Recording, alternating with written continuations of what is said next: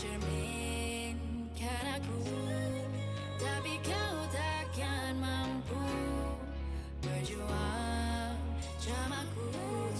Jadi terus mengaku aku. So show me if you can.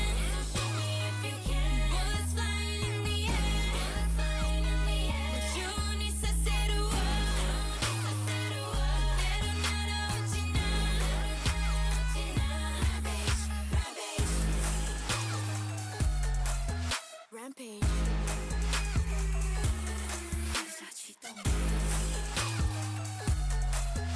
Yeah.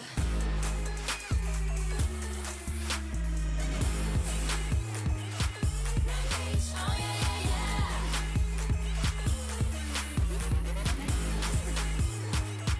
Rampage. Oh yeah, yeah, yeah. Rampage.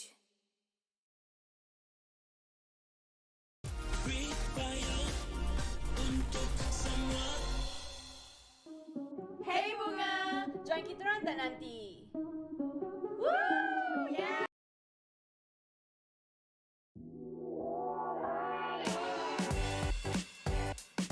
Hai, nama saya Razlan. IGN saya OE Jebat dari pasukan Orange Esport. Hai, nama saya Alif Daniel. In-game name saya ialah OE Dekos. Saya berumur 17 tahun dan masih belajar. Saya akan bertanding bersama tim Orange Esport. Hello, I am Jiminio Hello, I am Jiraya. and we are from Team Princess. Saya Jiminio sebagai IGL Team Princess, Tony dan Jiraya sebagai Russia, Mika Boy sebagai Frege dan dua pemain simpanan iaitu Abekari dan Nonem. Peranan saya sebagai IGL ialah meletakkan role masing-masing mengikut skill individu yang saya lihat dari segi gameplay mereka. Peranan saya dalam tim ni adalah sebagai leader pasukan dan support dalam in-game. Peranan saya dalam permainan ialah sebagai IGL atau support Russia. Saya yang selalu membuat keputusan untuk membuat rotation. Semua ahli pasukan saya suka buat lawak dan tak cepat koyak. Fakta yang menarik bagi Team Princess ialah tim ni baru sahaja ditubuhkan seminggu sebelum FFCS bermula. Seterusnya, player yang dikumpulkan ada yang berpengalaman dan ada yang juga baru bermain untuk Liga. Bagi player yang berpengalaman ialah TP Jiraya, iaitu Farang Pablo yang pernah mewakili Malaysia untuk Free Fire World Series 2022 dan sekarang bermain untuk Team Princess. Cabaran utama yang kami hadapi adalah mencari chemistry sesama kami kerana kami merupakan tim yang baru ditubuhkan untuk FFCS kali ini. Cabaran yang saya hadapi ialah ketika bermain di handphone kentang dan lain selalu problem. Tim yang kita orang akan hapuskan ialah WNL dan Team Princess. Tim yang kami tak sabar untuk lawan ialah Team X-Men, WNL dan Todak. Bagi kami, tim ni adalah agak mencabar sebab mereka mempunyai potensi masing-masing dalam FFCS kali ni. Pesanan saya untuk tim-tim lawan, good luck dan tim Malaysia boleh. Tahniah kepada tim yang lepas Liga dan Team Princess, jangan suka sangat. Opsa kita orang punya. Orange Esport boleh. Orange Esport boleh. Up and down, we are together.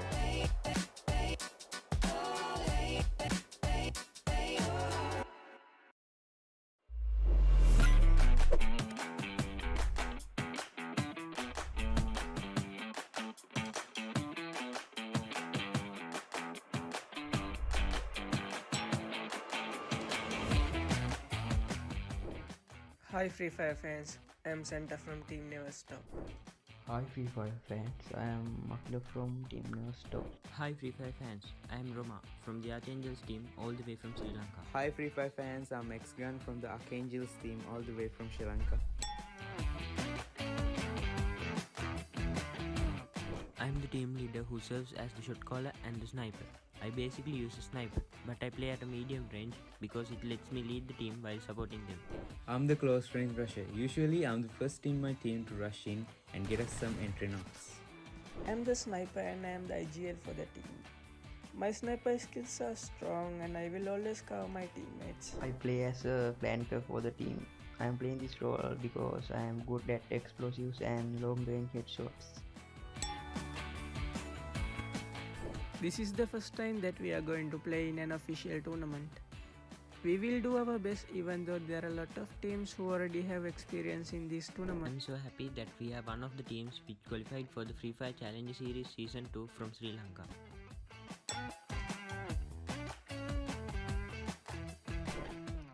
Sensei always want to play sniper, even though he's a rusher. Let me think, Sana always like to play with female players than his team. Specifically the Auto Knockout team. It is one of the most famed and the most experienced teams we are facing in this tournament. We are looking forward to meeting Team Todak in battle.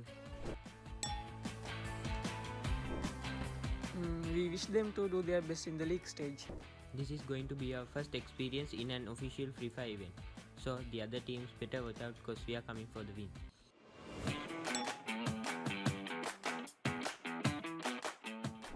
Thank you so much Garena for giving us Sri Lankans the chance to participate in Free Fire Challenge Series Season 2. Support us. We will not let you down.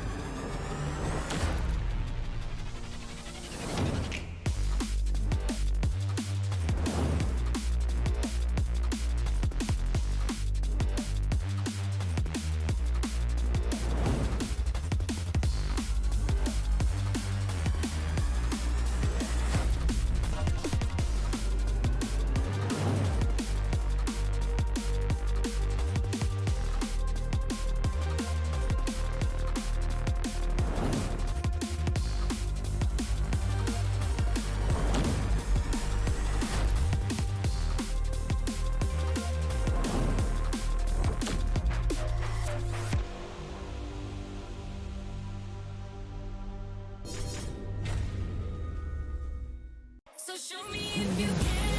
Show me if you can.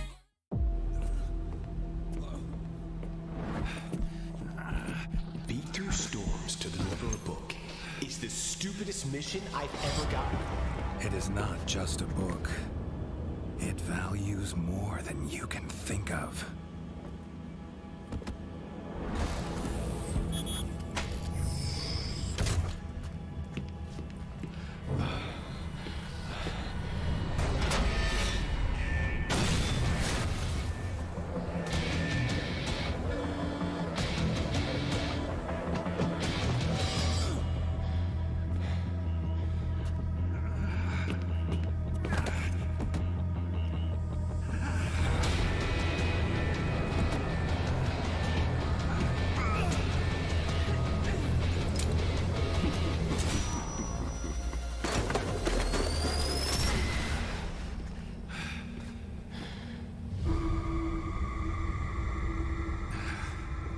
What can I do for you?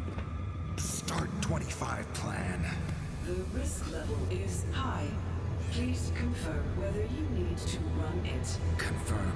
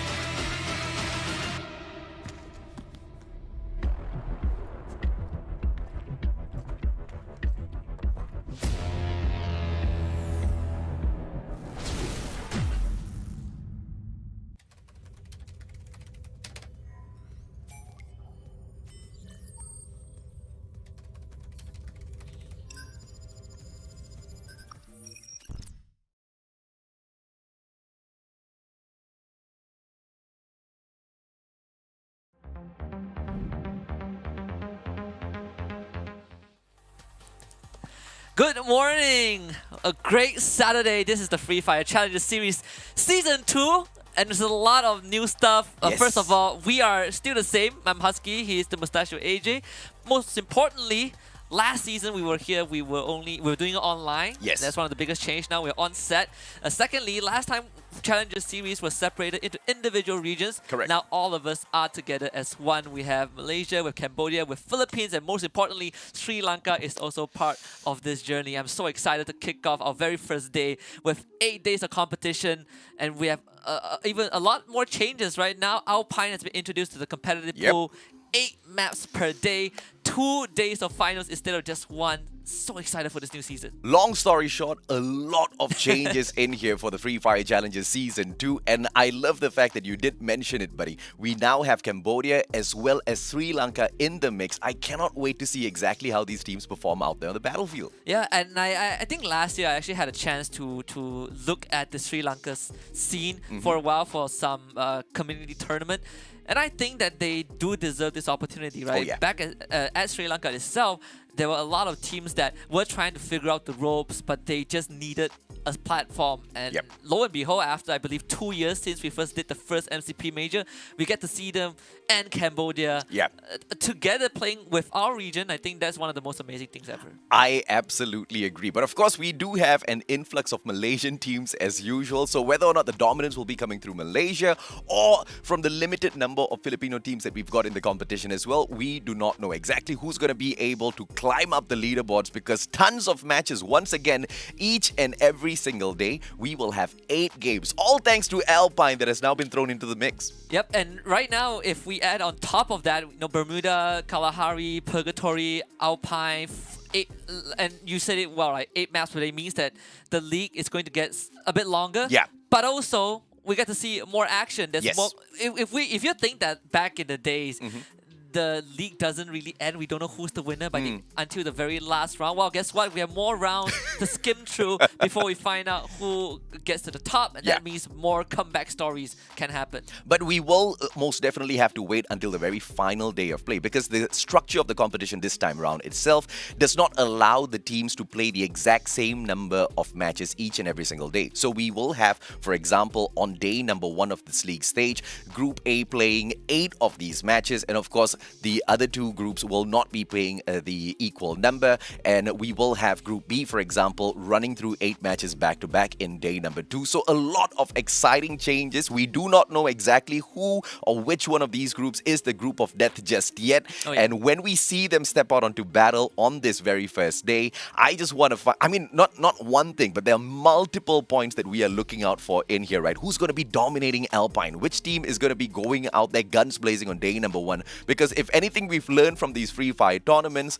usually on day number 1, it's mostly a day of research, finding out exactly where your opponents are going to be picking up their drop spots. But of course, on that note, ladies and gentlemen, boys and girls, here are the 3 groups that we have got in store for you. Group A, B, and C. In Group A, we have got the Sri Lankans never stop. Their very first official tournament that they're hopping on into. EWG, the Eastern Wolves gang from Malaysia. Watch and learn, the Malaysian squad. Geek Fam, the kings of all who have dominated these competitions for so long. Quite curious to see exactly how they perform this time around. Bloody Head from the Philippines, as well as Axis Esports from Malaysia to wrap up Group A, Husky. I have a lot of stories I want to tell, but we got to move on to both Group B and C. First, starting with Group B, Toda coming back with no roster change, but an extra addition from an ex-Geek Fan member that we will see later on. K9 Esports from the Philippines, Team Princess back again, Akio Khmer from Cambodia, Orange Esports and X-Men Akatsuki from Malaysia as well. And of course, finally from Group C, we have Never Stop from Sri Lanka, Anxiety from Philippines, ORV Esports from Malaysia, which houses one of my favorite IGNs,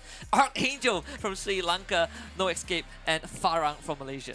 Cannot wait to see exactly how these teams, how these groups match up against each other, and whether or not the limited number of Cambodian as well as Sri Lankan teams will play against them or will give them the best stage to shine the brightest, right? They have to take on a lot of these teams who do have the experience in jumping into some of these official tournaments and dominating, and that experience is quite priceless, Husky. And on top of that, this is probably one of the league for the first time that we have a majority of Malaysian teams playing, right, with the addition of Sri Lanka and Cambodia. Back then we see an equal distribution of Malaysia and Philippine teams, but right now Malaysian is at the top of the majority.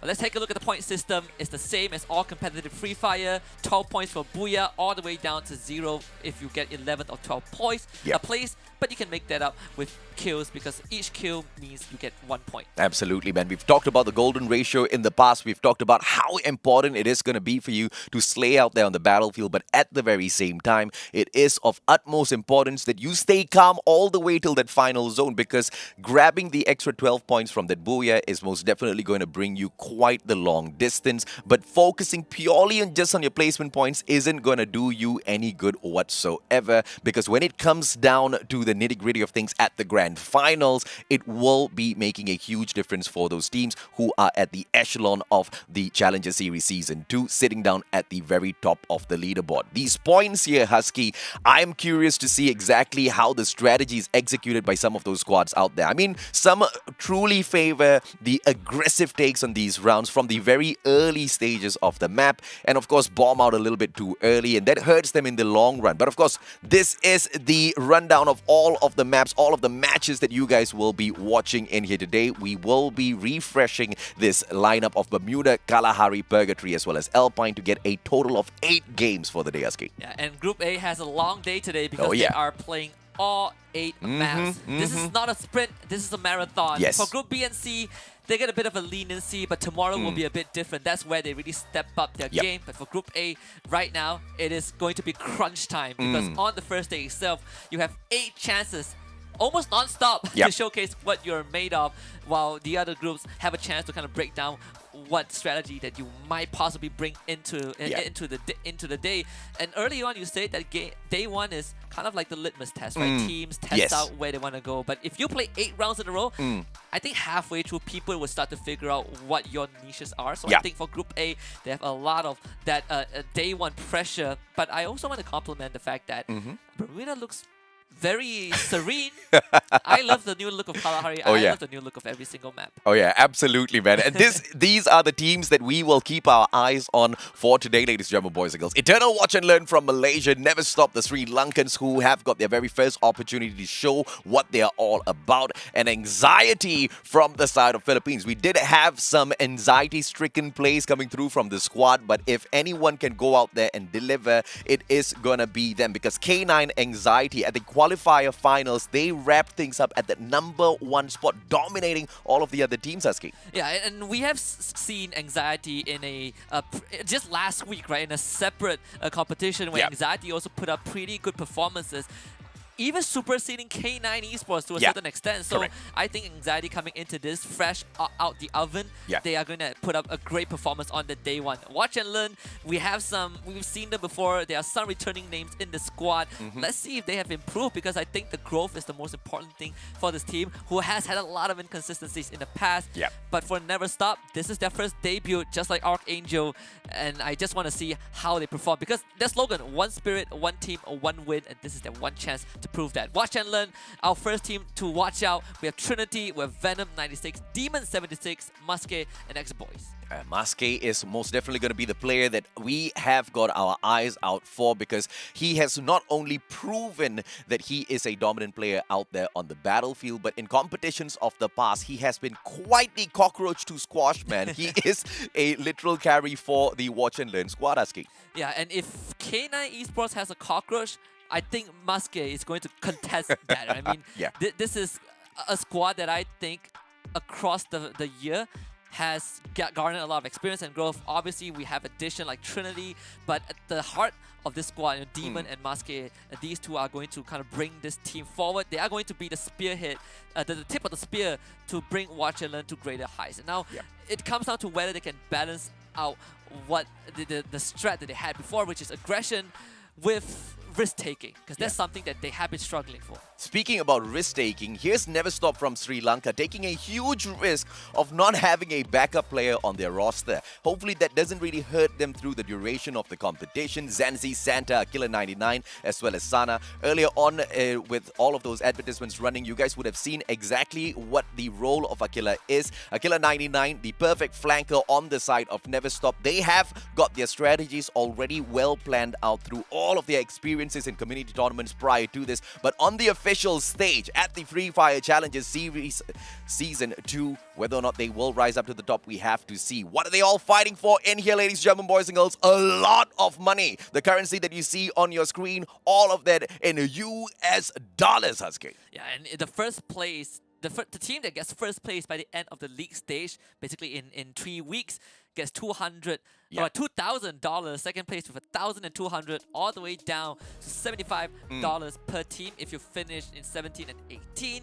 Again, it comes back to the old statement that I always say: everyone gets a piece of the pie. The question is, how big of a piece do you walk away with? And as usual, Free Fire, ladies, gentlemen, boys and girls, is super generous. This prize pool is literally for the league stage only, a total of 7,300 USD in total for the league stage. And the top 12 teams who qualify for the grand finals will have 22,700 USD waiting for them, for a total of 30,000 US dollars of a prize pool for the Free Fire Challenges Series Season 2. That's absolutely massive for a mobile game, Husky. Yeah, and just for a league as well, right? We haven't even gone into what comes after the league, which is the MCP Major, but that is on a later date.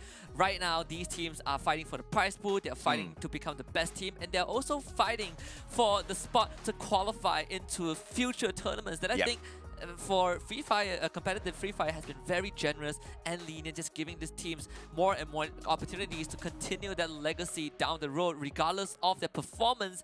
And even for teams who didn't make it, for teams who had to play through the qualifiers to be here, they have also shown us their talents and their capacity. The last team to watch out for today is Anxiety from Philippines. We talked about this guy a couple of times. We have LJ, we have Barba, Kanoho, Chessman, Toby, and Dyron. And I think you know, AJ, which guy I'm looking at. Kanoho, the golden arm of Anxiety, the cockroach that does not go down. He is the sneakiest person ever, but he can be the clutch guy if you want him to. And I think he has proven that to us over time. Absolutely, man. And of course, we do have, you know, a lot of seniority within the Anxiety squad as well, which they have taken and proven it out there on the battlefield during the qualifier finals, right? You've got Barba, you've got Toby, you've got Dyron in the squad as well, who bring on a lot of experience from within the pro scene on these official stages. And I'm very sure it is going to be bringing them the distance on here in day number 1 as well. But speaking of going the distance, Husky, you know, going back to the point where day number 1 is usually the opportunity for these teams to do a lot of that research. But for Group A in itself, it's going to be quite tough because they play all 8 matches without much information onto their side. And even if you can do a certain level of homework before the competition, you won't really be able to tell exactly how these teams respond out there on the battlefield against this particular lineup of groups. Yeah, especially this is kind of like a new format, right? A new approach to the group stage. Back then we have, you know, 2 matches or 4 matches for each group. But right now we have 2 extra rounds. We have 1 new map, and that means that balancing it out is going to be kind of a challenge at the beginning. But I believe over time these teams will get used to it, and that's where we kind of circle back to the fact of like, this is not a race, this is a marathon. And just to refresh your memory, these are the qualified teams for each group. For Group A, Diversity Gaming from, I believe, from Cambodia. We have EWG from Malaysia, Watch and Learn from Malaysia, Geek Fam and Axis Esports also from Malaysia, and of course Geek Fam's arch nemesis, Bloody Hit from the Philippines. Oh yeah, absolutely, man. Group B, you've got Todak from Malaysia, K9 Esports from the side of Philippines, Team Princess, the Malaysian squad, AKO Khmer from Cambodia, Orange Esports, as well as X-Men Akatsuki from the side of Malaysia. And for Group C, you have Never Stop and Archangels from Sri Lanka, Anxiety from the Philippines, and ORV Esports, No Escape, and Farang from Malaysia to make up the top 18 teams that are currently playing in this long, at least for 3 weeks. But end of week 3, we will only have 12 teams, but for now, we get to enjoy all of these actions. And of course, Group A will be playing all 8 rounds. So Diversity Gaming, EWG, Watch and Learn, Geek Fam, Bloody Head, and Access Esports have a lot of work to do. And if anything, I think Diversity Gaming might just be the ones who either struggle the most or have that breakout run, right? Because EWG, Watch and Learn, Geek Fam, Bloody Head, Axis Esports, these are the teams that have got that experience, that invaluable experience of playing the pro scene, as well as that experience of taking each other on out there on the battlefield. So to a certain degree, they know what to expect out of the other groups in other teams in Group A, except from Diversity Gaming. So being the ones who have not been able to get a lot of information, have not been giving out a lot of information to the other teams, they are the only ones who might just be that 50-50 outlier out there on the battlefield, Aski. Sometimes when you have very little to lose, you just play freely, and I think, in this case, Diversity might just bring us the breakout performance that you are looking for.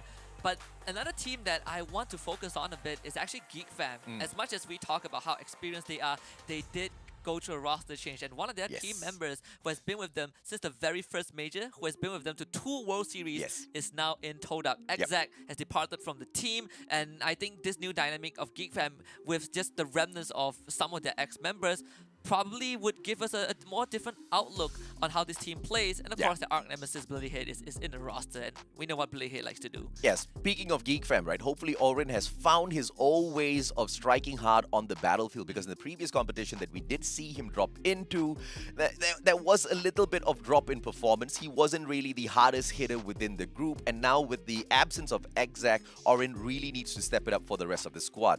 Geek Fam is just the kind of team that really hits hard during the league stages, and at the grand finals recently we've seen a slight drop in performance, unlike their performance of the past, where they used to just truly be the king of kings. You couldn't beat them, man. At the league stage, they were untouchable. Nobody could keep up with them. And I think that was true up to the very first World Series last year, right? Yeah. They came into the first MCP major, completely destroyed everyone. No contest at all. Went to the World Series, came back, and from that point onwards, we saw other teams started to grow and improve, and Geek Fam got a lot more competition. At that time, I think Blacklist International or Baby Argon was one of the biggest contenders to Geek Fam, and even though Geek Fam were winning the league stage, they were no longer dominating the grand finals. Correct. And that has been a trend up to now, even when they added Orange at the start of the year. Yeah. So I think this one is kind of a redemption arc for Geek Fam, who were previously known as the kings of Malaysia. Correct. And how the great have fallen from grace. Yeah, and only because they showed the other teams out there what's possible. Moving on to the world stage, they showed that possibility. Now everybody else got a little hungry, but perhaps Geek Fam kind of rested on their laurels a little bit too long, allowing the other teams to catch up with them. But it's good. It's good because now we've got a much more competitive league in here to watch as well as enjoy all throughout the whole month, right? Because there's just no telling exactly who's going to be going out there and dominating. And usually just having that one team, just kind of have that hand of dominance above everyone else. You know who's going to win. It's not really the most exciting competition to watch. So I'm thankful that little run has been broken. Yeah, it always feels very good to see the king getting dethroned Yeah. and you see an underdog run. It's just the nature of how we enjoy the competition. But I think the time is now, and it has begun. Very first round of the Free Fire Challenger Series Season 2 kicks off right now. Group A and Group B, we're going all the way to Bermuda. And since we talk so much about Geek Fam, we want to focus on Todak a bit. The team that has not had any roster changes, barring the fact that they now have brought in Exac, the ex-member of Geek Fam. And according to this short conversation that we had just now in the pantry with the coach from Todak, they have seen some improvements. Yeah, absolutely, man. Bloody Heads, as usual, just dropping by right beside Todak here. But it doesn't look like they are going to be engaging anytime soon. Pochinok right there. But of course, the players of Geek Fam very quickly find some visitors at the clock tower. And it looks like they just were not expecting this. And now the players out of Team DG, ladies and gentlemen, boys and girls, Diversity Gaming, the Cambodians have not done their homework just enough. But it doesn't matter because they want to dominate the clock tower. And Eden will find the first blood. Are you sure they didn't do their homework? I'm pretty sure this is exactly the homework that they prepared. Geek Fan, it's good to see that some things don't change. Geek Fan loves Clock Tower. They still go for Clock Tower after 2 years. But right now, it is not as easy. Back then, no team dared to challenge them at Clock Tower. Not even teams like Blacklist International. Not even teams like Todak. But we talk about Diversity Gaming coming in, Yes. not really having too much to lose. It's their debut. They can do whatever they want. Doesn't matter if you are a local. We are here as a separate region to show you what we're made of. If we want Clock Tower, we will take Clock Tower. Yeah, absolutely, man. And this goes back to that outlier that we were talking about in Group A. This is that outlier. Diversity Gaming very quickly making their mark in the competition, but it is not all for a loss just yet. Fikri now with the AK has got a beautiful chance to take down two players, but a 2-on-1 time turner. Fikri will get pincered in here, and it's about time he gets taken down. Diversity Gaming, they are on fire, but it's not all over for Geek Fam just yet. They just need one surviving team member because the revival system is still active in here, ladies and gentlemen, boys and girls. And as long as Raja can make sure he sustains himself out there on the battlefield, bringing back the rest of the players from one of those revival points, not going to be too much of an issue at all. But as you can see, the strategy from Geek Fam, Man04 and Raja splitting up, moving on the opposite sides. But Raja will get tagged up, which means Man04, not many are going to be focusing on taking him out of the equation. Yeah, and I think that's an addition that I think will bring in a lot more challenge. Long-range Venom somehow gets attacked. As we looked at the other side of the map, Raja now finds a bit of solace to be able to get some shots in, but again, he's alone, and of course he's gonna get shot by Russell from Orange Esports, back completely turned. Diversity Gaming kind of getting that information, even though they were not able to pick up that third kill, but most importantly is that Geek Fam still has Man04 alive that can utilize that revival system to keep themselves in the game. And this dynamic, this change is going to really switch things up. The kid is actually getting punished by Orange Esports, who are as aggressive as always, as we see Orange resurrected, drop back down into the battlefield. Orange Esports picking up a quick kill on Raja there. The guy just had to stay. I mean, it was not an intention on the side of Raja to stop and re-engage with the players of Diversity Gaming, but it was mainly because the spot that he wanted to run into towards Bima Sakti Strip had already been taken over by Orange Esports. So great move on the side of Raja to take advantage, but all he could afford was that knock before Orange Esports stepped on by. Watch and Learn taken out of the equation a little too quickly here, and the players of Bloody Heads, one by one, they hop on into battle with Toda, but Pedro disengages from the rest of the players here. Exact right in front, down onto the ground. Kaloy strikes hard. Yeah, and this is just an absolute bloodbath as Toda just pushing the button so early on and so aggressively, just like how Toda would do it, and they did not lose anyone in the process. That is the most impressive thing. I believe there was a revive on the side of Todak's team, but overall, I think Toda did a fantastic job. We actually are looking at, I believe this is Bloody his roster. You know, Morgana, Mark, Shanks, and Kaloy. So we'll get this sorted out later on, but this is 100% Bloody his roster, not ORV. But at the end of the day, Bloody Head losing that fight kind of feels like a start that we would expect out of a team like Toda. Mark and Morgana are the two kind of returning members from Bloody Head, but I think the slow start issue still remains for the team. Yeah, so the logos are all correct. It's just that their in-game IGN, that's the one that has the tricode. Yeah, The that tricode's has a bit been off. edited a little bit. So it looks like ORV has managed to take over Bloody Heads. They have acquired this squad by the looks of it, which is a great thing because Bloody Head is a squad that had so much of promise, man. And I mean, we've been following their growth from I guess the start of. Yeah, when the start of the first major, right? Yeah, the correct. major where they.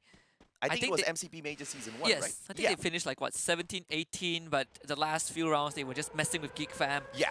That was a fun time because they were actually the first team that hot dropped Geek Fam and beat them in a full fight. So I think that it is gonna go down in the history books. I mean, no other team at that point of time has the guts to do that, except for Bloody Heads. I think they've done a fantastic job. K9 also running into a separate team to start a fight, and Todak has already found EWG, who are just chilling at Mars Electric. High time, the players of Bloody Heads get acquired, but Eastern Wolves gang now, they are eyeing on one of the kings of the competition for sure. Toda is gonna be that one team that a lot of these squads find it difficult to take out of the equation. Even though we did see a couple of knocks coming through from the players of Bloody Heads earlier on, it was not enough to take down the ravaging monsters. And now with Exact on the Toda squad as well, this team just became a little bit more solid out there on the battlefield. Outside of the blue zone now, Eastern Wolves gang just getting tagged up and having the zone eat away at their HP little by little, giving Toda the advantage. But the zone is about to leave Toda in the dust as well, so they need to act fast now, Aske. Yeah, as much as there is a revive mechanic right now in Free Fire, it still doesn't change the fact that the circle closes in really fast, and Orange Esports are getting ran down by K9. Oh my and lord! Deco, they both drop like flies, and in the blink of an eye, K9 Esports just bulldoze over Orange. K9 Esports, the Filipinos are here, baby. They represent well, and they just took down one of the biggest Malaysian squads so easily. That was just way too quick for comfort. Spark taken out of the equation already. Exact. He did get brought back in earlier on, but now Toda taking on the fight with Eastern Wolves gang. Monito with a beautiful jump outside of the time turner, right behind a glue wall, still standing, finally taken down by the one and only Exact. Mika Boy from the back as well takes Jace out of the equation, and Toda have a little bit of help coming through from Team Princess. Yeah, and thanks to Team Princess, now Toda can easily get into the safe zone and leave all of this in the past. They will just give Tua as a consolation prize for Team Princess, as a sign of gratitude for helping them out, giving them a safe entry into the circle. And while all of this was happening, GeekFam secretly revived the entire team. I'm not surprised there at all, man. But Tua, unfortunate Eastern Wolves gang have spent way too long outside of the circle. First it was Toda and then Team Princess. The time was up. Eastern Wolves gang have been taken out in that 9th spot. Not a lot of placement points there to be found at all, ladies, German boys, girls. So they will have to make do with the kill points that they have picked up earlier on already. But now Team Princess might just be preying on the players of Toda. Will they be able to catch up with them? It looks like Tony as well as Jiraiya are the first ones to spot them, and they're moving straight in to cut off their run in towards the next compound. But as Spark now holds a line very far away from the rest of the team members, Toda might just see the end by Pedro and Chill getting taken out of the equation here. When we say X's addition to Toda brought in a lot of positive value, I think it's showing right now. Yeah. Yes, he got revived, but out of 5 kills, he himself holds 4 of those kills. So this guy is still sharp as ever. And look at him. He just goes in to fight. But you gotta watch out though, because Pedro just got taken out. So Toda are not in the best possible spot. Exact realizes that this aggression has come to an end. But Mika Boy is getting suppressed from multiple angles. Exact drives to safety. But because Pedro did one down, Toda are not able to continue this push. And Team Princess now are out for blood. Brave approaches coming through here from the one and only Exact, but smart move, hopping on into the vehicle, repositioning, but not driving away all the way through, just finding a little bit of cover here behind the containers, pulls out the sniper, but all of Team Princess sticking together so that they can make full use of each and every single glue wall that is popped out. They want to cut down this distance between themselves as well as Toda. They have got their eye on the prize. Mika Boy pulls out the grenade launcher, beautiful knock onto Exact, and that's exactly how you nail down the players of Toda and Team Princess, ever so steady. And now out of nowhere, here comes AKO as well to join the fun. This is AKO Khmer, ladies, German boys and girls. And let's see what this Cambodian squad has got in store for us, because Team Princess as well as AKO Khmer, they have got the players of Toda pinched right down in between them at factory. Yeah, you can't bring Exact back anymore. There's no time to bring Pedro back. If you're on Todak's side, this is a very horrible position, and Team Princess decides that they're gonna back off. So this does lessen the burden on Todak's end, where you only have to deal with a 2 versus 4. But I do understand Team Princess's decision making, right? You do not need to push the metal. Sure, you are doing a 4 versus 2, but if you run into AKO right now, you might risk losing everything. So just leave Toda in the hands of AKO Khmer. If they can pick up these 2 kills, then it's a bonus for them. If Toda can make it out, then good on Toda.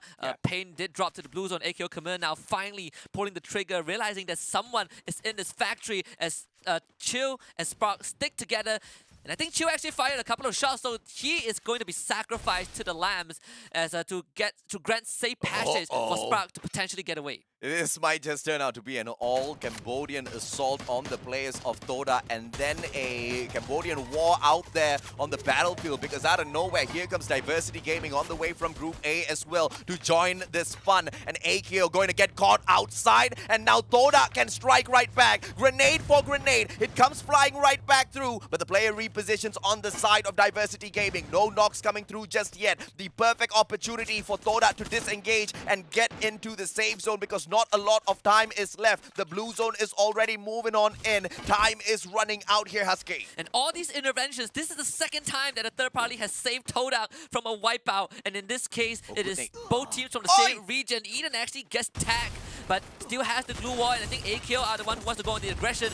They got the prey, but Diversity Gaming had to ruin it. And now AKO has the duty to ruin Diversity Gaming's run. Axis Esports got wiped out by GigFam off screen, but Diversity Gaming needs to somehow make use of this and get out of this predicament. Papa actually went for a flank and got a knockdown. The kid is now finally taking the fight into AKO's face, and all the members of AKO are dropping down low. 2K is at 2 HP. Oh my lord. Does not survive that one, and at the end of all of this skirmish, and I think Diversity Gaming have found the better end of the trade. Hang is the last man alive. What? Toda got eliminated off screen. We're down to 6 teams, and I think Hang will be the last member of AKO to get taken out. AKO Khmer finishes 6th place. AKO Khmer taken out of the equation. Team Princess went in there for the early rotation, but it looks like they didn't want to run away too far. They stood inside the circle. Gate kept the players of Toda who were trying to make their way in, and finally ended the game that they started earlier on. X-Men, they've got a small compound to work in here with, but the players of Team Princess have got Mother Nature, the elevation of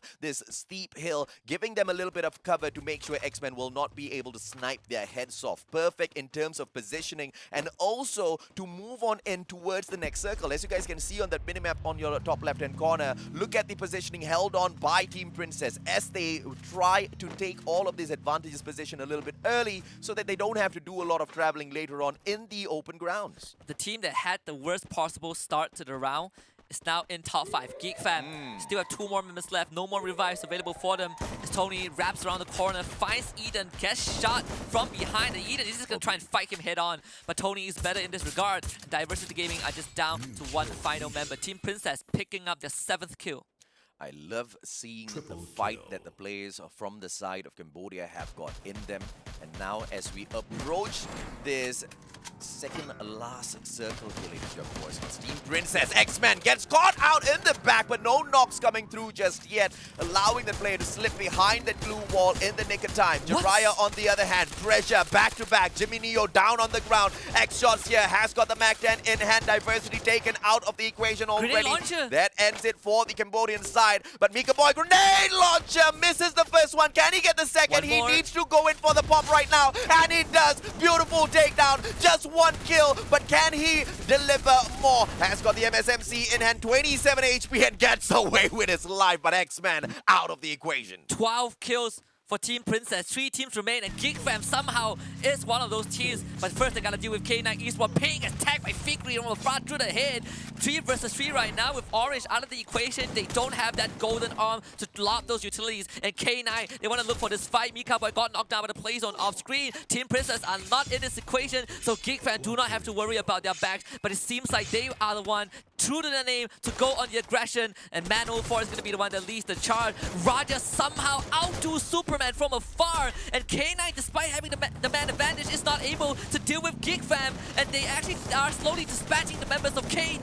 Man 04 jumping in, gets a double with a single mag, and I think K9 Esports run has come to a premature end. Top 2 is GigFam. Normay does not let GigFam take them all out. He refused to go down, but GigFam still stands with 3 members alive. No, but look at this, man. Team Princess not stepping into the battle at all. Tony from the back can make a lot here for his squad as long as he stays a little bit silent, but he manages to give away his positioning. Jiraiya as well. This is one of those players who were in the Free Fire World Series, ladies and gentlemen, boys and girls, in the name of Pablo. And now the final member still surviving. Great grenade tags up Jiraiya just a little bit, but Jiraiya not successful in taking anyone down just yet. Team Princess taken out in the third spot. Geek Fam still alive and kicking. One final player on the night on the side of K9 Esports, Normain, and he's not going to be surviving for much longer in here. A 3v1, and like you said, Husky, the team that struggled the most, Normain with a beautiful knockdown time turner, pull down, gets the second knock as well. Normain, can he pull off the craziest play of the day? Victory final survivor, glue wall pulled out, but Normain has got the Mag 7, that auto shotgun, but the pickup coming through from Geek Fam, a 2-on-1 maybe.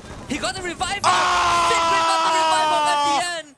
And the king of the league stage kicks off the very first round with a booyah.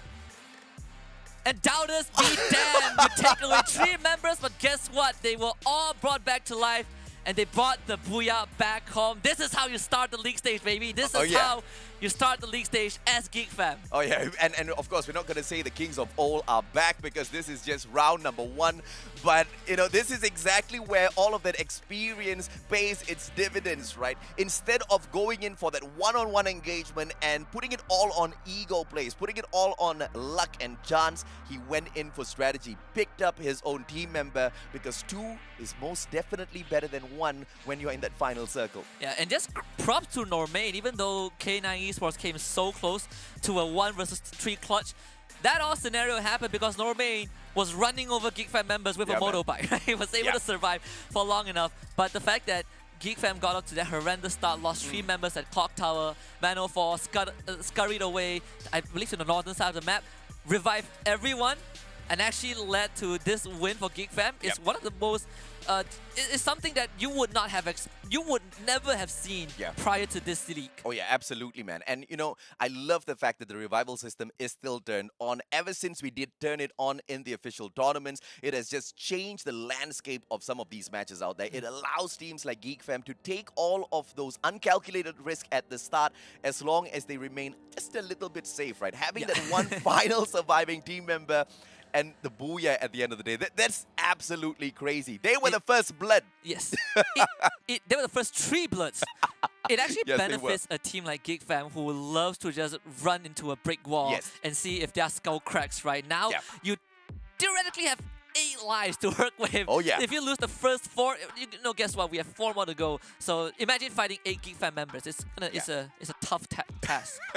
Most definitely, man. And we did see Raja popping off as well. So it looks like one of the highlight plays from the side of Raja, and one of his absolute skills that will deliver a lot of points to the side of Geek Fam is his long-range engagements, as he tried to disengage from that very early combat between Geek Fam as well as Diversity Gaming at the Clock Tower. We saw Raja kind of pinch it by Orange Esports, turns around, gets a knock, and in those situations he's going to be useful. In the final circle, Raja came in useful again, but this time with that mid-range engagement. But Normain is the hero, man. The movements in and out of that very final time turner, as well as the glue walls that he worked around with, made it so difficult for the players of Geek Fam to take down. It was a 3v1. He made that a 1v1, and of course, Geek Fam just pulling out the smarts with that final pickup, managed to recover the situation at that very final second. But if it wasn't for that, man, I think Normain would have had the craziest victory in Free Fire in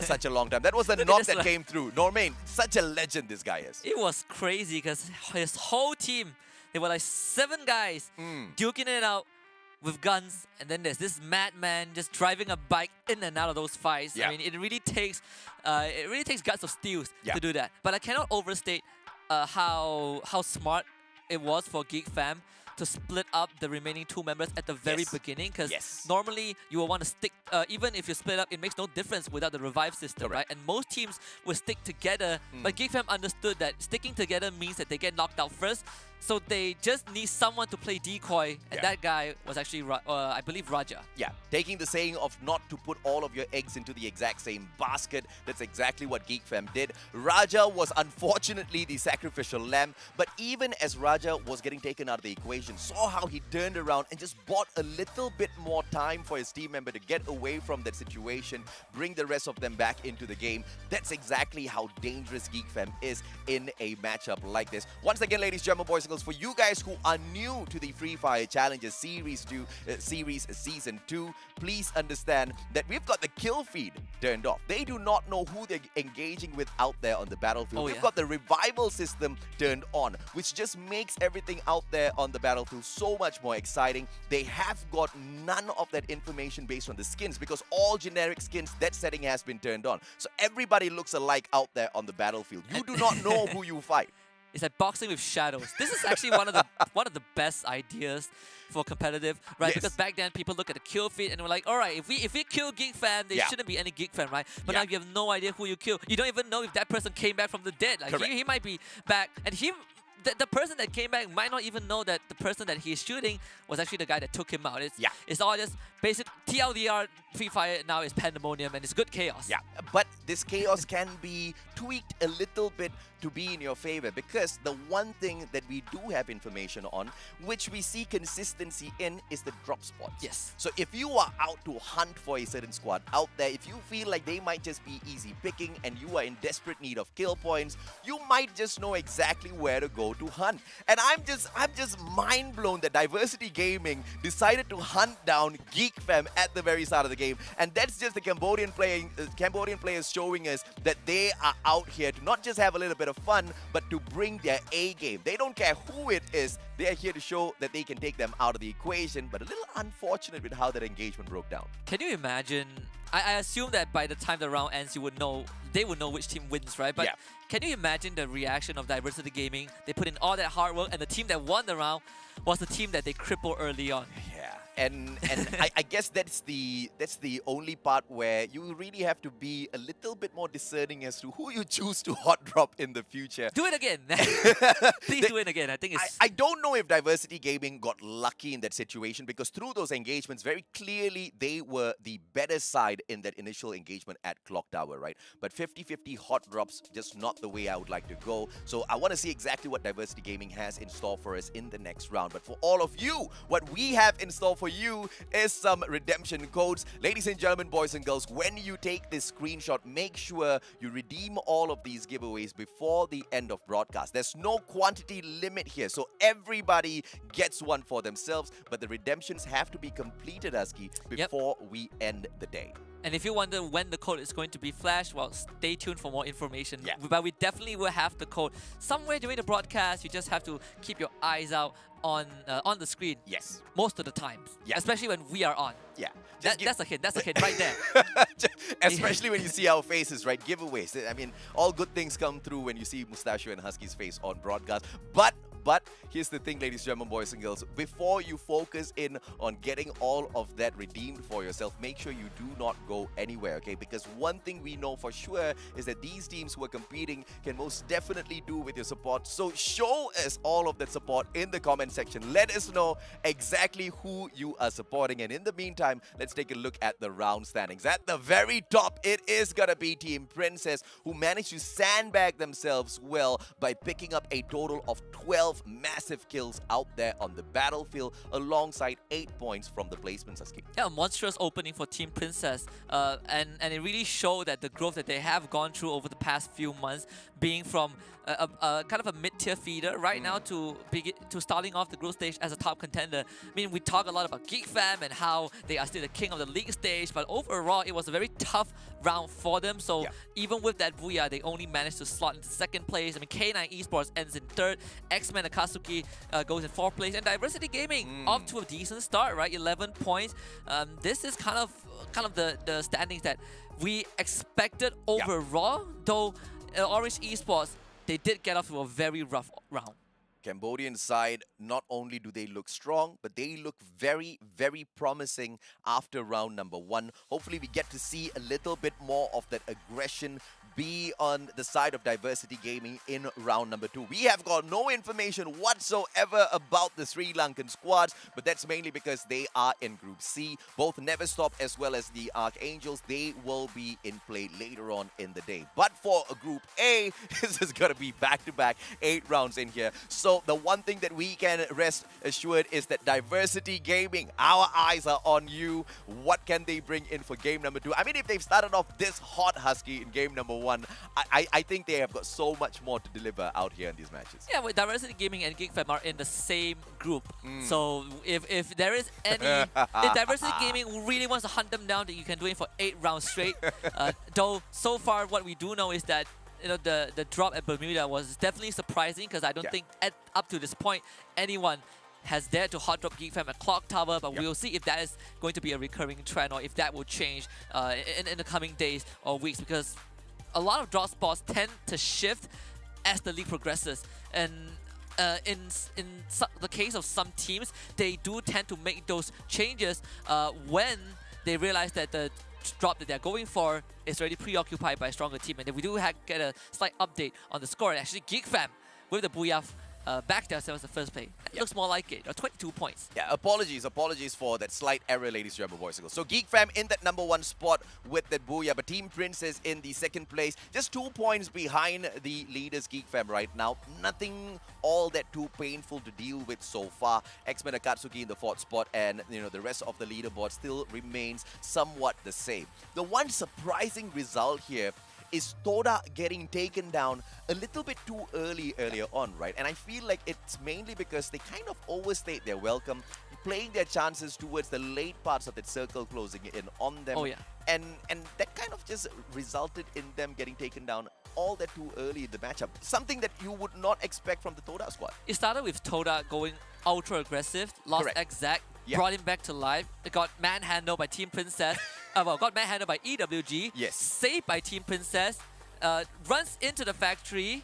Gets pincered by 2 teams. Correct. Saved by Diversity Gaming and runs back into Team Princess. So it's a big circle of karma that ends up with them losing out. But it all really started with how they lost their key member and they had to play it safe. And at the end of the day, it was that one grenade launcher from Orange Esport that killed off the guy that they did not want to lose. And the beautiful thing about the league stage, the beautiful thing about Free Fire is we've got many rounds for all of these teams to go out there and to recover from whatever mishap that had happened in the previous round. Of course, if they don't lose too many of those opportunities. So for a team with the quality of Toda, we are pretty sure they have got more in store for us. With the addition of Exact, we saw a little bit of that impact earlier on, but the decision making seems to be a little bit iffy, at least for game number 1, and the conditions of all of those iffiness just happened to not be on their side. And the last thing they expected was for, of course, Team Princess to be the gatekeepers of the next circle that they were heading into. So a little bit of an unfortunate circumstance, but that's exactly the way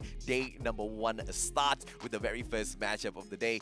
We do not expect, obviously, the leaderboard to stay in this way. Some of those teams are still warming up on the battlefield, and they have got more coming up for us. Absolutely. And I'm still keeping my eyes out on the team like Toda. I believe that game 1 was kind of a slow start for Toda, but knowing these guys, it's going to take them a while to rev up the engine, but once they do, you better be sure that Toda is going to get a couple of Booyahs in the back. In fact, they do have a record of getting consecutive Booyahs, I believe, in Season 1. When Toda first acquired the team and came into Free Fire, they are an absolute menace to deal with, and we already started off with a hot drop.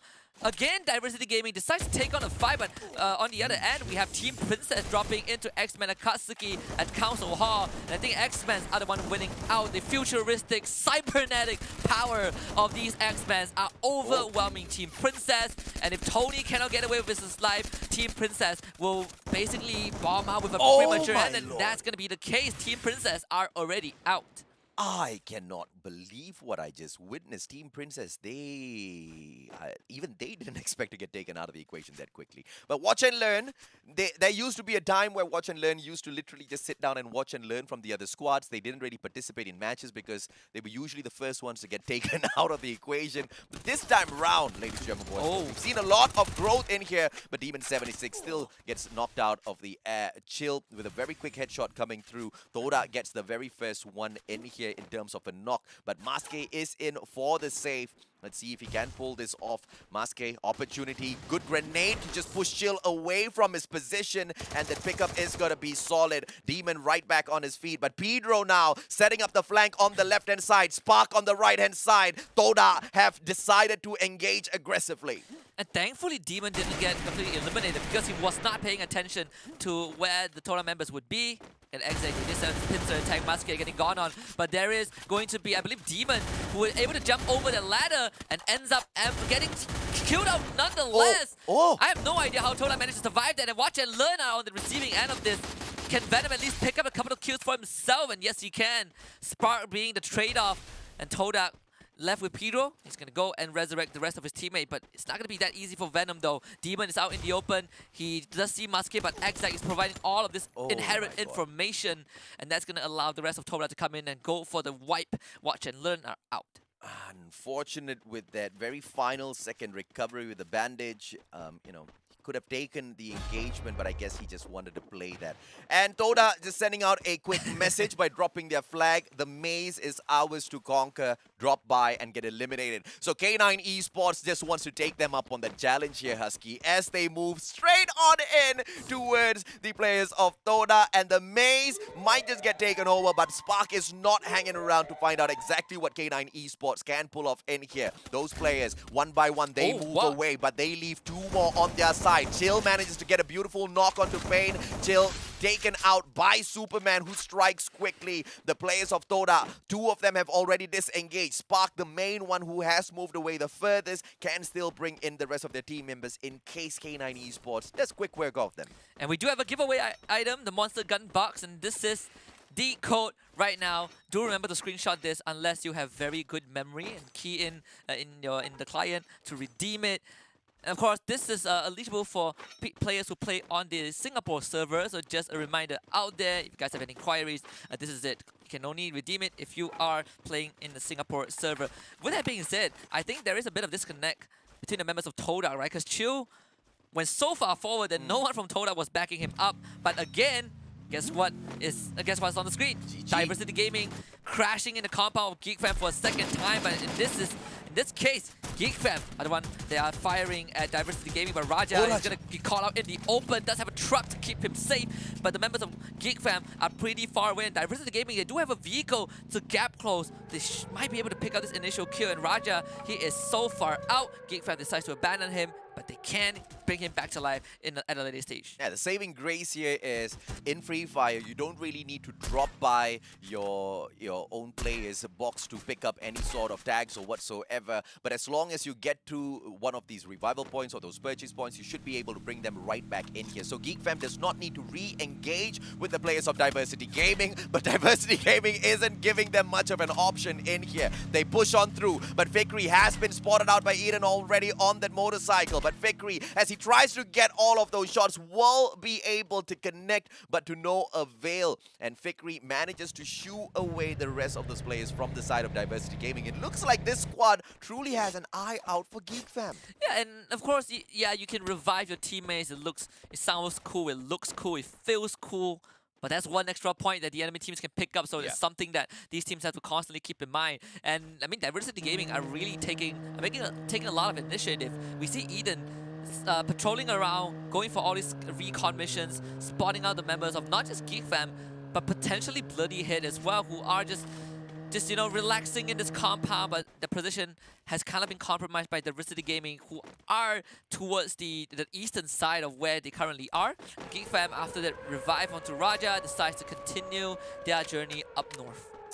Geek Fam with Raja brought back into the mix already. They might just end up getting a few kill points in here, but X-Men Akatsuki, ladies and gentlemen, boys and girls, they are no easy fish to fry out there on the battlefield. Flank now, assuming the defensive position. They have got information already on their side. They know Geek Fam is approaching their compound, so setting up the defense at confinement is gonna be the utmost priority on the side of X-Men Akatsuki right now. Flank has got the higher ground advantage alongside Jali as well. They are waiting for the approach of Geek Fam, but Orange assumes a high ground advantage for himself as well. And Flank might just be outplayed. The backstab, but the glue wall pulled out. Shots now up top. Can he respond? Orange pulls out his own glue wall, but now both sides have got the information for each other. Shots has the AC-80, so a double accurate shot will put Orin out of the equation, but that's how they need to start off this engagement. If Orin does not get taken out, X-Men Akatsuki will be in a lot of trouble. And I like the fact that Shots is making that first move to challenge Orin head on, just to make sure that Geek Fam don't get that advantage for nothing. But Geek Fam, on the other hand, this sent Fikri out far to get rid of Shots from the top of this roof. So at the end of the day, nothing was gained out of that. And Orin also decides to disengage. Both teams are in the circle. But meanwhile, we do have AKO Khmer taking on Orange Esports again for the second time.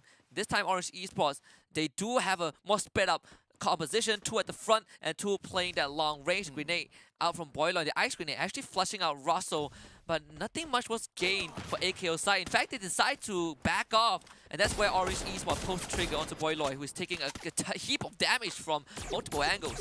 AKO Khmer, this is an interesting setup coming through from them. They don't really have much of a ground to run away and play defenses with. Takes the drone out of the air first as Orange Esports tries to acquire a little bit more information on the battleground. Decos fully exposed now, but no advantage taken whatsoever. And Decos very quickly pulls out yet another glue wall. Another Riptide Rhythm takes down that glue wall, but still AKO Khmer not taking advantage. The timing with that Riptide Rhythm is just not in sync at all, Husky. And meanwhile, Todak is going to take on Diversity Gaming, who, did challenge Geek Fam early on, but they found Todak as an easier prey. Chill just sprays them all down. Pedro gets one for himself, and the kid was able to get one trade back, but no finisher from his end, unfortunately, as the Blue Zone close in. He's going to force Papa to go straight in to try and salvage the situation, but at the end of the day, it's Todak who comes out on top. 8 kills so far in the name. Eastern Wolves gang once again want to re-engage with Todak now, and right after they were done and dusted with the players of Diversity Gaming, can Todak survive the engagement with the EWG side? Monito very quickly, fighting very bad cover for himself, leaves his back open, and of course Exact takes advantage, takes him out of the equation, and just when he thought Eastern Wolves gang were going to be able to gatekeep Todak, they turn things around. Chill out of the equation potentially here as Jace just tries to tag him up just a little bit out there, outside of the zone. Jace is just playing with fire right now. Very unfortunate for Monito. I believe he did not know that Exact was tailing him from behind as he was trying to find an angle. He did not even know that his glue wall did not completely protect him. And sure, I believe Chill went down to the blue zone, but Todak can easily bring him back with that revival system. So nothing much was lost, honestly, as Exact does get tagged, I believe, by Mark. Bloody Head from afar finds this pickoff, and Todak are back to where they started, losing that key member, and all that's left is Pedro, and he has to survive. Bloody Head, command post. This is the home of Bloody Heads for sure. And now as the players of Todak try to drop by, Exact will find out the very hard way that it might not be the smartest of idea to rotate in towards command post. And this once again is just history, as Bloody Heads, this used to be one of their weakest compound. They used to give up command posts just a little bit too easily in the past, and every time they stepped out, they got taken down. And we saw the adjustments come through from Bloody Head. Instead of running away from command posts prematurely, they started to hold their ground and defend it tooth and nail, and started to be the true owners of command posts. And in that situation, ladies and gentlemen, boys and girls, Todak just found an unfortunate engagement. X-Men, on the other hand, X-Men Akatsuki, they have got all of this area for themselves as they try to take out AKO Khmer. Boiloy, Mactan up top, and he goes in for the spray. Glue wall double on the pull, and Todak gets taken out of the equation by Eastern Wolves gang off screen, but X-Men is still alive and kicking as the players of AKO now go in for the engagement. They will find nothing as X-Men Akatsuki continue to slay for the Malaysian side. There was so many things happening on screen, but I mean, AKO Khmer, even though they're not winning these fights up to this point, as Do Min Jun at least gets a knock, but the time turner will buy some time. Yani, though, still ends up losing his life. X-Man tries to go in for revenge, and Flying just pumps it full of lead, and AKO Camille only finishes that one with 1 kill. And Axis right now will run into Geek Fam. This is kind of the clash of the titans, as Axis Esports, an organization that everyone is familiar with, but in the world of Free Fire, they definitely have something to prove for themselves. Yeah. It's Geek Fam with that Ice Nade, Raja trying to flush out Rose, and was able to do so, trapping it between 2 glue walls. So Mano4 is just going to go in for the pickup, and he should be able to get Rose eventually. Gets the knockdown. The rest of Axis are not able to provide any assistance. Combo, you've got a couple of Filipino players in this squad as well, but Axis Esports representing Malaysia out here on the battlefield. A great acquisition, a great setup in terms of roster on the side of Axis Esports. They do have the quality out there on the battlefield, but they take on the Kings of O, Geek Fam. Mano4 put down onto the ground, but Orin steps on up and finishes off 2 players back to back. Shai taken out as the final player, and Geek Fam, they continue to rage on. Once more, Geek Fam making it to top 6.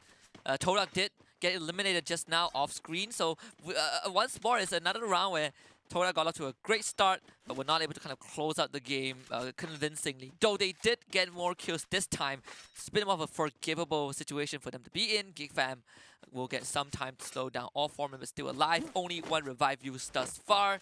There's a lot more resources in the back.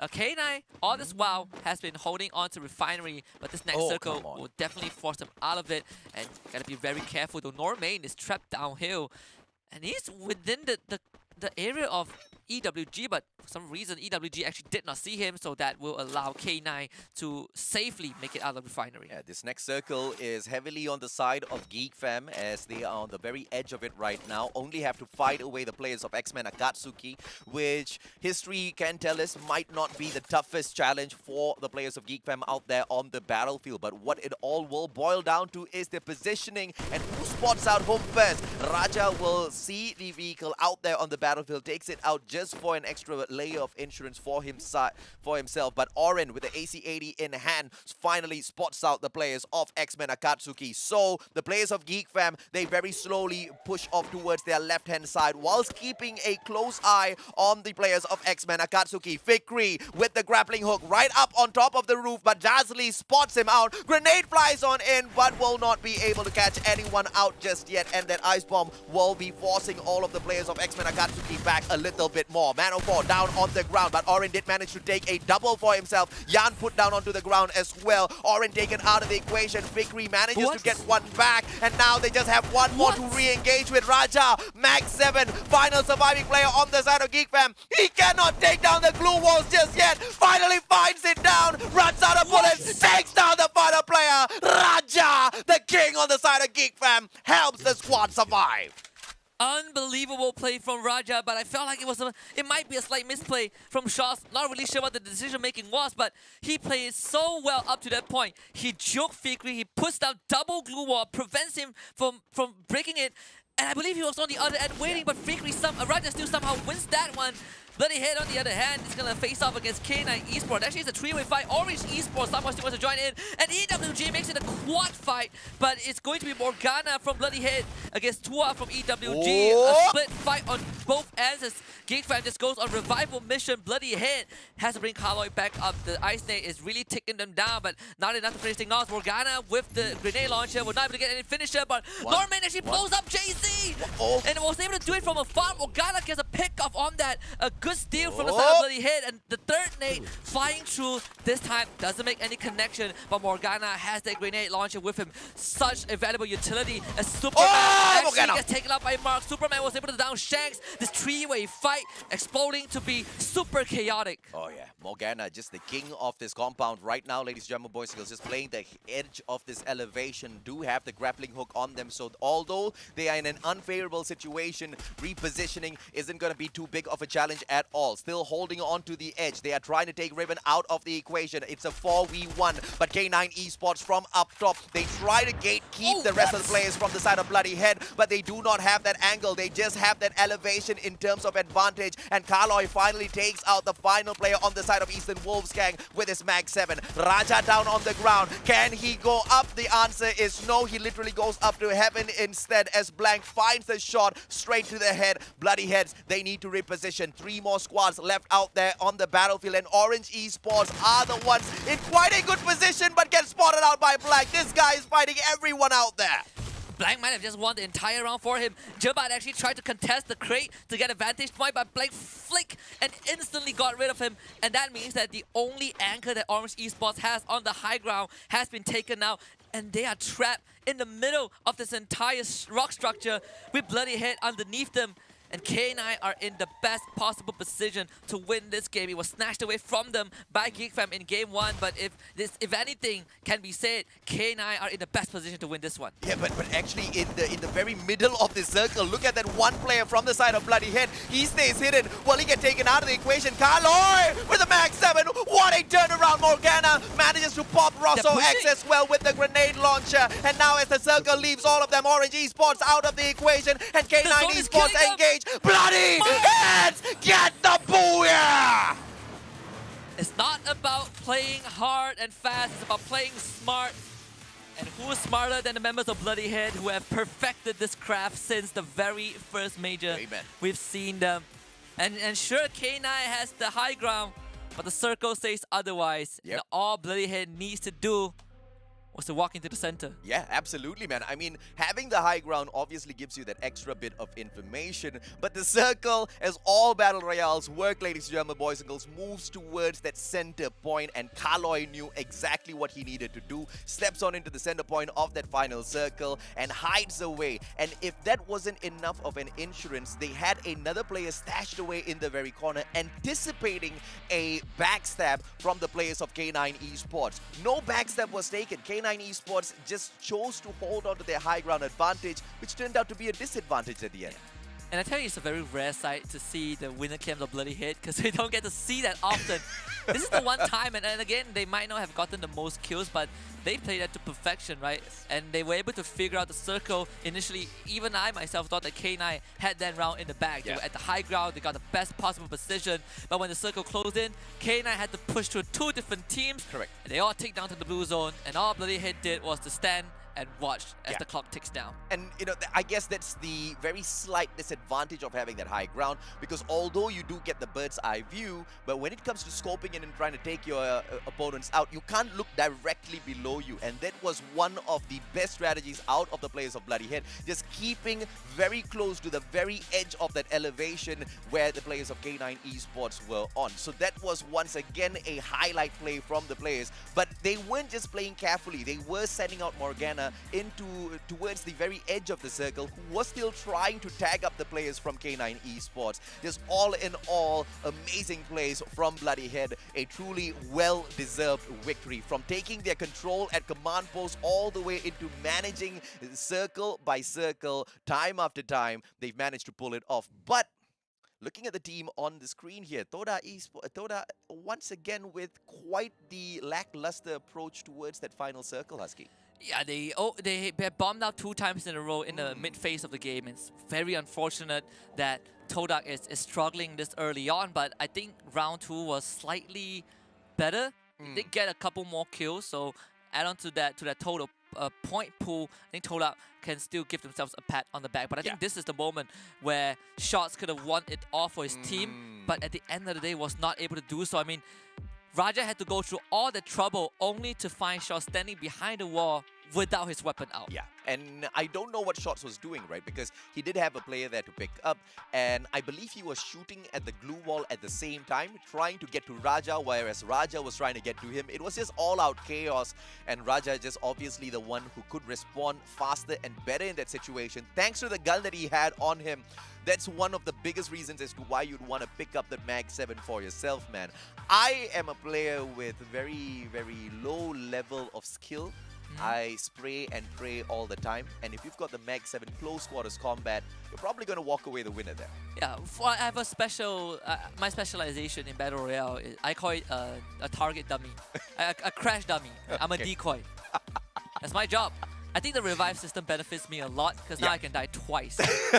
Maybe even 3 times if you're really lucky out there on the battlefield. I really love the revival system and the kind of effect that it actually brings onto these matches, right? We've seen it time and time again, but this time around, it didn't really do GeekFam all that too much of a favor. Yeah, and it's again a product of the circle. GeekFam, sure, they were able to get away with it once, but the second time, a lot of teams had their eyes on them. K9 Esports, at the end of the day, were the one that caught GeekFam out in the open. And there was no time for Raja to go for any revive. But speaking about Raja, I think he had a fantastic first 2 rounds. Yes, right? First round, he was the big man. He was giving up his own life to ensure Man 04 gets out and the eventual booyah. Second round, he got off to a hot start, clutching out fights for his team. Despite Geekfam not winning round 2, I still think that they are the team to watch. Again, the storyline has kind of changed a bit. They are no longer the kings of the league, nor the kings of Malaysia, but they sure are trying to become the kings again. Absolutely. But my eyes are mainly on Diversity Gaming. 2 rounds now, back to back. They are gunning for top dogs. And I feel like if they keep this up, it can go really, really good, or it can go really, really bad. For the time being, it's been going not that too great. Not bad, you know? Not that too great, but at the same time, thankfully, not that bad as well. Yeah, I think Diversity Gaming has been doing a... Well, great job would be an overstatement, but they're doing decently, right? They were moments of brilliance. Surprising. And I think it's a good thing, right? You don't, for me, respecting a team means knowing when to push the limits, but it does not mean that you do not engage at all, right? Yes. You gotta earn that respect. If you respect the team, you play them. And I think Diversity Gaming is doing just fine with that, right? They dropped Geekfam 2 times. They were like, right, we can't kill Geekfam. Who's next? Toda, right? Let's take you on, Toda. I heard that you are a good team. We'll try to fight you. And I think they actually did a pretty good job, even though they lost that one. But the willingness to take the initiative is a good start. Yeah, I absolutely right. And when I say surprising, don't get me wrong, surprising in terms of the decision-making that comes through at those early stages and how well they perform in those battles. Obviously, when they took on Toda, it was just a little bit too messy of a fight and they got eliminated from that equation all that too easily. But against a top squad like Geekfam early on in round number 1 at Bermuda, they truly did prove themselves, making Geekfam scurry away from Clock Tower. Now that's one achievement that not a lot of teams can say that they have on their side. But, you know, I don't like playing with fire a little bit too much. We know now that the players of Diversity Gaming have got the quality, but in Battle Royales, the winning factor is surviving until that final circle, and hopefully they start engaging or showing us their proficiency in getting to that final circle before getting aggressive, because it might just end up hurting them a little bit too much, Husky. Not too shabby for their very first debut in 2 years, right? I think that is one of the best ways to approach it. For the region of Sri Lanka, there's still some things to be desired, but again, this is just day 1. We are just 2 rounds in, so by the end of this day 1, it might not even matter as much because there's so much more to come. I think the scenario of getting kicked out of Clock Tower is, can you imagine living in a house for 2 years and one day someone just comes and evicts and forcefully kicks you out? That's kind of how it feels like. But we're going to Purgatory next, and I think it's a map that a lot of players might not, well, not players, but I mean, some of us might not like it. I personally think it's a fine map, but being such a huge map, it could change up how things work. Bloody Head walking away with the booyah, a steal of a win, and 20 points in first place. And Geekfam obviously picking up that second spot here with a total of 15 points, all thanks to the number of kills that they did manage to amass for themselves. So although they do not pick up the second place in terms of placement, they have managed to sandbag themselves up and overall potentially could be holding on to the number 1 spot still. X-Men Akatsuki in the 3rd place with 13 points alongside K9 Esports, and the only difference here is that they were outperformed by X-Men Akatsuki when it comes to the kills department, and obviously that gives them the advantage on the leaderboard. Toda in that 5th place with 11 points to their side, and Orange Esports this time around in that 6th placement alongside 9 points, Husky. Yeah, and I think for round 2 we are seeing some shifts. Toda getting a bit better in terms of points, Orange Esports as well. Watch and Learn, unfortunately, still off to a very rough start. Diversity Gaming dropping a bit lower, but them and AKO Khmer has always been side by side for the first 2 rounds. Team Princess though, a fall from grace from the top of the world in round 1 to absolutely nothing in round 2. Yeah, it was just a little bit of a unfortunate early engagement that came through for Team Princess at the maze earlier on. And obviously when you go in and engage with such a proficient team who has been dominating the maze for a little bit too long now in the pro scene, they're not going to be having any of that, right? But Team Princess is a team that has got a lot of quality, but I just wonder whether or not they have got the ego in them, because we might just see that ego challenge coming through in game number 3. I love it. I think it's a Malaysian team thing. Like just ego challenge, right? 1v4, no problem. But I think Team Princess, they did improve in some of the forces. I think the decision making was very evident in game 1 and how they take those fights and how they were able to make it to the final circle. I'm not taking that away in game 2. I think it was just coincidentally they had to fight a separate team from the get-go and they were not able to win those gunfights. Yeah. But compared to the Team Princess we first saw, I think this one is an upgrade. Yeah, I absolutely agree. And, you know, we can't really hold it against them. When you take a hot drop, 50-50 chances, you're probably not going to be picking up the guns that you're most used to or that you want to use out there on the battlefield. Could have been a situation like that. It wasn't the best of experiences for Team Princess in this round number 2, but we have got so many more of these rounds coming up for them, right? In terms of Group B, they have got 2 more opportunities moving forth, ladies and gentlemen, boys, girls, Purgatory, as well as Alpine that comes through later on. But I have to say, I am excited to watch game number 5 because we've seen what Cambodia has in store for us. Oh, yes. Now, we also get to see what the Sri Lankans have got in store for us. But we have to wait until Group C comes into play a little bit later on. And I think most importantly, I want to see how I want to see how these regions perform on each map. Yes. And we get a taste of what the Cambodian teams can already do, and that's not. And I think that itself is a good indicator of where they stand right now and how they want to play. And even when we see both Cambodian teams fight against each other, it's a pretty nice sight to see. The next map coming up, Purgatory. A lot of people say it's same like Bermuda. I do not deny that, but it's definitely not Bermuda. Way larger, lesser body of water. And when it comes to Purgatory, one of the places that I think is a death trap is called the Moat House. But for some reason, a lot of teams like Moat House. So we'll see if that still stands for this league. Yeah, a lot of the vehicles have to be taken over because to cover the landmass that is available at Purgatory, ladies and gentlemen, boys and girls, you need to be able to move around sneakily and quickly. Eastern Wolves Gang picking up the quarry just so that they can have that high tier loot zone area. Team Princess right beside them at Marble Works, and this time around Diversity Gaming is not going to be hot dropping anyone. But the players of Geek Fam might be in a little bit of trouble here because usually it is the Fire Brigade drop that Toda takes, but this time round they drop very, very close to the compound of Geek Fam, and I just find this to be quite a curious move coming through from the squad. We'll see if this is going to be another hot draw. Well, I say that, but I think we already know the answer. It's K9 Esports up against Orange Esports. Of course, it's Blend leading the charge once more. Jabat gets taken now. Torm somehow sees his teammate getting down and decides to run to the entire building. Deco survives that one, but Torm was got tagged. K9 gets the first blood. He should be able to walk away with a second kill. And already, you know, right off the bat, K9 are out for blood. Orange Esports were able to sneak one member to safety, so at least they will be able to get those revives in. But K9 Esports have already gotten at least 3 points.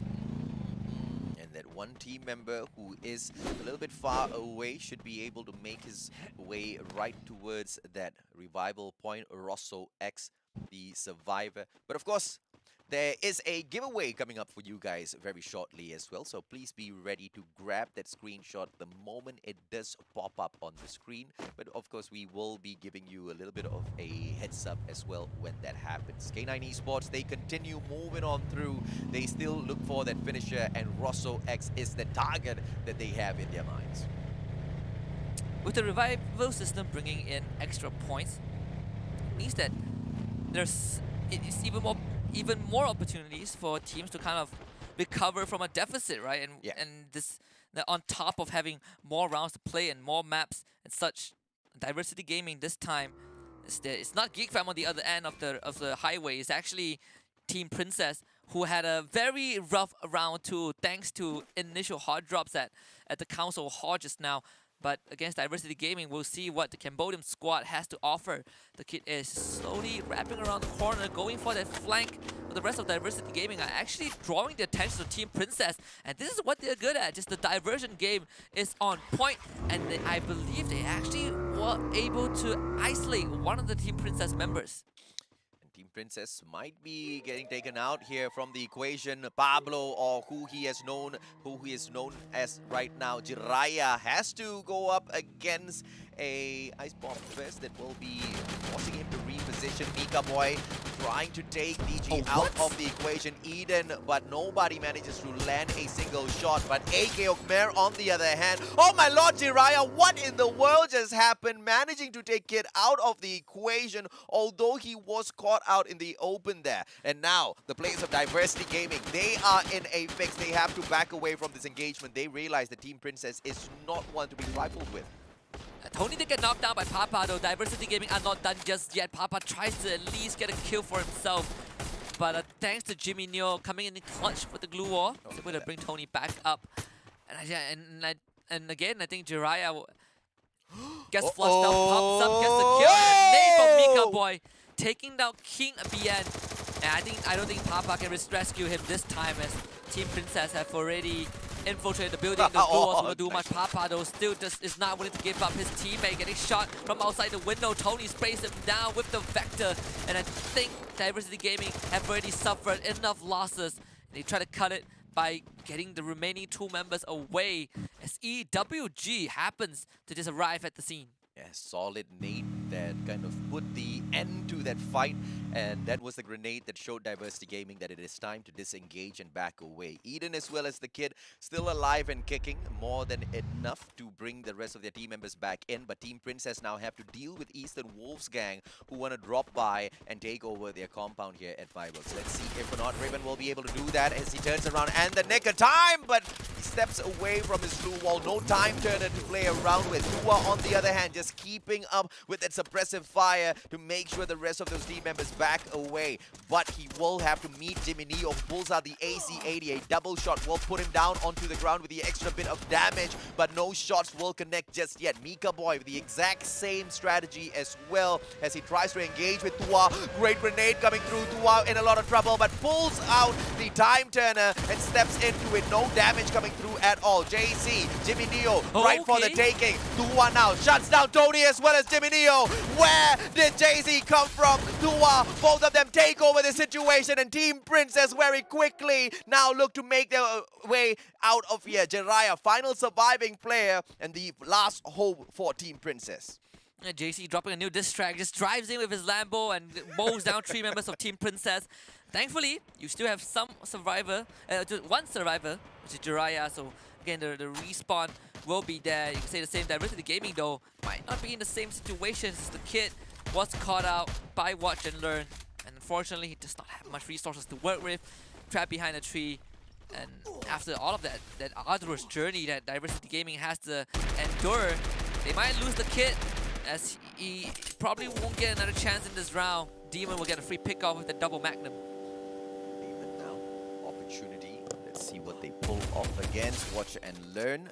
And it looks like the players of Diversity Gaming, they thought they could get away with everything here, but Eden, his bike on fire, the Kid out of the equation already. The final hope for the Cambodian side of Diversity Gaming. What can he bring into this matchup? He needs to get to one of those revival points, which he should be able to travel to quickly on his bike here. But outside of the circle, ladies and gentlemen, boys and girls, so a very risky play, and he seems to be moving on to one of those buy points, so he will be able to buy his players right back into the mix. But we hop on over to K9 Esports as Normain continues the mission meta, as he will knock down player after player. AKO Khmer now being hunted down. Normain, can he get it? Yes, he will find the back of Heng with the max 7, puts him down onto the ground, hops on right back onto the bike. No, manages to back away towards the back of that blue wall and play the pressure onto 2 players. Minjun not taken out of the equation just yet, drops him down onto the ground, and he has the perfect elevation to punish both the players. And Normain, the raging player on the side of K9 Esports, snuffs out 3 players back to back. Norman playing Free Fire like it's GTA. This guy drives over people, brings out his big guns.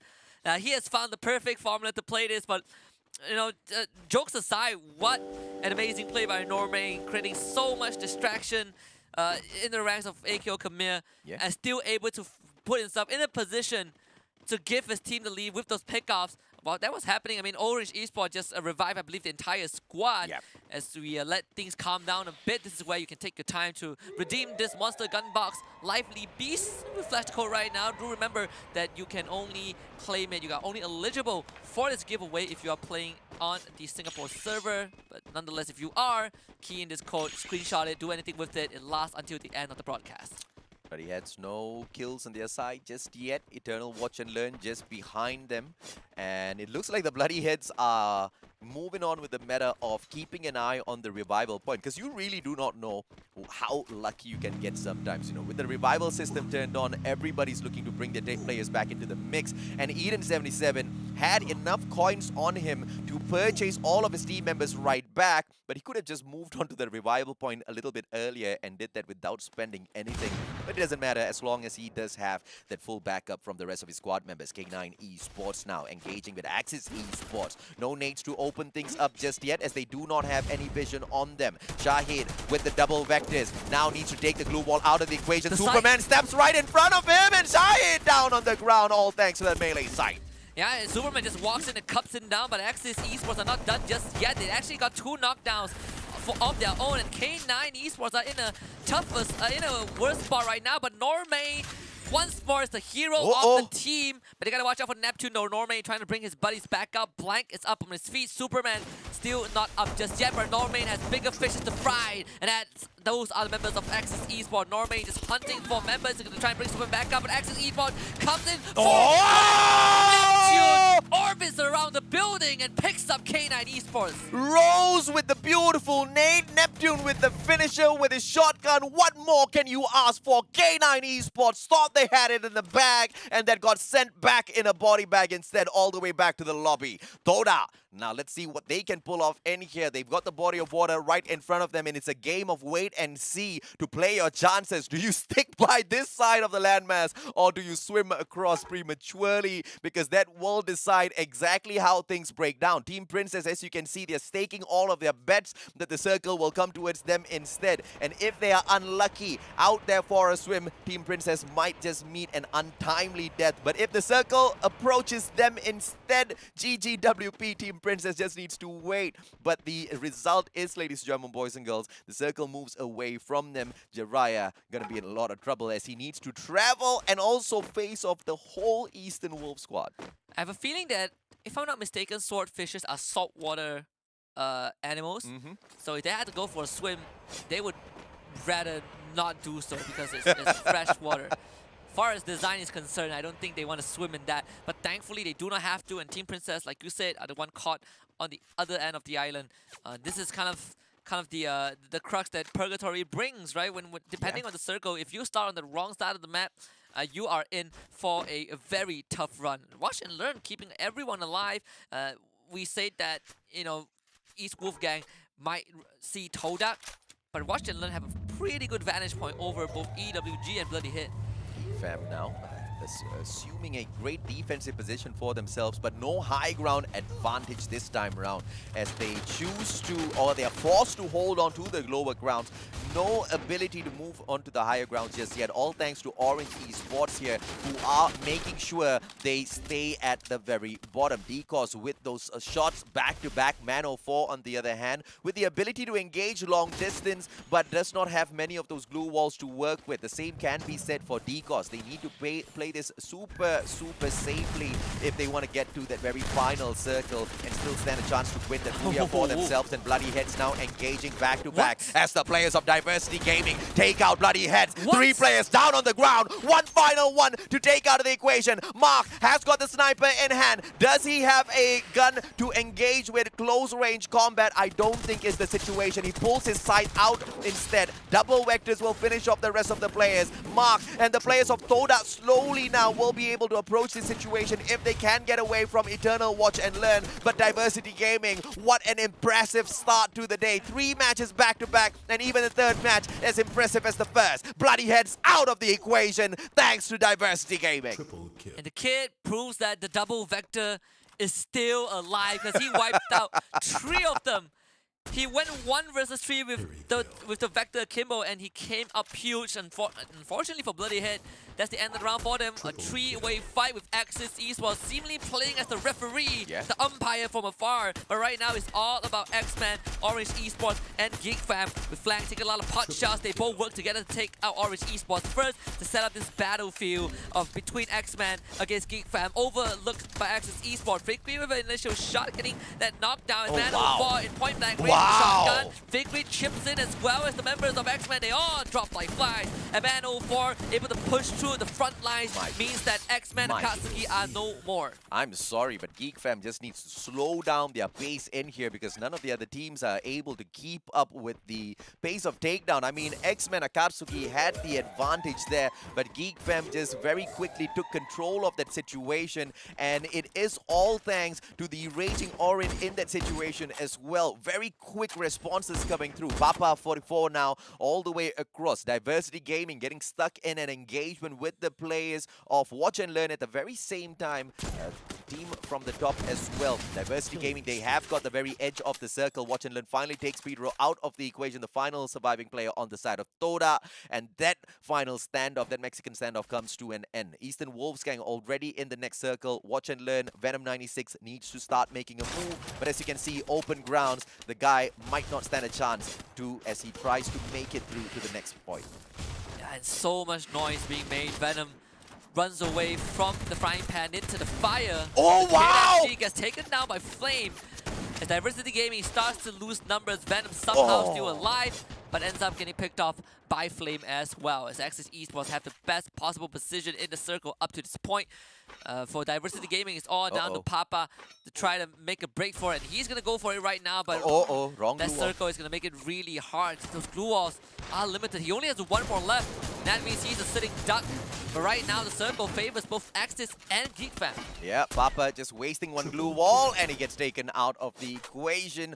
All thanks to the shots chipped in by Axis Esports. Now, Axis earlier on, they were teasing the players of Diversity Gaming. A huge reason as to why the team has not made it into the final circle. Eastern Wolfgang playing this as safely as possible. But now all 3 squads outside of that next circle, ladies and gentlemen, boys and girls. The 6th circle will prove to be quite a challenge in here as just 3 silos stand in the middle. Open grounds for the taking. Geek Fam are the first ones there, using Mother Nature, using that boulder as cover, and all of them making it the vantage point to stand onto as well. But the Tractor serving as the best defensive spot for the players of Axis Esports to avoid all of those shots, Husky. And because of that distraction, look at what EWG is doing. They are able to close in the distance. And Axis, they thought they did the EWG a favor, but it's coming back to bite them. A nade getting thrown out from afar. Doesn't really connect just yet, but EWG are ready to go in for the final push. So Axis Esports have a lot of angle to watch.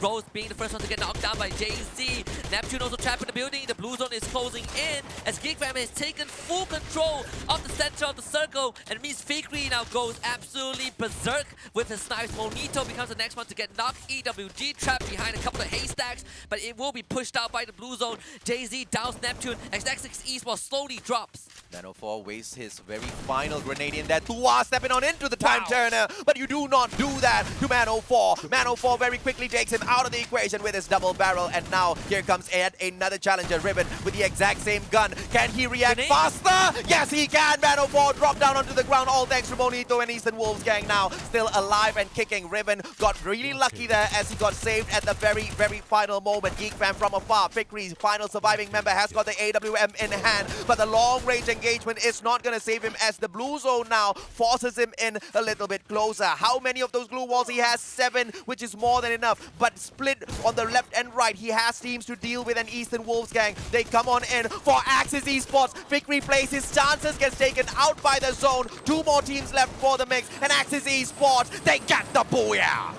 An incredible hold by Axis Esports, which I frankly thought was kind of impossible the moment both Geek Fam and EWG pushed in, but somehow Axis Esports persevered through that. Yeah. They had a couple of members knocked down. They had to constantly cycle the revives, but they won the round without losing a single member.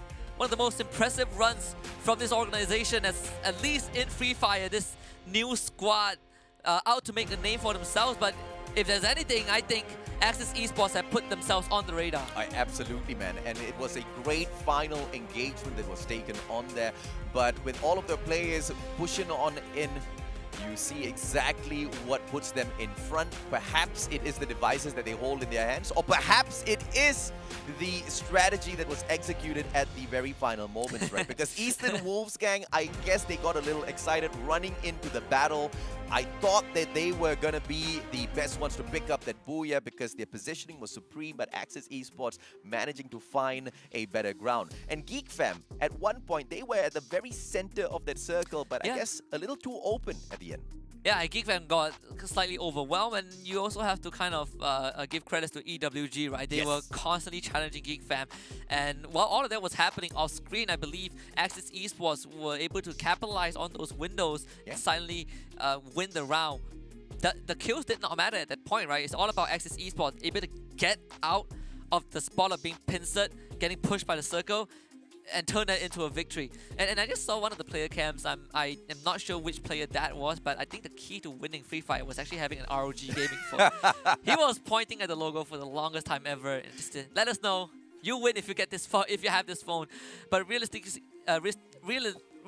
speaking, K9 Esports once more kicks off the round with one of the most explosive openings ever. Oh yeah, and you know, they did engage with the players of Diversity Gaming, and I expected this to be the final fighting ground for Diversity Gaming, but it wasn't gonna be because that one final surviving member managed to get away, wasn't able to bring in the rest of the team members for that final battle, but he survived long enough to give them that very, very, very important placement points. But no, remain on the side of K9 Esports. This was the brilliant play, understanding the elevation and understanding how big of a difference it can make even when players move on into some of these watchtowers out there. And he played that game of advantage, and he took down 3 players back to back, still running on that Misha meta with that vehicle, just a little bit too good for the other squads out there on the battlefield to take him out of the equation, nephew.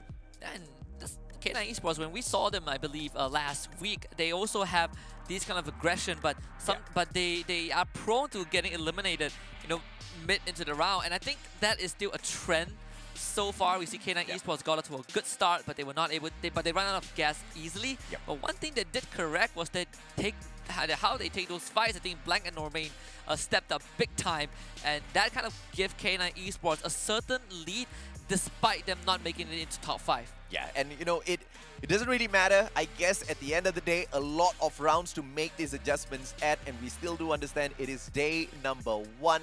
But obviously, the ones who are going to be forced to make these adjustments on the fly is going to be Group A, because Group B, they end things after Alpine, right? After game number 4, that's it, they rest, and then Group C jumps into battle. But as far as Group A is concerned, this is 8 back-to-back battles that they have to find these adjustments on, and I feel bad for them. I feel bad for them because it's not easy taking on 8 back-to-back battle royales in Free Fire and being expected to give your best, Husky. Yeah, if you want a pressure test, this is the pressure test. If you have any doubts in your mind, if you have any thoughts of how well can GeekFam perform after kind of a lackluster run in the previous tournament, this pressure test is the best. Put them 8 rounds in a row and pit them against 2 different batch of groups and see how they perform. And so far against Group A, I think GeekFam are doing a fantastic job. Top 3 for 2 rounds and 4th place in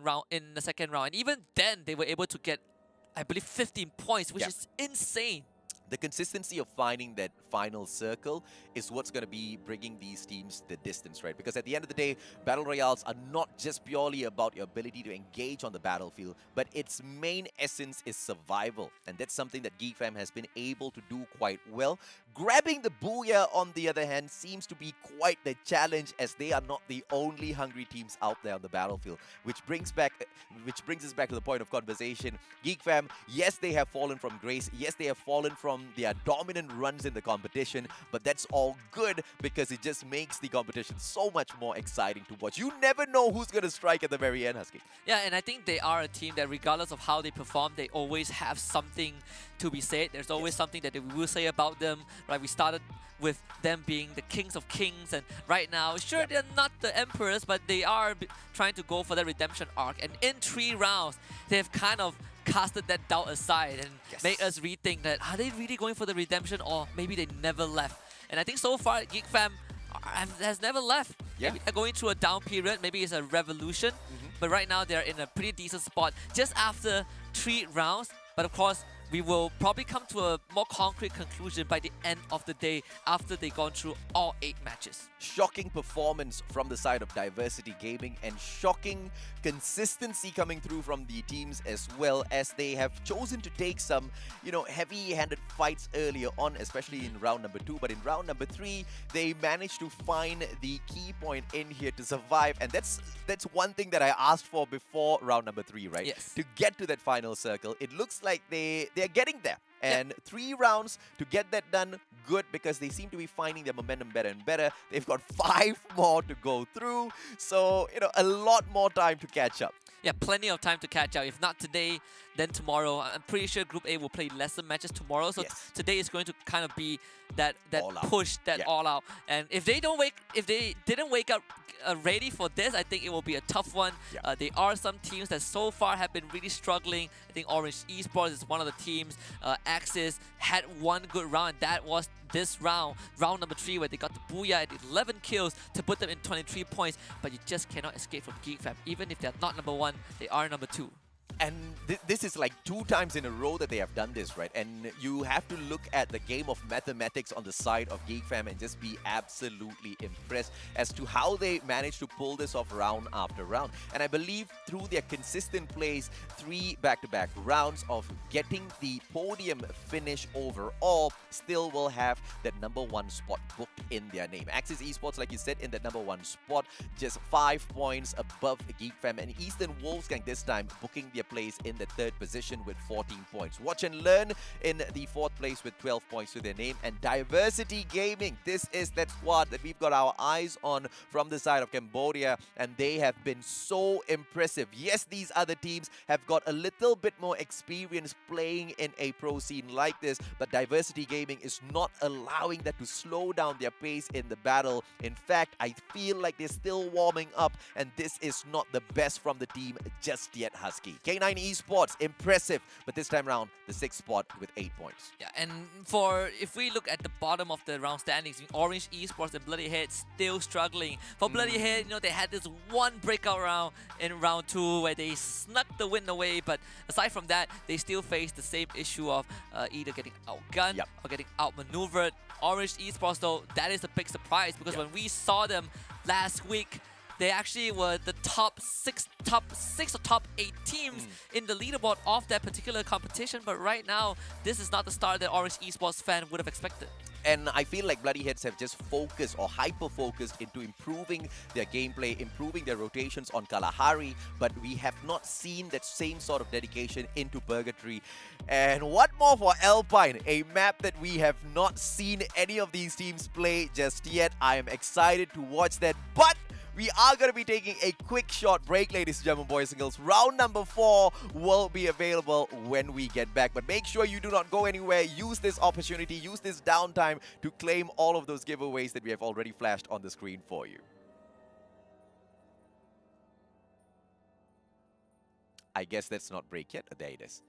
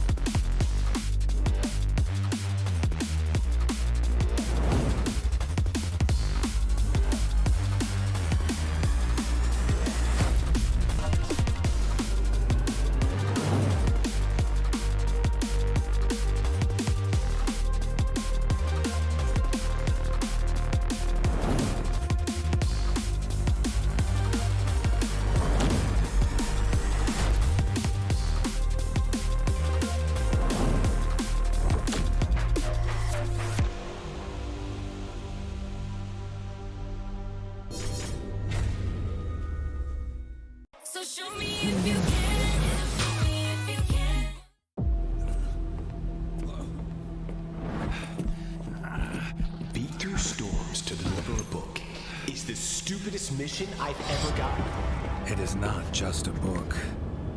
It values more than you can think of.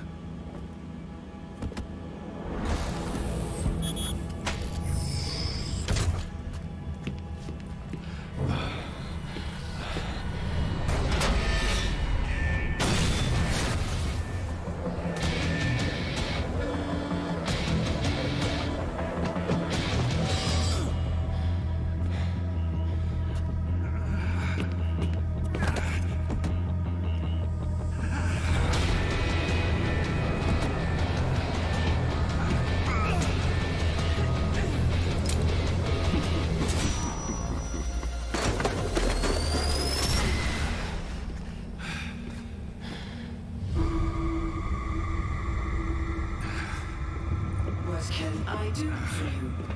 Start 25 plan. The risk level is high. Please confirm whether you need to run it. Confirm.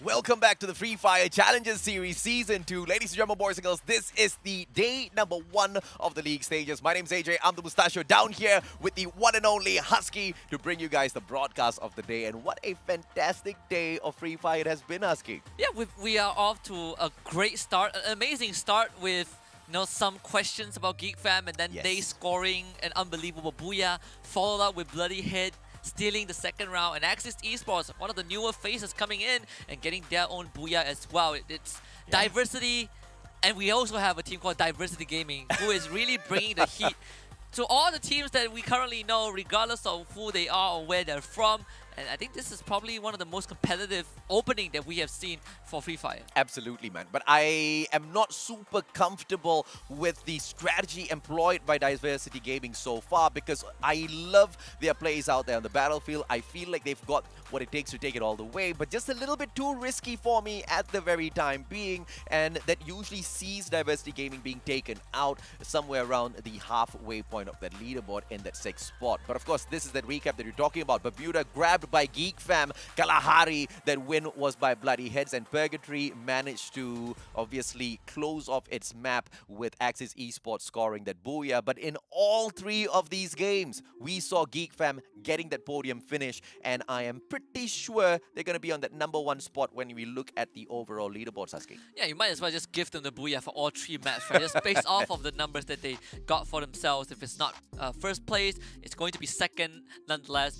But this is where I'm most excited for the season. We go to Alpine, the new map that has been added into the competitive map pool, and this is the first time we get to see it played out on broadcast in the league by all of these teams. Yeah. And this is also the last match for the teams in Group B for today. Absolutely, man. And Group A, on the other hand, once again, they will be going all the way in day number 1. They have got 8 back-to-back matches. So the final match for Group B, and then later on, we get to see Group C, which I'm super excited for because both of the Sri Lankan teams are sitting in that grouping. Yeah, absolutely. And I think on top of that, it's also the fact that because it is a fresher map, I wonder how much information teams have on each other. Yeah, in terms of the information of the hot drops, obviously we're not going to get a lot of that. I mean, teams like Diversity Gaming, they had the blessing of seeing all of these other teams in the competitions of the past, and to a certain degree you would have been able to do your homework, and the exact opposite could not be the same, because the number of matches that Diversity Gaming has taken in the pro circuit has not been as many. But when you drop into Alpine, everything is reset back to zero. It all depends on your team's usual strategies, and I expect to see more than 2 of those hot drops out there on the battlefield as they try to adjust in day number 1. Yeah, probably we will see a couple of teams run through each other at a certain drop spot, and then get familiarized with it as the league progresses. But right now, I think that one thing I did not expect was to see multiple hot drops across all 3 rounds we've witnessed so far. Normally it does not go that way, but I think teams have definitely evolved. I think Diversity Gaming brings in one of the few curveballs that we normally do not see, and the fact that K9 Esports is also actively seeking for those early skirmishes makes it a lot more explosive early on, and teams who are not prepared will just get caught off guard. Yeah, and speaking of that, K9 Esports, truly impressive. Although they do get into a lot of these early battles, they still seem to manage to find that final circle one way or other, right? Then that speaks true to all of their capabilities out there on the battlefield. And even though I do not like those early engagements, K9 Esports is just one of those teams that do not feel phased about those early engagements at all. In fact, the more engagements that they can possibly find out there, the better, because mechanically each and every one of their players are absolutely stacked. They love looking for those skills out there on the battlefield, but they have just not been able to outperform GeekFam, who's playing the exact same strategy. And for the very first time, we hop on into Alpine at the pro scene, ladies and gentlemen, boys and girls, for the Free Fire Challenger Series Season 2. Let's see exactly who gets those early engagements. Eternal Watch and Learn and Eastern Wolves Gang will be squaring off as we open up match number 4. Yeah, Riven is putting on his dancing shoes. Demon just could not catch him. Can you at least find Riven? Riven is running away. I cannot believe that he actually made it out with his life, but Venom on the other end was able to find Monito. Again, multiple hard drops across the map as our eyes are still on Watch and Learn. And in this case, EWG is going to have a really tough time trying to maneuver this, especially if you are someone named Riven. He just picked up a gun, but it's just a pistol. No match for the big rifles on the side of Watch and Learn. And so far, they've already gotten 3 kills for themselves. But thankfully for EWG, they still have a survivor. And on the other end, it's going to be Bloody Head taking on Todak. Exact's already knocked down. Pedro, the last man alive, is just standing up against 4 members of Bloody Head. And Todak might just meet an early end at this juncture as Kaloy gets spotted out by Pedro. Just gonna read that information. Pedro pops up, gets Mike marked down. Todak is out in the hands of Bloody Head. Bloody Head. So we talked about how they are really good at Kalahari now, and it looks like they've got the upper hand at Alpine as well, because, I mean, if in a normal circumstance you throw Toda as well as Bloody Heads into a fight against each other, you would expect Toda to come out surviving. But this time round, ladies and gentlemen, boys and girls, they got wiped out a little bit too quickly. But obviously, we can also peg that to the 50-50 chances that you do get on your side whenever you take the hot drop against any of the teams out there, because you just do not know what sort of weapons you can pick up. And this is the very first time that these teams are meeting out there on Alpine as anticipated. A lot of these early engagements. This time, Orange Esports squaring off against K9 Esports. Will Orange be able to survive this? Superman all ready for the battle, ready. And as Dekos now positions himself up top on the roof, tries to spot out Normain, who walks around, who rides around, I have to say, with his Misha meta as usual, trying to find a couple of knocks for himself. Yeah, and I just want to quickly say that, for K9 Esports and Orange Esports, if you remember the story from last week, the reason why they keep fighting is that they both have a bone to pick with each other. Orange Esports able to down 2 members, K9 Esports to get go blank is the third one to go down, and Orange Esports looking for the complete wipeout.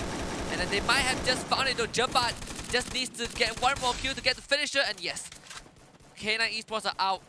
And Orange Esports once more reigns supreme. And remember last week, they started this whole rivalry, right? Yeah. They shoot the boxes of K9, and K9 did the same.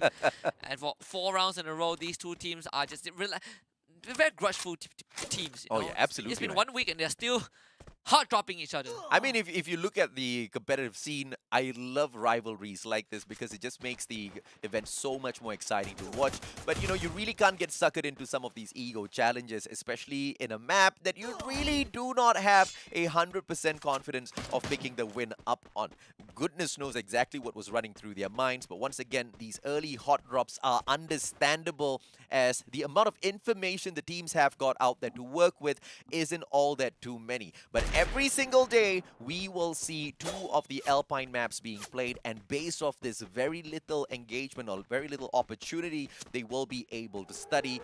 And even that being said, you don't know which team from that particular equation is going to be backing away from a certain drop spot. So we will have to wait and see what they have got in store for us. But the Battle of Cambodia now continues out there on the battlefield as AKO Khmer finds the players of Diversity Gaming, nailing them one after the other. But Do Minjun as well as Hang down on the ground already. Minjun gets picked right back up, but Diversity Gaming gets sent back to the lobby. Amazing stuff, and as what we anticipated, surprising result at Alpine at the get-go.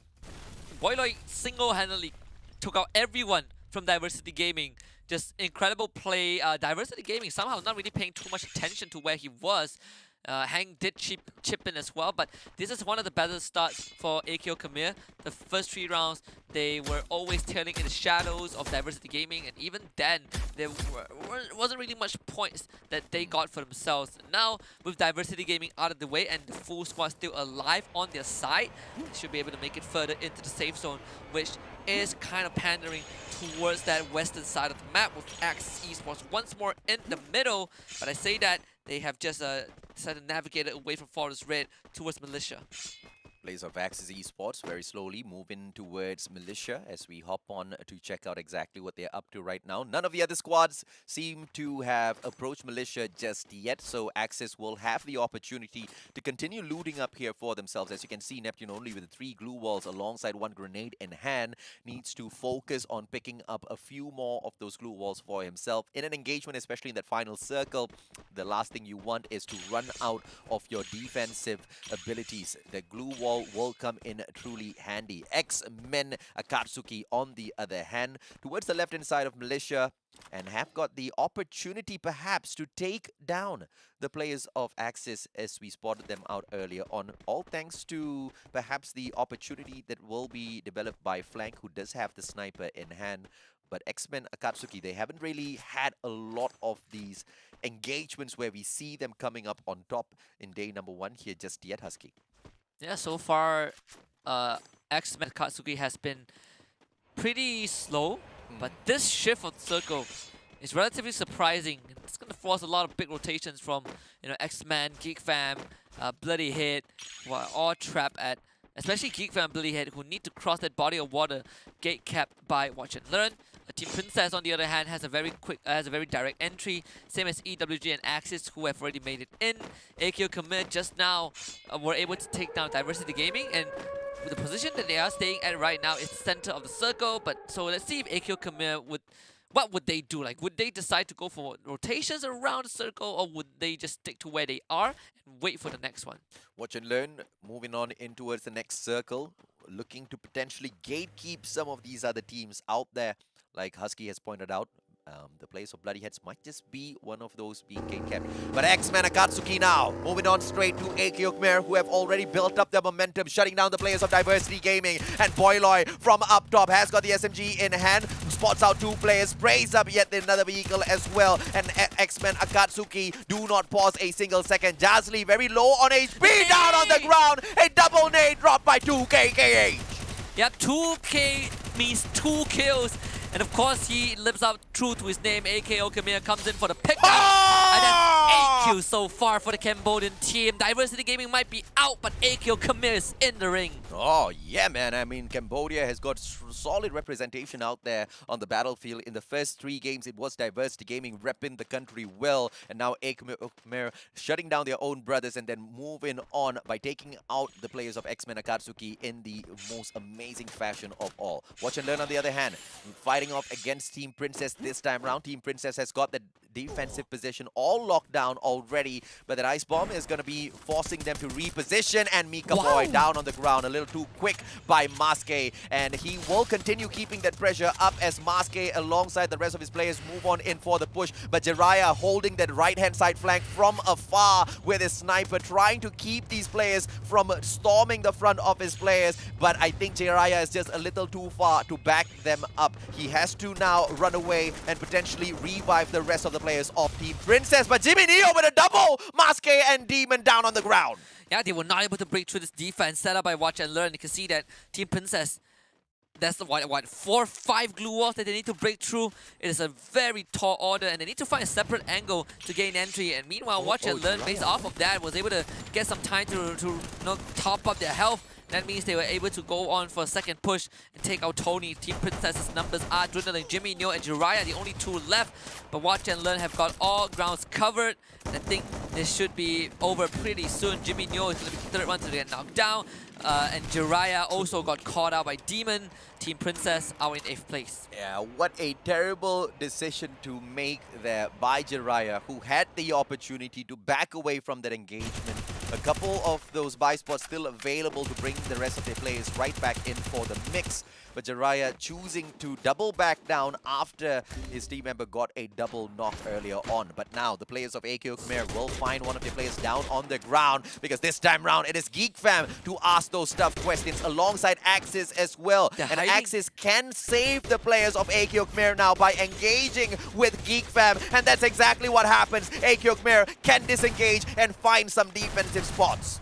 Oh, the worst part is that Geek Fam, they don't just want AKO Khmer, they also want Axis, because look at Orange.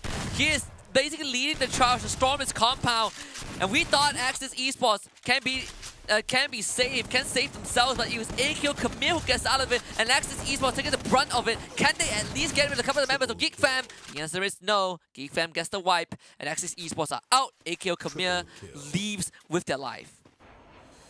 With their lives indeed, but straight into the hands of Eastern Wolves gang by the looks of it, as well as Orange Esports. A situation where they are pin set between these 2 prime teams might not be the best of situations to be caught in, but they will have to make the best of it. Moving on into the circle, out into the open ground. AKO Khmer might have just moved into their final resting place unless they can make quick work of this. They shoot up DCOS, and the players of Orange Esports on the other hand, they respond. The high ground advantage to the players of AKO Khmer, but it makes no difference right now because that elevation isn't all that too much, and the players of Orange Esports are quite far away. So maintaining the pressure, even though that slight advantage is held on by AKO, isn't going to be too tough for them. And Eastern Wolves gang, as all of that is breaking down between AKO as well as Orange Esports, they slowly cut the distance, and they have got exactly what it takes now to take down AKO. A couple of grenades now on delivery might just be what AKO needs for their side to take Watch and Learn out of the equation.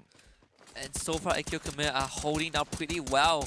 And you have EWJ, you have more to worry about because Watch and Learn is shooting it from behind. And unfortunately for EWJ, the only thing that's going to protect them from all of these backstab shots are those glue walls. And that means that AKO Khmer once more finds themselves in a very advantageous position to capitalize on if WG kind of missteps. Not thanks to Orange Esports providing that pressure. Oi, nice one. Now it's Orange Esports getting spotted up by AKO Khmer. And so far, I think EWG is probably in the worst possible spot. I'm surprised that Boyloy hasn't been punished by EWG just yet, just sticking his head out time and time again. Grenade now being cooked up by Monito, but they will have a nade flying straight towards them as well. And Geek Fam out of nowhere manages to get a knock. Boyloy now down on the ground, all thanks to Tom, and they fire right back. Grenade still being cooked up by a player on the side of Eastern Wolves gang, and AKO Khmer just need to be really careful now. Both of these teams continuing to do battle right outside of the circle. 42 seconds now to make quick work of this. Another nade comes flying on in. AKO Khmer on fire! 13 kills, and they're in top 5 thus far. They've already gotten more than Booyah's worth of points at this stage. I mean, Boyloy doing a fantastic job. Those grenades, I thought EWG actually had a good idea of what to do, but AKO Khmer were the ones who landed the nade. Now, the other end, Geek Fam also cooking up a storm. Orange Esports in front of them. They have control of the circle. 7 kills in the back, and they're pretty much decked out on resources, so Orange Esports have to push into them as this circle is going to close in again. Stage number 5 commencing. Orange Esports trying to cut the distance, but you got to get rid of Victory first, and Tom, using the charger, was able to get rid of him on the roof, but Man04 picks him back up. Orange Esports have covered some distance, but they ran into the trap, pincered by the members of Geek Fam. Orange Esports now might just be able to turn things around on the Geek Fam, but as I say that, Man04 and Orin just get a double for themselves, and they will be able to quickly put the players of Orange Esports down onto the ground and eliminate them as well, all thanks to that beautiful nade that Orin delivered into the mix earlier on. AK Khmer still alive and kicking as Demon76 chases them down from the back. They run straight in towards Geek Fam. AK Khmer, it has been a good run so far, but can they now survive taking on 2 teams at the very same time? Watch and learn from the left, and Geek Fam onto the right hand side. AK Khmer in a lot of trouble. Beautiful shot! What a play by Fikri! Demon76 down on the ground, and that's Geek Fam for you! Fikri with the mid-air pick-off. What a shot from this prodigy of Geek Fam. Watch and learn actually has 12 kills, so we're looking at 3 teams who have double-digit kills thus far, maybe barring Bloody Hit. But other than that, I mean, Watch and Learn having a great round. Geek Fam having the time of their lives. AQ Camille just got knocked out, bowed out with, I believe, 13 to 14 kills. And Bloody Hair is probably the odd one, but we have seen them steal away the Booyah. They can't do it again because they are in the circle.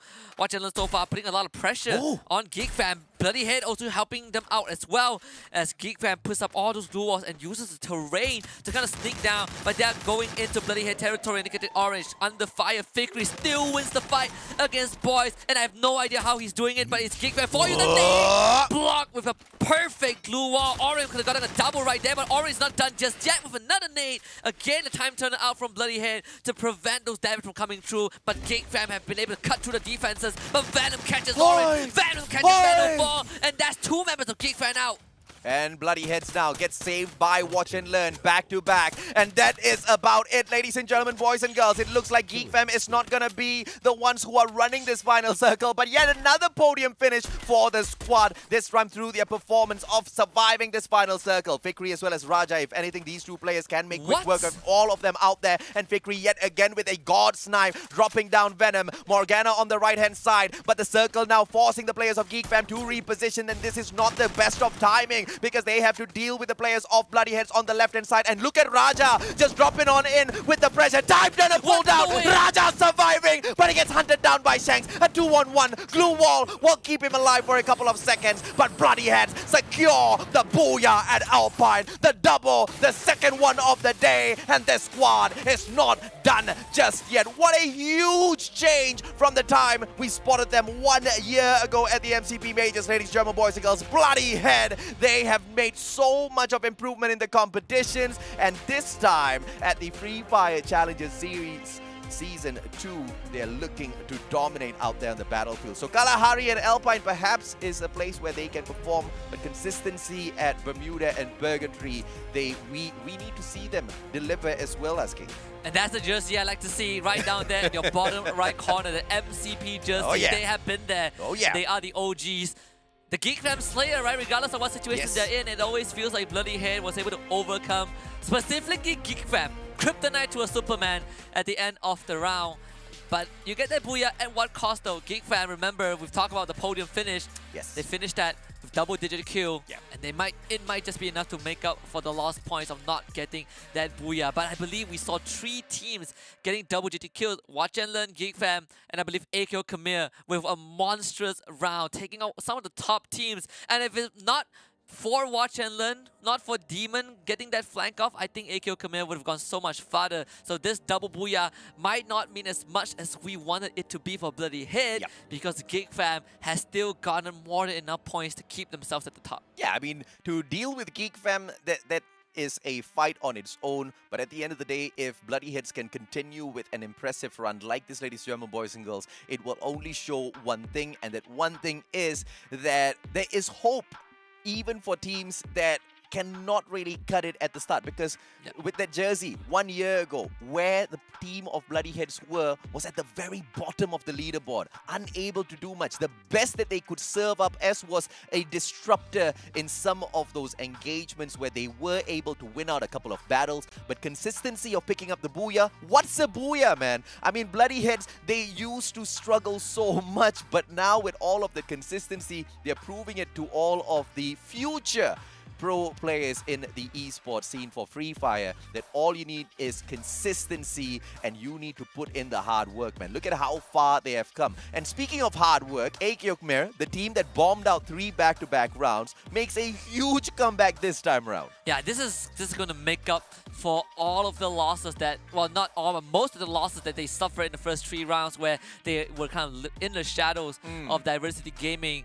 But when one Cambodian team falls, another rise. And it's good to see that they are not at the bottom of the barrel, right? They're not getting munched on by all of these supposedly big dogs. Like, they both have their own merits. If it's not Diversity Gaming going for those challenges and those hot drops against the top teams, it's AKO Khmer silently getting all these fights, all these wins from behind. So Cambodia is a region to be feared just based off of these first 4 rounds. But I think this highlight reel really has a lot to unpack. Geek Fam Fikri with his mid-air snipes.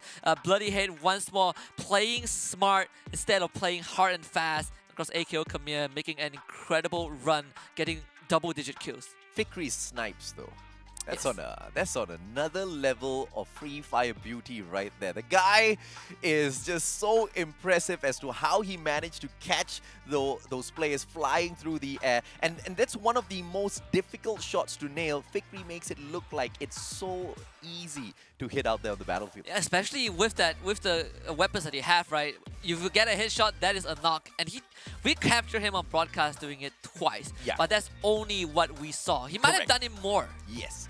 And you know, obviously we can expect Geek Fam to rage on, but the consistency is mind-blowing out of this squad. Yes, they do not secure back-to-back-to-back booyahs like they used to in the past, but they show us that even though some of these other teams are up and rising, no one's going to be able to take away the consistency game from them. But if they wanted to aim for the booyah, I think they will be able to nail it somewhere in the near future. For the time being, they're still getting used to this new lineup. Raja is still finding his place in the team, and for the time being, he's been doing quite a good job. He's quite the survivor for the squad. Yeah, I mean, he definitely is. Fikri sharp as always. Good to see Orin once more kind of taking more of a front seat, right? Back then, he was the utility guy. You know, you want some artillery, he's going to be the one to get those Kobe nades. But right now, again, with this kind of a slight roster change, and him not having the best of performance in the previous competition, it's good to see him step up, taking the front line, being the first one to lead the charge, something that has been Orange's biggest weakness when he first started, and that was not even in Geek Fam. He started from a team that was made up fresh for qualifiers, made it to the official league, stood out, got picked up by Geek Fam, and here he is. And you know, speaking of, you know, teams like that, right? Freedom Rumble is the team that I am constantly reminded of whenever I see Diversity Gaming hopping into some fights, right? Just a little too aggressive, too early. They've got the capability to take some of these battles out there on the battlefield. But although they do have the capability, I feel like they're trying to prove themselves a little bit too early. And in that process, they seem to be losing out on a lot of these opportunities that can be found in the later parts of the game. And I feel like AKO Khmer have identified that they might be stuck in a similar situation this time around. The adjustments that they bring through, mind-blowing. Let's take a look at the round standings here for game number 4 at Alpine and see who grabs the top spot. And like you pointed out earlier on, I think Geek Fam, wow, they're actually in second place. I mean, I know Watch and Learn had 14 kills for sure, but AKO Khmer, I don't think they nailed. So we do apologize for a little bit of the error on our leaderboards, ladies and gentlemen, boys and girls. We will get this sorted out, but do give us a little bit of time. You know, please ignore the numbers that you see at the very time. But one thing is for sure, AKO Khmer has double-digit kills. I bet my life on it they have double-digit kills. Even before they got knocked out, I think they had like 13 kills before they ran into Watch and Learn. But we'll get that sorted out in a bit. You mentioned that, you know, Diversity Gaming reminds you a bit of Freedom Rumble. not AKO Khmer, I think K9 Esports reminds me a bit of Fast QMY. Oh, yeah, back man. in the days, right? It's always a hit and run, touch and go. Sometimes it works out, and sometimes you get results like this. K9 Esports bomb out pretty early on. Yeah. And even when these teams who have kind of made a name for themselves for more than a year are not in this tournament, some of them have moved on, some of them have kind of merged with different teams or dispersed. We still see remnants of that because they have kind of set the identity of certain playstyles in the competition. You just see shadows of that every now and then in different teams. Yeah, the coach of Toda is not going to be too happy with the performance of his squad this time round. He is on his debut shoutcasting gig on the Bahasa Des, ladies and gentlemen, boys and girls, the one and only Alpha. Quite a sweet guy, but in terms of strategy, there's nothing much that Toda could do out there because once again, it was a hot drop on a brand new map. They didn't really know what to expect. Obviously, all of these teams would have played Alpine multiple times round already, but there's no way whatsoever to tell exactly where some of these teams are going to be moving on into, especially with the very first time you're seeing it out here for the Free Fire Challenger Series Season 2. So my heart goes out to Toda, but it was... I bet he's stressed out right now. Yeah, but it is what it is, man, in terms of situations like this. But we know that Toda has got the kind of quality to jump right back up. But I want to shine the spotlight once again on AKO Khmer, man. Oh, there we go. I didn't expect that sort of a solid performance to come through a team that had struggled so much in the first 3 rounds. And that looks more like it, right? So close, right? We look at this is the fixed one, so the only thing that changed was Bloodyhead getting their placement point fixed, and that's pretty much it. But at the end of the day, I mean, 22 for Watch and Learn, 21 for GeekFam, and 20 for Bloodyhead and AKO Khmer. Only 4 teams existed in this lobby, right? Everyone else got shut down pretty early on. I just hope that when it comes to the moment where Toda got too soon, they don't let Alpha cast that moment because I think it would break his heart. So Abiyek, do your thing. I mean, but what's shocking, right? The top 4 teams managed to bag a majority of the kills. And when we talk about majority of the kills, most of the other teams at the very bottom, they barely got any for themselves at all. We can see like 0 kills back to back to back. And there you go, a brand new map, Alpine, thrown into the mix in the pro scene. I guess some of the teams were just a little too cautious with how they rotated from compound to compound. Yeah, not AKO Khmer, that's for sure. They showed had up fun. And they showed and ran the show. But that means that Group B are done for the day. Group A, you can't leave the classroom just yet. You still have more to go. This is extra classes, 4 more rounds. The pressure test is on. We will introduce Group C into the mix. That's where we see the Sri Lanka squad take on the world. I'm excited, man. I mean, I'm not half Sri Lankan, but my dad's side, my grandparents are all from Sri Lanka. So I'm excited. I'm excited to see what my brethren can do out there on the battlefield, whether they're going to be as solid and as composed as some of the Cambodian teams in here. Maybe. I don't know what to expect, but I'm looking forward to it, Husky. So I got to know more about South Asia scene in general. So Sri Lanka was part of it. I was part of South Asia for sure. I think starting last year for other game titles, and I noticed that they are also very hungry for opportunities. Yes. And they have one of the most passionate fan base. And when I say passionate fan base, I mean they are people who are like historians. They remember every single thing, every roster shuffle, every player drama, anything under the sun.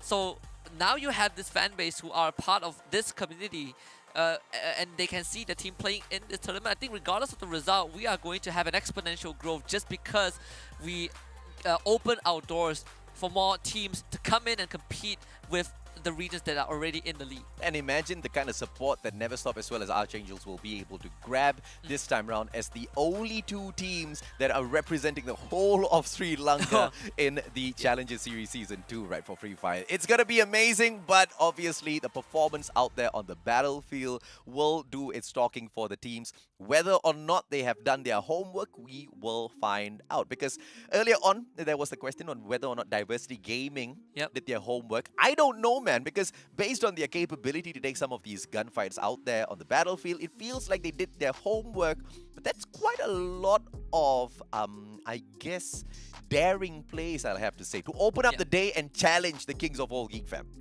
I think that's one of the best ways to start it, right? You don't have too much expectations. You just try and test the waters. You poke the sleeping bear, you poke the sleeping lion, and see which one bites your hand off. And I think Diversity Gaming found a sweet spot. Obviously, they are around, so they didn't perform as well. But particularly Alpine, where AKO Khmer wiped them out and proceeded to get a 4th place finish. Technically 3rd place finish, but either way, going into this second half of the day, I hope that the Sri Lanka teams are also bringing out these kind of performance. From what I've seen, I think they are pretty fearless as well, but how far can they push that against the existing regions? I think that remains to be answered. Yeah, if anything, they have had the opportunity, not just the Sri Lankans, but all of the teams from Group C, they've had the opportunity to watch their opponents in Group A do battle 4 matches back-to-back. And that's quite a lot of information to pick on, but obviously they need to have done their homework on the teams that are in Group C as well. Once again, there wouldn't be a lot of information on the Sri Lankan teams, but the Sri Lankans would have been able to get all of that studying done, and hopefully they know exactly where to go in here for the drop. I am a huge hater for those hot drops because I mean, it's just a little too risky, right? You can be a team as capable as Toda and you can still get taken out in the 12th spot, Husky. And we have seen that, right? I mean, GeekFan almost dropped their very first map. Yeah. If not for Man 04. But we're heading back to Bermuda as we introduce Group C into the mix. So it's going to be A versus C for the last 4 rounds. Sri Lanka makes their debut in competitive Free Fire in 2 years, at least in this region that is considered major, you know, in a sense. MCP now with Sri Lanka in the mix, and we get this huge density of population on the southern side. It seems like EWG are about to bump into Bloody Head, and we see Archangel and Bloody Head. Morgana is kind of split with his team. ORV are going to run into Archangel. So this is going to be very interesting. 3 separate hot drops on the southern side of the map. Mocha better get away quickly because here comes Seeker looking out for his very first kill on the battlefield. But Seeker's not going to get that lucky as Mocha quickly repositions himself. And ORV Esports from the side of Malaysia. Latte, Kuki, Mocha as well. Cappuccino love their IGNs. They're kind of making me thirsty for a drink out here. Yeah, I mean, they have a latte, cappuccino, mocha, and I think the last one was coffee or something. I forgot the last one. But again, claim your giveaway. You can rewind that and screenshot it. Anxiety taking on Never Stop. Oi! And it's a very early exit for one of our Sri Lankan teams. Anxiety getting 3 kills out of that. Barbara claiming all of the points. So give it to Anxiety. Off to a great start. A team that we have emphasized on, especially, you know, especially Kanoho, the golden arm cockroach of the team that refuses to go down. But here it is, the assortment of caffeinated drinks against Archangel. Let's see if Archangels can send these drinks back to the dispenser, and it is going to be X-Gun from afar now, repositioning. Roma, on the other hand, for the side of Archangels, just keeping the left-hand flank solid for the team to make sure he can be the guy who gives that suppressive fire whilst the rest of his team members storms the front. But they're still waiting for an opening here, and as the players of ORW wait a little bit too long, they might just see the end here, because here comes Bloody Head for that backstab, and they might just be the biggest winners who sweep up the rest. But Morgana gets taken out by Mocha, but Shanks with a quick response will be able to strike right back to take the one and only Mocha out of the equation. This guy just shot him mid-jump. I mean, I've seen people getting picked up mid-air, but I've never seen people picking other people off while they are jumping. I mean, Shanks with the jumping shot. It does not have any med kits, nor glue walls to work with, so it has to be really careful. And there's not much resources for him to get off of the crates, even of Mocha, because they only have one area to work with. Morgana actually gets resurrected. And while that was happening, Archangel is still hovering around that area, hearing all of the commotion going on. Bloody Head decides to disengage, leaving ORV in a very awkward spot. Archangels will choose to back away from the engagement that could have been, and ORV will be left to survive. Bloody Heads disengage as well. So Pochinok all for the taking for the ORV squad. But the players of Diversity Gaming do not pause their aggressive start to these games. They continue finding these early engagements, and this time it's going to be no escape that tells them exactly why we named ourselves such. But Diversity Gaming has managed to pick up iPens, so that's quite the solid start from the side of DG. And now the standoff at Bullseye continues with the players of Diversity Gaming not having a defensive compound to work with.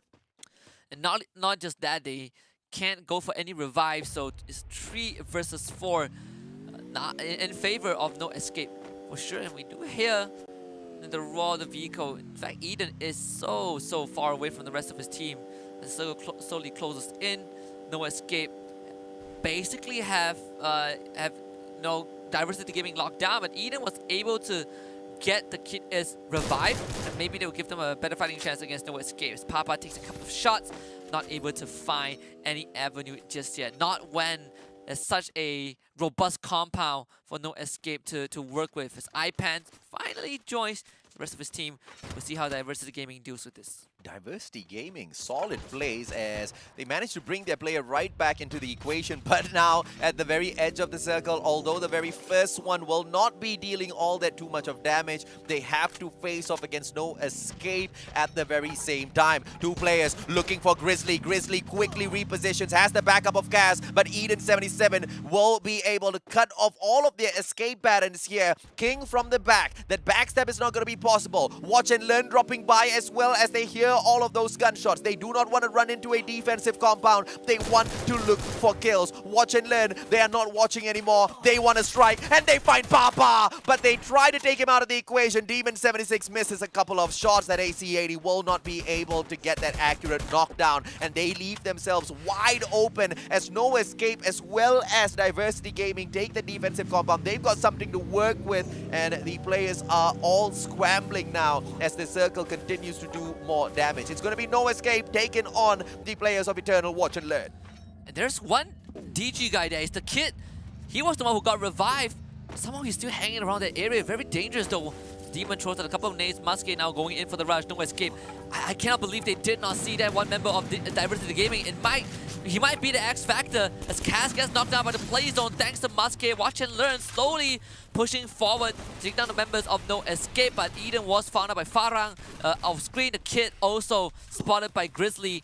So no backstab attempt enabled for the members of Diversity Gaming, but that also means it buys time for the members of Watch and Learn to go up to the second floor and try to challenge No Escape. We see Ipans having a nade in hand, but that time turner blocks it out, and that means Grizzly is most likely going to be down. Unfortunately, Ipan just could not get the angle to work with, and No Escape are left with just him as the sole survivor.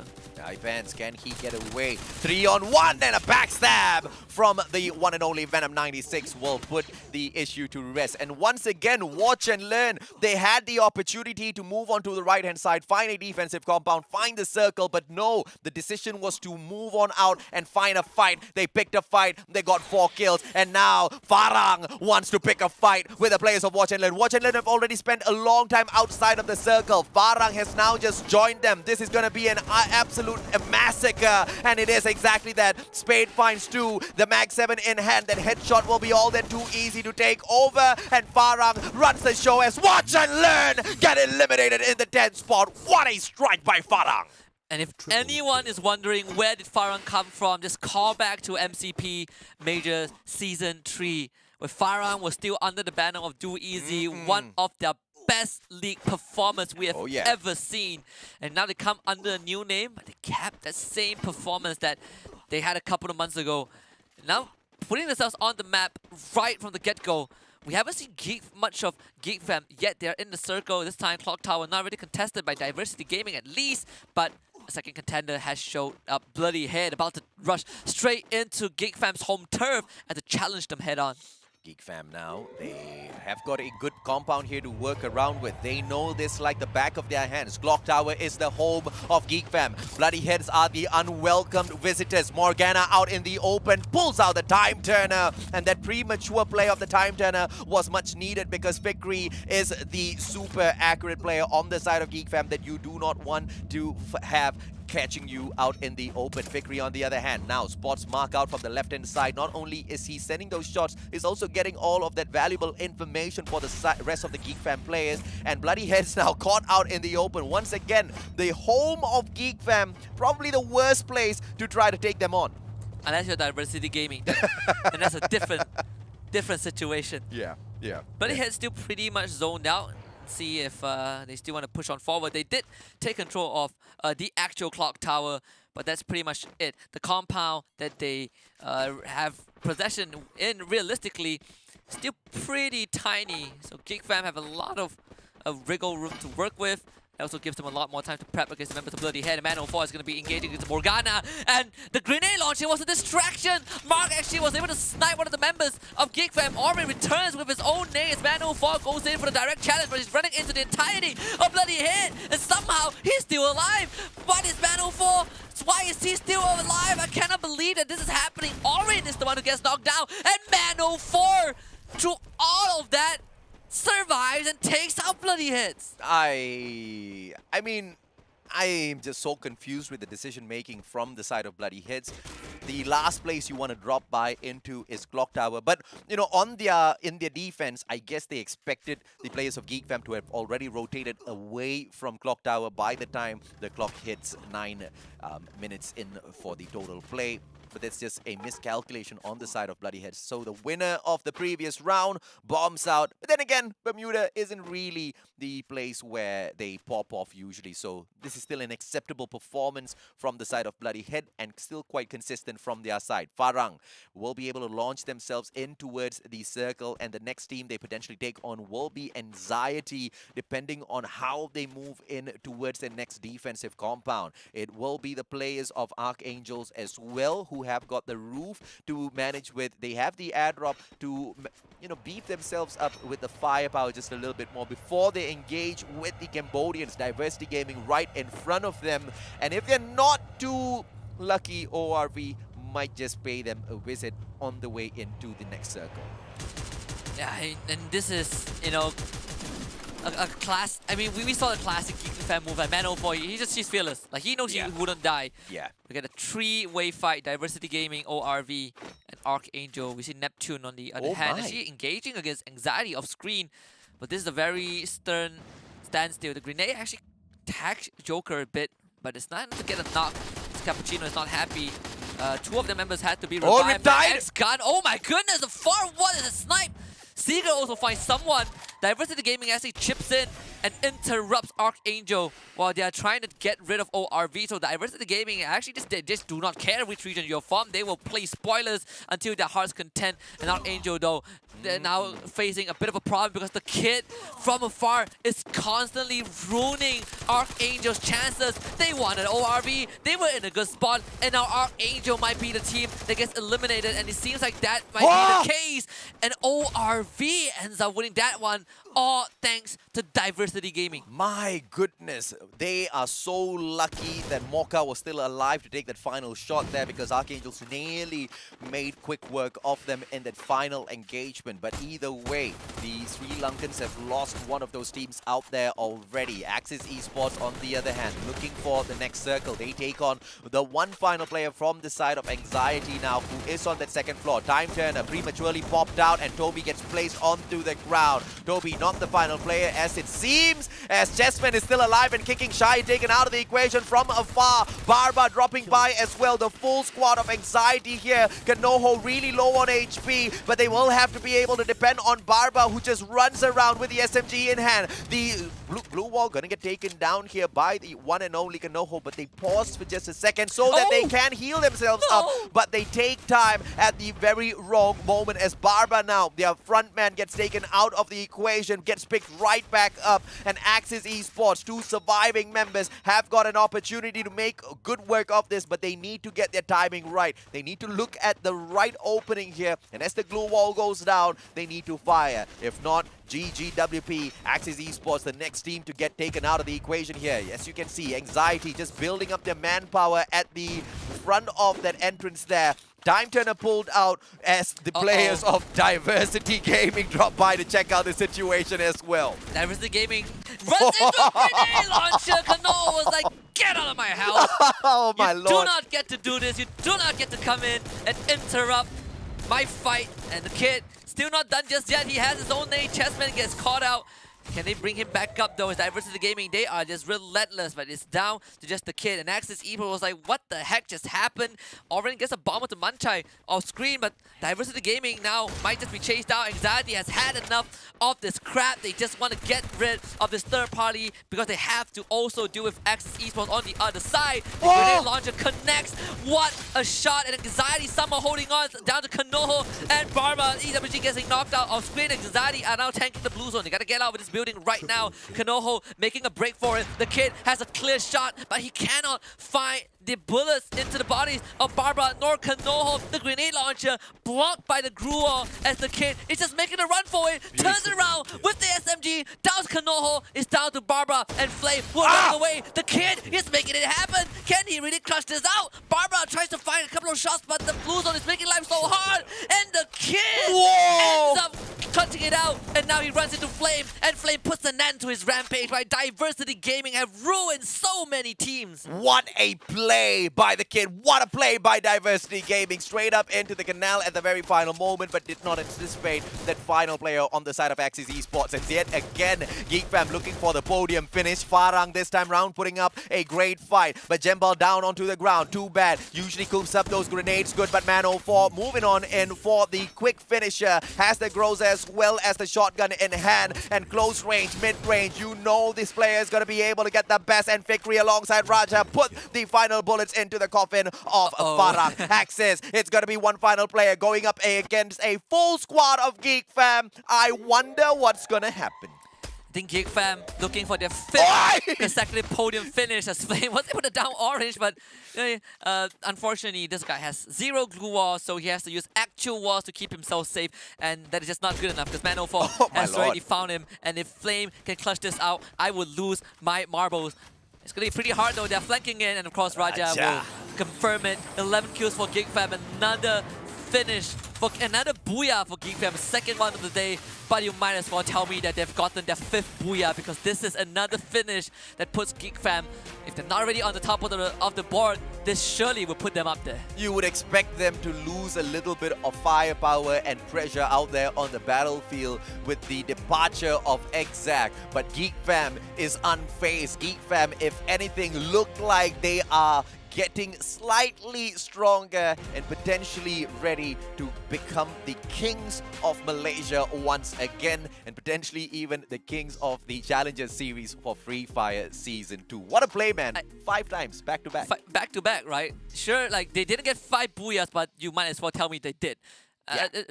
By the way, Oren, I see you, you cheeky little kid. Just over a year ago, he joins in, I think, under Argon MY. Yeah. And he was the guy that we were kind of memeing a bit, right? Because he was kind of like the kamikaze. Afterwards, got picked up, I believe. I think he got picked up by a separate team before he ended up in GeekFam. And right now, I mean, the confidence in this guy is brimming. Yes. It's good to see him in the spot, but you better watch out. I mean, I see that confidence right there. He's like, what do you say? What do you say, huh? But the performance did drop in the previous competition for the side of GeekFam, as well as Oren very specifically. And it's good for to see him kind of make those adjustments, understand what needs to be done out there on the battlefield. Because this time round, I feel like the guy is back in top flight, because clearly he has got the raw talent. Oh yeah, of course. It just needs to be shown out there on the battlefield. And I feel like GeekFam is doing great showing all of their talent out there.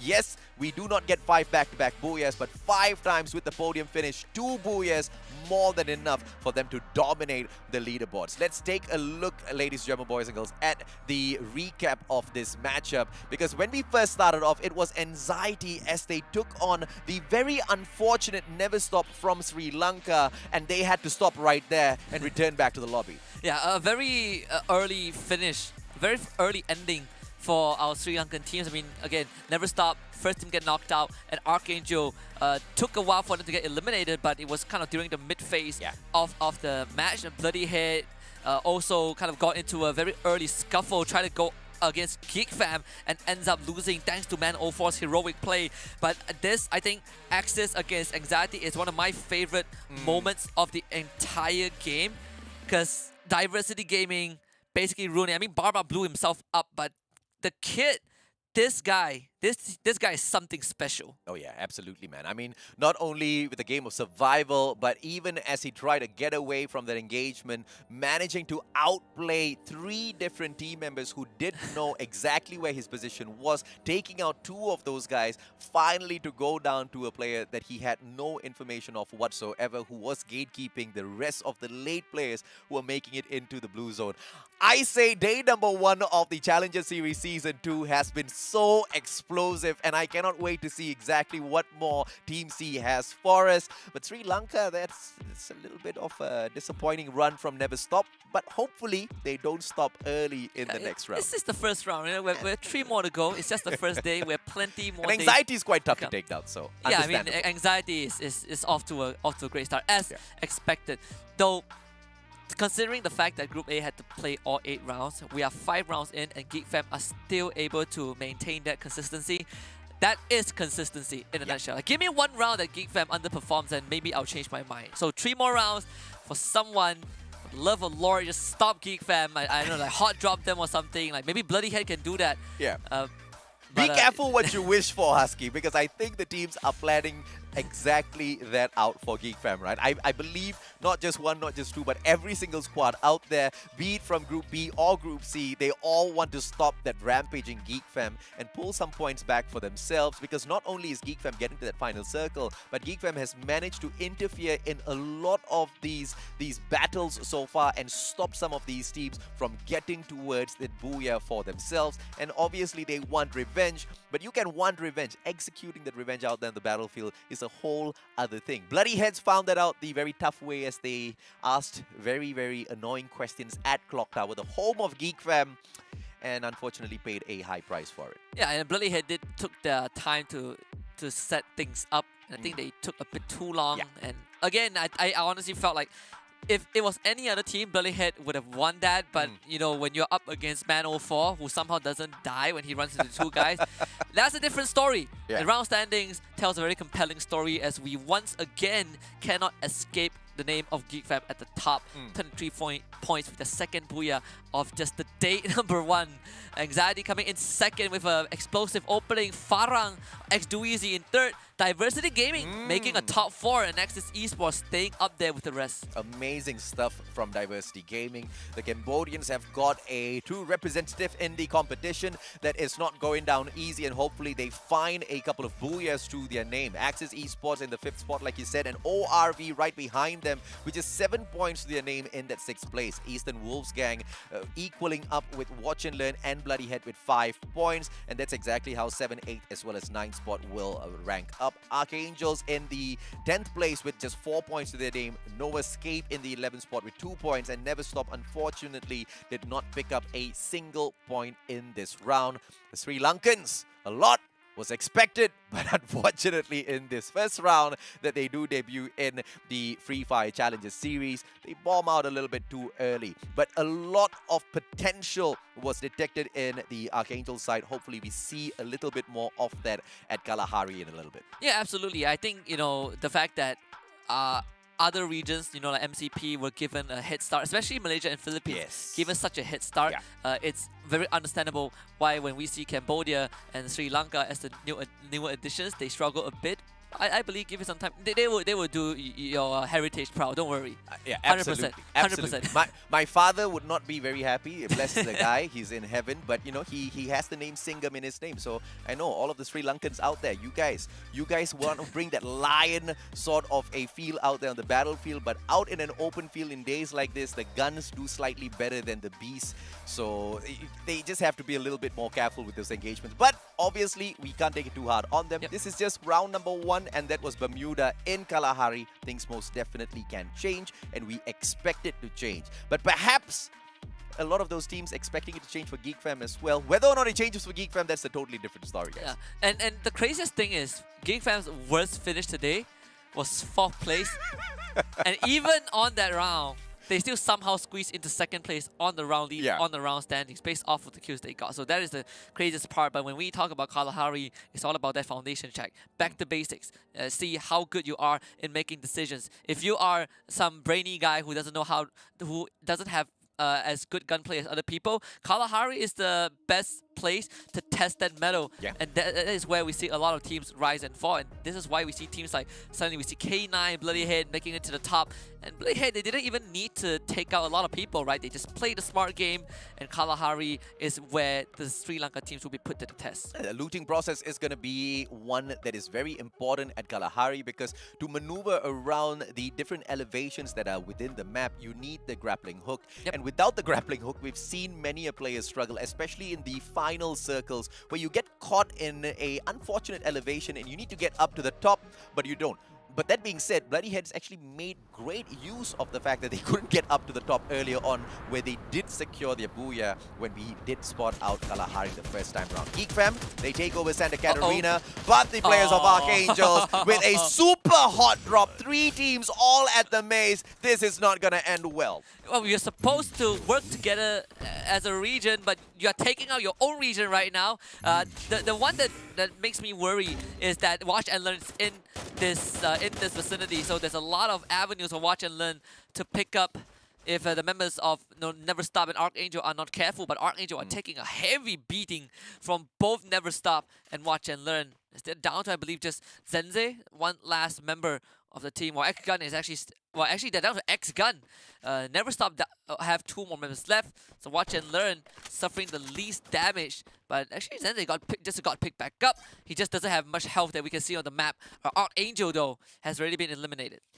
And Aquila very quickly running away. He is the flanker for the squad, but this time around the reason to get away from this battle is not to flank, but just to play the game of survival, just in case they get hunted down and lose Zenze alongside Santa. Great plays coming through from the players of Never Stop to disengage at the maze and survive for a little bit longer. But even though that was a great play, they need to make sure that their Lucky Stars delivers a little bit of extra good loot, because Aquila seems to be running straight towards the players of No Escape, and there is no escape when they find a stray player out there on the battlefield. Everybody wants the kill point for themselves. No Escape is no exception to that rule. Axis Esports, on the other hand, straight into the hands of ORE at Bayfront. Gonna be an interesting engagement though. Axis Esports have the full team with them, but ORV are lacking 1 member. So we're seeing Latte, Mocha, and I believe Cappuccino around. They're finally regrouping, but Axis are very much hunkered down. And Flame kind of playing the Overwatch with that rifle on top. And also have a couple of grappling hooks, a grapple for him to work around and maneuver around this area. But if you are ORV right now, you have to be really careful of not getting picked off by Flame. The grenades can be thrown out by Latte. Does tag on the 2 members, Neptune and Shah here. So huge damage from the members of ORV. And they're going to go for it, but Mocha gets picked off. And again, we talk about this Flame is in such a good position, and ORV did not respect that. ORV now as they drop 1 player. Axis Esports all gathering up together. Latte just still playing the extra bit of information for the rest of his team members, but Cappuccino in a lot of trouble regardless of the amount of information served up by Latte. Cappuccino will have to deal with a game of numbers, and he doesn't deal with it well. Rose puts him down onto the ground, pulls out the time turner. No one's able to respond just yet, and Latte is put out of the equation. Axis Esports, they continue running the town in here, and ORV has no other choice but to back away from Bayfront. Will they be able to survive as they disengage? At the moment, 2 players, they split up, with Cookie having the opportunity to play distraction but stays hidden. That's not really the greatest of plans here that they can execute, because if Cookie can just keep the players of Axis Esports a little busy as he does right now, that's going to open up the position for Lotte to find a way to bring back the rest of the team members for the side of ORV. A great grenade will be tossed in, but bounces off. Unfortunately, Neptune doesn't have to worry too much about that. And Axis Esports suffer just a loss. You know, they lost Flame, and that's pretty much it. But ORV, like you said, deciding to stick around and actually not taking this opportunity to back off, kind of looking for a flank with Cookie playing on top of the roof and Latte looking for a wraparound. But if you guys are watching this broadcast right now, and of course you're watching if you can hear me even, do remember to redeem the giveaway item, Monster Gun Box. This is the code, and you can only redeem it. You're only eligible if you're playing on the Singapore server, so do remember that. That being said, watch and learn. EWG get engaged in another gunfight. This time, EWG are the one winning out. They were able to finally get rid of Demon76, who has been a thorn in the side. And while all of that was happening, Anxiety is also nearby. EWG gotta be pretty careful to not draw the attention of Anxiety, who can easily pick them off from afar. Manchai with the accuracy out there, just putting a little bit of pressure on the team out there on the elevation, but hits no kills. Latte manages to bring Mocha right back into the mix, and ORV is as solid as ever off screen. Anxiety, on the other hand, having a little bit of anxiety on their own, as Kanoho is stuck outside in the open between 3 different squads. That's not going to be an easy situation to get away from. Watch and learn. With Demon76 out of the equation, they have to make their way to a buy spot, and as you can see, that's exactly what Venom96 is attempting to do, to bring his team member right back into the play as the Eastern Wolves gang approach the place where the players of Bloody Heads call home, the command post. Yeah, and command post is, Bloody Head is the only team that takes command post from the start, regardless of the situation. They, just like how Geek Fam left Clock Tower on Bermuda. We see Kaloy. No grenades in the hands though, it's pretty unfortunate. But Manchai is making a lot of noise around the perimeter as EWG have been spot up by Kaloys. So Bloody Head's move actually is to spread out. So they're not really playing together as a team. You have Mark playing on the absolute outskirts and Shank on the other end, just to cover as much ground as possible. They actually were able to set the vehicle of EWG on fire, but no knockdowns just yet. Unfortunate, but it was a good try from the players of Bloody Heads. But now the players of Eastern Wolves gang have got the information. They know exactly where to fire at as Mark continues to tease them with all of those shots. Manchai hoping to be able to fire right back, but they will not find the players of Bloody Heads. The next circle will move away from command post, which will force the players of Bloody Heads to move in as well. But they might be able to gatekeep the players of Geek Fam, although that would be very much unadvisable because of what Geek Fam has been able to prove in the competition so far. Farang has got a great position for themselves, especially with Spade, who has that bird's eye view, and he sends that information right back to the rest of the team members. But out in the danger zone, you can't really do much, Husky.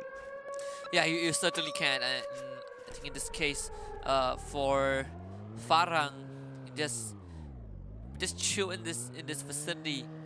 There's nothing much that can be done.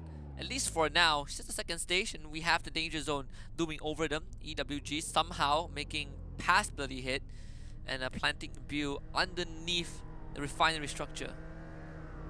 You have to find some of that cover, and if you're out in the open, like what we see is Spade holding on to, that's not going to be pretty much a good result once you get hit by one of those missiles. But the danger zone clears, and the players of Farang can continue keeping up all of this pressure. Anxiety, Kanoho, what is he doing? Finds one player out in the open, but the rest of his team members had not moved away yet.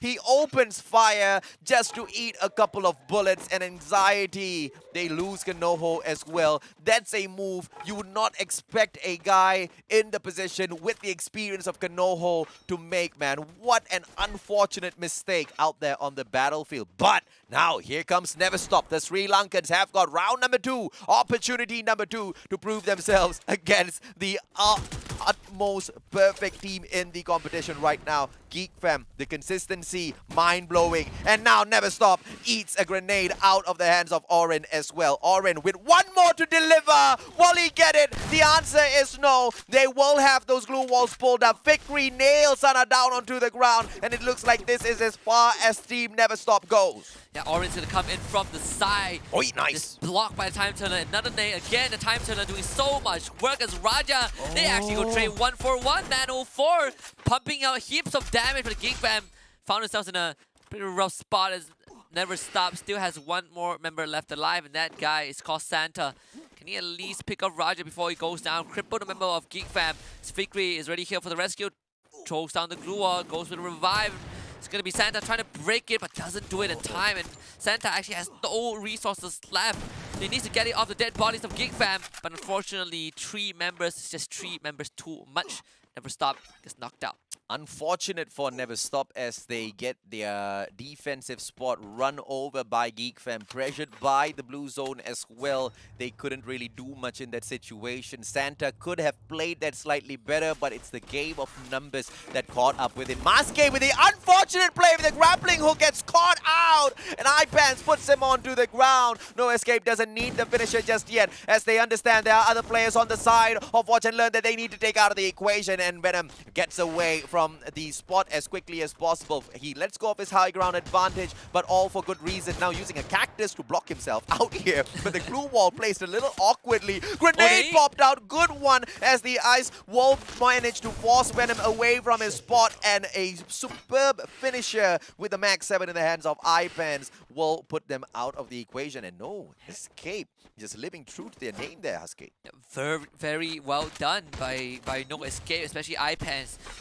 Both mowing down the members, mowing down their opponents, and just like that, I actually see No Escape now getting some breathing room, but on the other side of the map, you can't say the same though. There are some engagement between Diversity Gaming and ORV, and I believe iPad just got knocked from afar by Yet with an incredibly long shot, gets a pick off, and this is gonna make things slightly harder for the members of No Escape. iPad still was brought back thanks to the revive. But while that was happening, Farang is about to crash the compound.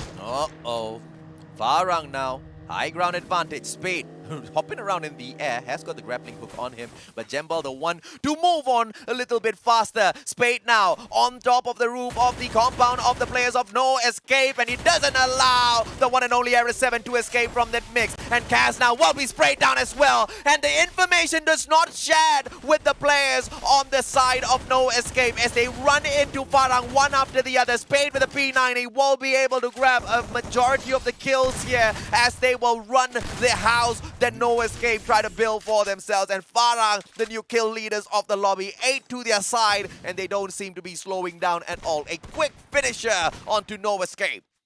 No Escape, I believe, still has one more member left. I could be wrong. I feel like No Escape still has... Yeah, I think there's still someone left that was able to slip away. We didn't see the elimination screen, so No Escape kind of still in the game. Geek Fam was able to go for a revive error. Where is he? The one guy that got revived now has a tall task of bringing his team back to life. The problem right now is that he is underneath the entirety of Diversity Gaming, and he only has 6 medkits to work with.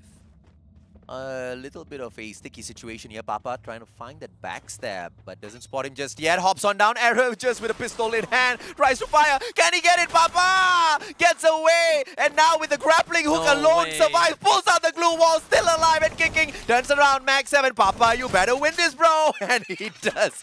That was an almost boo-boo there from Papa as he messes things up. Catching that player. And he only had the grappling hook in hand. Fikri gets taken out of the equation. Doing a lot of the players out there on the battlefield a huge favor. Oren down onto the ground as well. Geek Fam might not be able to make it through to the podium finish this time round with the way things are going. Yeah, it seems very likely that Geek Fam would finally have one round where they don't finish at the top 2. We say that last time they still managed to do it, right? So I know, right? Just wait for Geek Fam. They actually still have revives to work with. Definitely not on Fikri. I think Fikri got brought back already. Mantai getting a sniper to Morgana from afar as Geek Fam now just slowing down, realizing that this is not the most favorable position for them to be in. And Raja picks his head out, gets tagged by 2Bat. Maybe this is really one round that Geek Fam will not finish that, get a top 2 finish. And Farang actually already saw Man 04. Actually saw one of his models sticking out. So for Man 04, it's only a matter of time before he needs to move into the crosshairs of, the crosshairs of his enemies. Man 04 just playing the medkit meta right now as he tries to heal himself outside of the circle as long as possible without dropping on in to engage. But the players of Farang still have got an eye on him. 2Bat from afar. It's got the AWM in hand. Jembal taken out of the equation, and players of the side of Geek Fam will be absolutely livid with the performance of Man 04. That time turner is going to stop Latte, and just before the time turner goes down, the double glue wall is pulled out, and Lotte's AWM cannot penetrate it just yet. And and Lotte himself gets knocked down onto the ground by Shanks, all thanks to the SVD. It's going to be Axis now as they rage on through this battle with Rose getting taken down onto the ground. Axis still alive and kicking. Giant loses his life. Double vectors in hand. Couldn't do much. Flame, final player. Max 7 in hand. Nobody around him and he has to just play the game of patience. Yeah, a lot of these guys are tanking the blue zone, especially Axis Esports. They have to be in a really bad spot, and Flame from behind brought back to life now, trying to go for all of these pickups. Get a couple more final touches for his team of running a glue wall, so I think that's something they gotta be careful of. A nade coming out from Bill, and that should be it. He actually catch Flame with his SMG. Farang hitting that 10 kill mark as Cappuccino takes out Mark. Bloody head, suffering heavy damage. And EWG also just down to one member, which is Bill, but EWG did not notice. It's the other two teams out there. You've got Farang, you've got Eastern Wolves gang.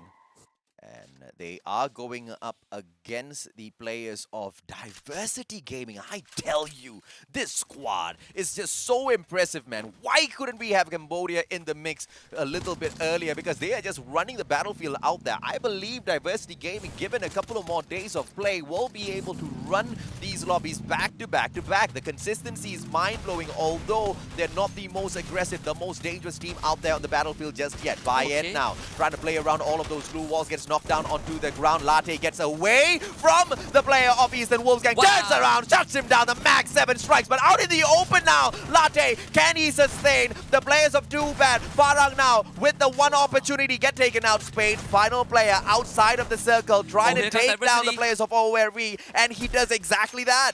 And Diversity actually got so much info because of that one bike ride, and this is the best chance. The nade coming to Cappuccino, able to take cover behind the tree, but it gets flushed out anyways. The kid getting that kill, and Diversity Gaming now going in for the win. The blue wall. Latte goes down as ORV now all are being spilled onto the soil as Diversity are going in for the finisher. ORV, can they still stand? It's just down to Mocha, but the rest of Diversity are here for Cambodia as they put their flags on the board. Cambodia with the first booyah. Rejoice, Cambodia, because Diversity Gaming is the best representative you could have asked for. Consistency throughout the day, and finally they pick up exactly what we asked for before this round. We said Diversity Gaming needs to pick up a couple of booyahs. They say, all right, thank you very much. That's exactly what we'll head in to do, and it looks like they found their momentum out there on the battlefield already, playing the game of patience this time round,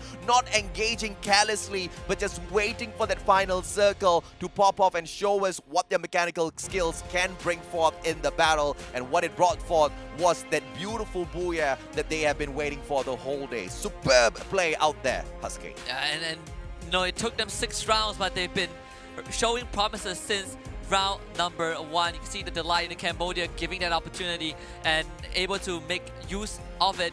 2 more rounds for them to play in this map, in this day 1. But from the get-go, we already saw some glimpses of the potential, the so-called lack of respect, the bonus to take on the greatest teams that we have and come out on top. I like the meta that I saw on their table. They've got baby powder. Oh, on yes. the phone screens. I love it, man. I mean, you sometimes you just gotta skip past the finger sleeves and just go back to the OG style. But the OG style delivers that booyah at the end of the day. You as use well, sleeves, but, right? Yeah, exactly. Yeah. No baby powder for the mustachio, but you know, if you're an OG, that's exactly what you're gonna be defaulting back to. But you know, Diversity Gaming at the start of the matchup, it was not the easiest of run. And speaking of not the easiest of runs, the players of Never Stop, although they managed to disengage in their initial super hot drop at Maze, they couldn't get away from Geek Fam, which was just a little too much of trouble to deal with, Husky. Yeah, and Geek Fam just hunts you down left, right, and center. But we did see Farang having almost an incredible run, able to make it to top 3, if I'm not mistaken, alongside EWG and Diversity Gaming. But Farang showed a lot of promise, especially with all this early push into the players of No Escape. No Escape, because they made it up with one survivor, they were able to buy a bit more time for themselves in this round. But overall, Diversity Gaming had a very slow start. Yeah. But once they turned up the heat, they went for the booyah and they got it.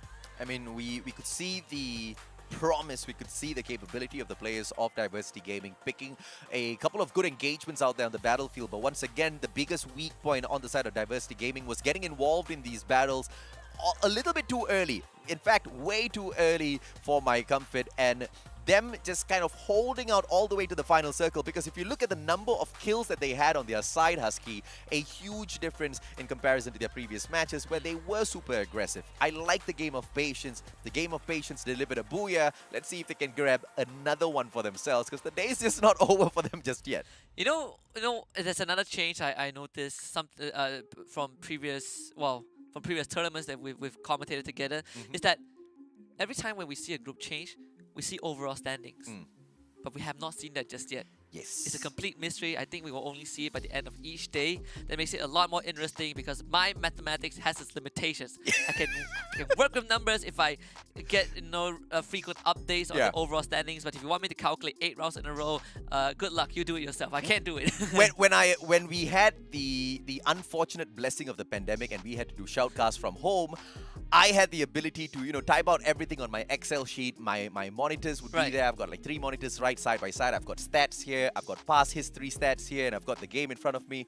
Right now, I've just got a camera in front of me, so we just got to make do with what we have. But hopefully, in day number 2, we get to see the overall leaderboards back to back. We know you guys want that as well, but we will be working on that in the background. But for the time being, the suspense most definitely is delivering exactly what Broadcast wanted to deliver, and that is the anxiety in our hearts, right? Wondering whether or not the teams were able to climb up. I'm just curious to see exactly how much did Diversity manage to do for themselves with this booyah this time around. Yeah, I'm thinking the same thing too, right? How much is Diversity Gaming garnered? Where does AKO Khmer stand after the first 4 rounds?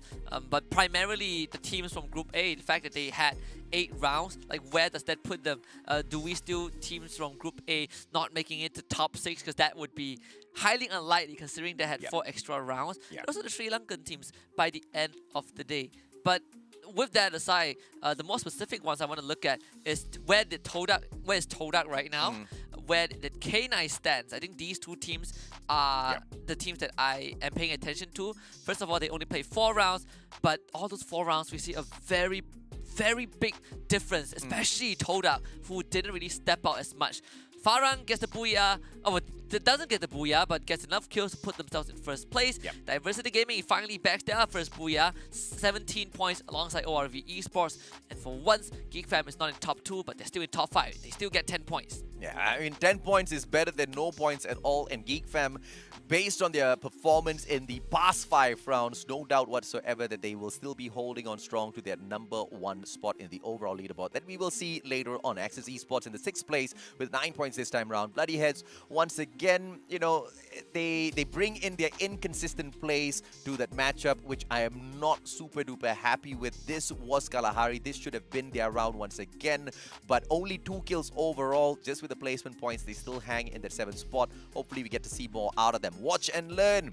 They did watch, they did learn from the previous competitions. This time round though, they couldn't really find a great placement, but super aggressive from the start. As you can see, 5 kills as they pick up to grab that 7 points overall. No Escape in the 9th place with 7 points as well. Never Stop and Archangels once again sitting down in the bottom 6 points to the side of Never Stop, which is a huge improvement if you want to check it out in comparison to their previous matchup.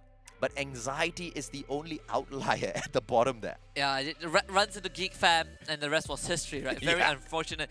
But the one standout one for me was ORV Esports, right? Don't be fooled by their name because they really did a number on their competition. Yeah, the first round wasn't exactly the best, but this round they played to close to perfection. And if it's not for that final clash with Diversity Gaming really messing up everyone else, I think ORV Esports would have a good chance to make it to that booyah. Yeah, absolutely, man. But of course, all of these different situations will break down round after round. At the end of the day, the gods of RNG have got a little bit of say in these matches, as well as the drop spots that these teams scurry on to look for in day number 1. But of course, more action coming up for you guys. We still have 2 remaining rounds, but we will have to catch that right after a quick short break.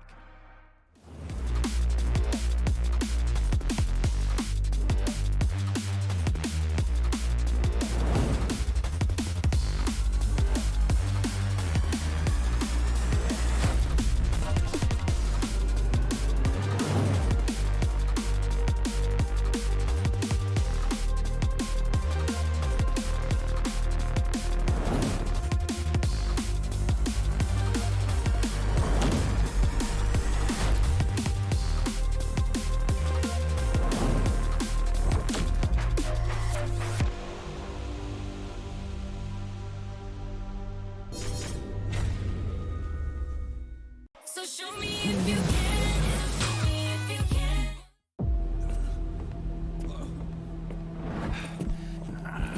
Beat through storms to deliver a book is the stupidest mission I've ever gotten.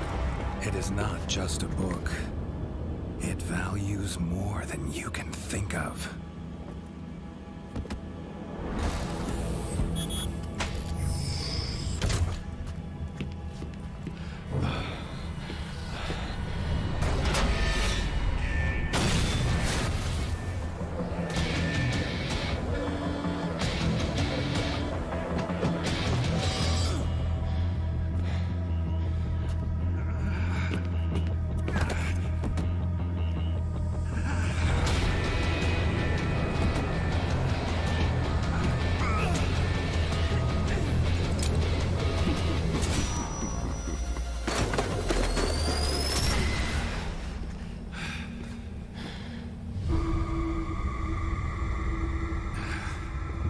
What can I do for you?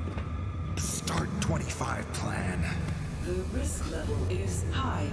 Please confirm whether you need to run it. Confirm.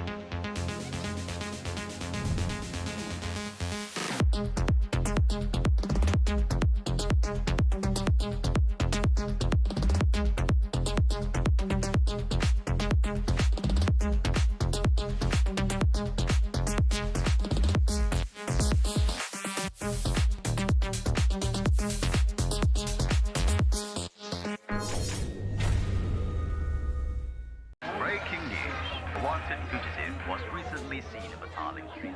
We are waiting.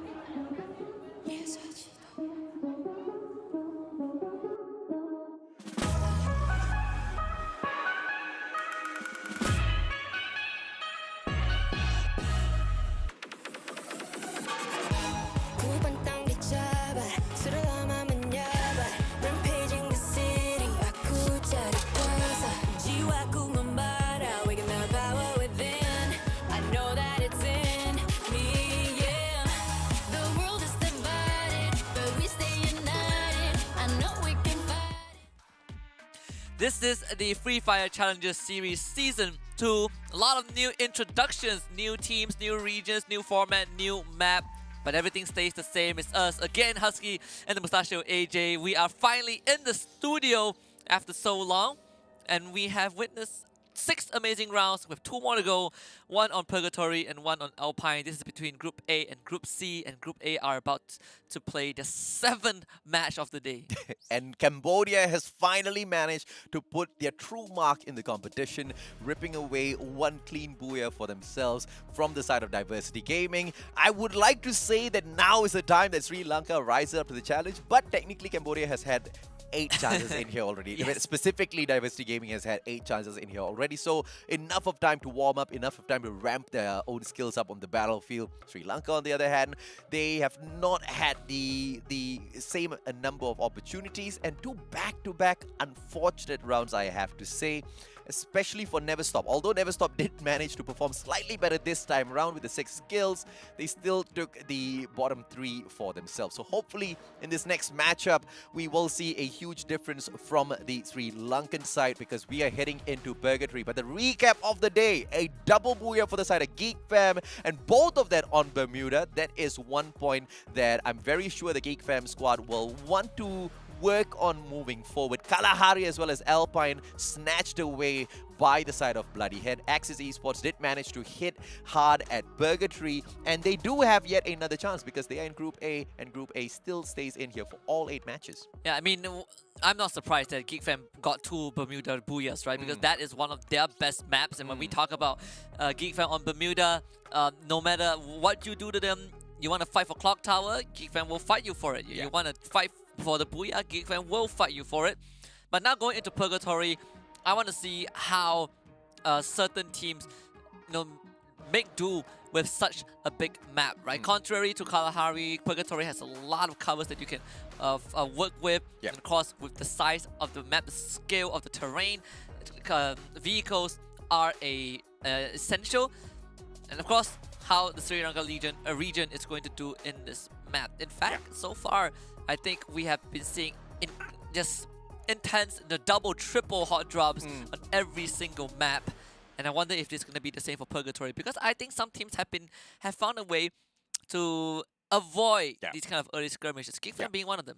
And I mean, Geek Fam being one of them mainly because they bring in their history of all of the competitive scene appearances, right? On the side of Sri Lanka, on the other hand, this is their very first opportunity, so we're not going to, hold them to their unfortunate performance so far, because they're still trying to adjust in the competition. They're still in here with the opportunity to do all of that homework. But, my dear boys, that homework could have been done from the competitions of the past as well, because all of these teams have been playing for quite a while, which means the probability or the possibility for the Sri Lankans to avoid engagement early stages of the maps is most definitely there, except Alpine. Alpine is a totally new map, so we understand, but the probability is still there.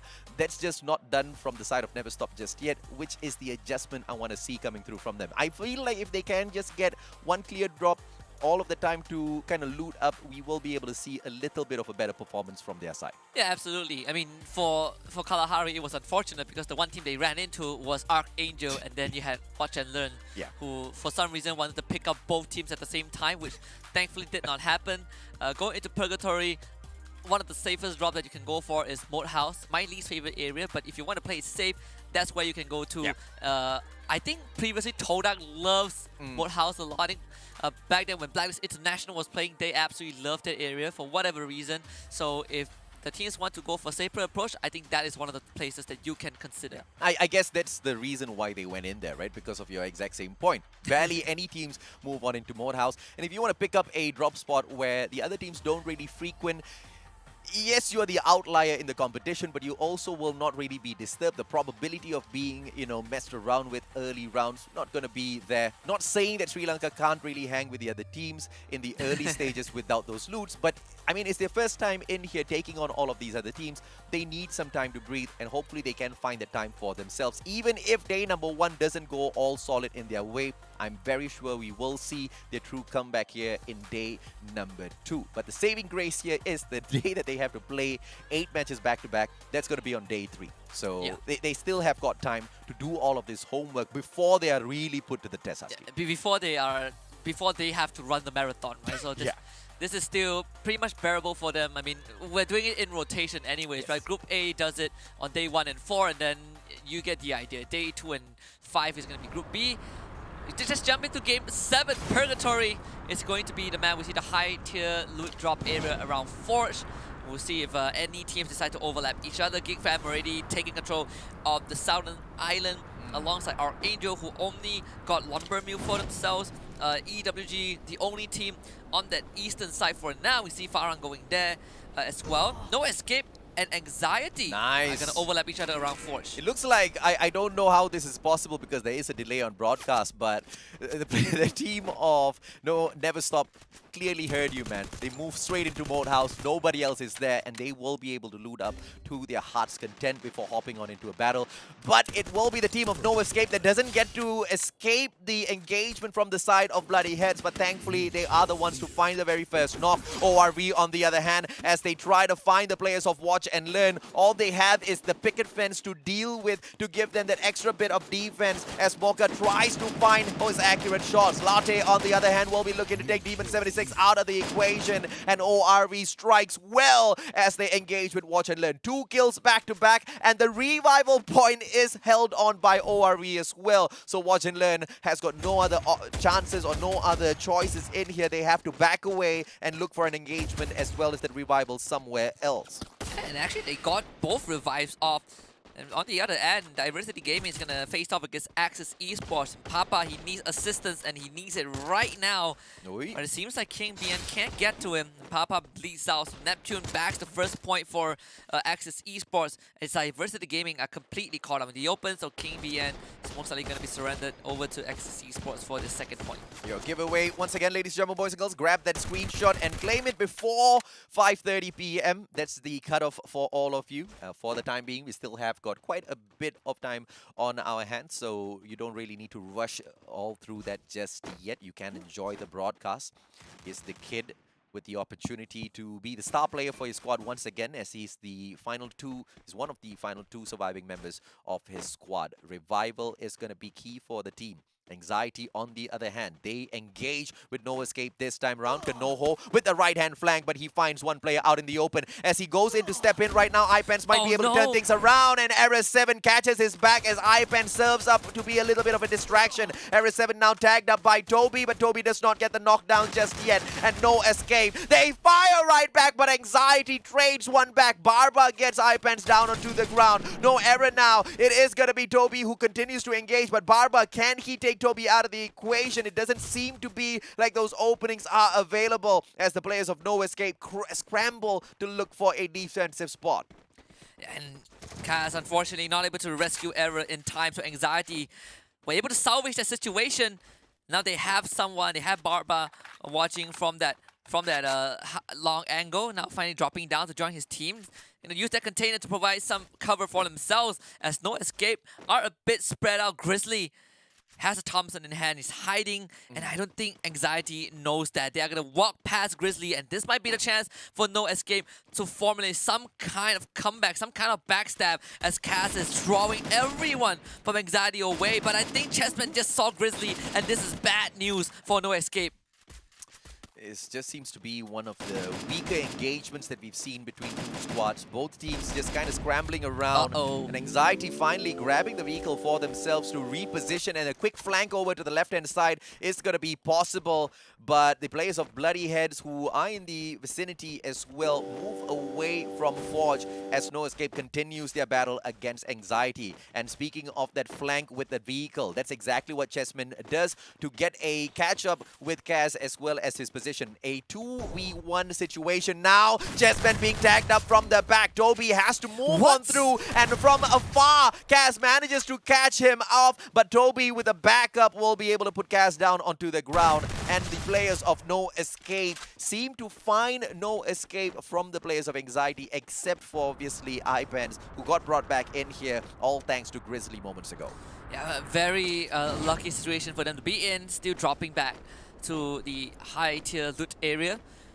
But No Escape are basically dry of resources, so it's nothing for them to do. Even for Grizzly, he only has 1 glue wall in hand and nothing else. So for No Escape, it's going to take them a long time to get set up to play the rest of the game. Whereas for Anxiety, they are in a fairly good spot. Ipan's just a little far away from Grizzly, but here Oh, comes Man no. 04 now. Geek Fam about to put the finisher on to no escape. Raja in the vehicle, and he tries to catch up with the rest of his team members. Ipan's out in the open, but thanks to the circle, Geek Fam takes a hard left, finds out Seeker, who Raja wasn't even seeking out, but he disengages, not wanting to they take see an aggressive everyone. push. And yes, they do spot out the players of nade? Archangels. The grenade is going to be Oh popped right my in front. God, Does so get good. the one and only Joker down onto the ground. Roma with that backup as well, but Raja super aggressive with his push in. That nade was perfect. From afar, I can't believe that he actually made it to the factory, but it's not Geek Fam coming in to take on Never Stop. Archangel, excuse me, and unfortunately it seems like Archangel are taking a very heavy beating. Geek Fam just stormed the warehouse. There's 3 down from the side of Archangel. Able Seeker just now on the bike, spotted out by Raja. He's already out of the area very long ago, so at least Archangel can still survive and bring the rest of the team back. It's gonna take a while, but saving grace for Archangel nonetheless. Archangel, let's see if Seeker can bring his team members right back into the play. He needs to find that revival point, and he's outside of the circle. In fact, he's got such a long distance to cover. Let's hope and pray that he will be able to get to a safe spot and bring his team members right back in without being stopped. He does have 2 revival points right in front of him, one off to the right-hand side on Cam's side, and he does have one on the left as well. But it's all about the game of decision-making now, as the players of Never Stop are spotted out by Farang, and Farang has got that high ground advantage to take all of them out of the equation here. Santa has got a great weapon on him, but for that close-range combat, so a little bit of a distance between himself as well as Farang. Hopefully he does find a different gun to make use of here. Spade not letting go of his high ground advantage, as Farang now looks to take out the players of Never Stop. They don't have to worry about the circle just yet. 40 seconds of play left to go. Plenty of time to work with, as we can see on the feed right there. Archangel slowly reviving the team. Geek Fam continues their voyage down Purgatory, completely just skimming past members of No Escape. No one dares to fire. I mean, the Geek Fam having the easiest entry into the circle. Feels like they're going on a road trip. Yeah, I mean, if you drop by to play Purgatory, you need a vehicle for yourself, right? And Geek Fam has always been the team that respects the meta of each and every single map. There's never a matchup in Purgatory that you do not see them cruising around in their vehicles, covering such long distances, hunting down team after team, and it looks like Bloody Heads are gonna be the ones who get served up on a platter by Geek Fam. But Mark catches one out with a beautiful time turner pulled out, and then he quickly repositions, and no backstab will come through just yet. Shanks, on the other hand, just manages to give him that suppressive fire, and the rest of Geek Fam is pushed into one small compound to work with, and Bloody Heads, they do not get snuffed out easily. Geek Fam has to work for this. Yeah, I'm loving the movements from Mark. Actually, even ambushing Orin and almost taking him down. But on the other side, Farang again takes on EWG, and Farang is winning. They have won it for second time against EWG, forcing Tuas to be the last man alive, trying to run away. But you see the members of Farang are right behind him. They want to at least finish off the remnants of EWG, and they will do just that. EWG becomes the first team to get knocked out. And Geek Fam now, they continue the engagement with Bloody Heads, and Shanks drops Orin. That's a big kill coming through. Geek Fam, can they finish off Bloody Heads? Yes, they do manage to drop Shanks onto the ground, all thanks to Man 04. But Mark from afar, he manages to get that snipe, and it looks like Shanks is not going to be able to get any assistance sent in towards the side of Bloody Heads as he gets put out of commission. But very close to this revival point now, we see one player on the side of Bloody Heads. It is going to be the one and only Mark, but he gives that revival point away to Fikri, and it looks like it will be Geek Fam who brings in their team members. Riptide Rhythm. Mark, is he going to be saved? But Mother Nature saves him. Aye! Fikri! Too good, bro! Mother Nature ain't saving him this time. Not when Fikri's around. He ran away a little bit too early. Yeah, He should have just used that tree for cover a little bit longer. Yeah. Mistimed that play. Very, very, very unlucky situation for them. I honestly thought they had the advantage, but I realized their members were all bleeding out except for Morgana. But at this, Farang again running into a separate team. Actually, it's very, very populated.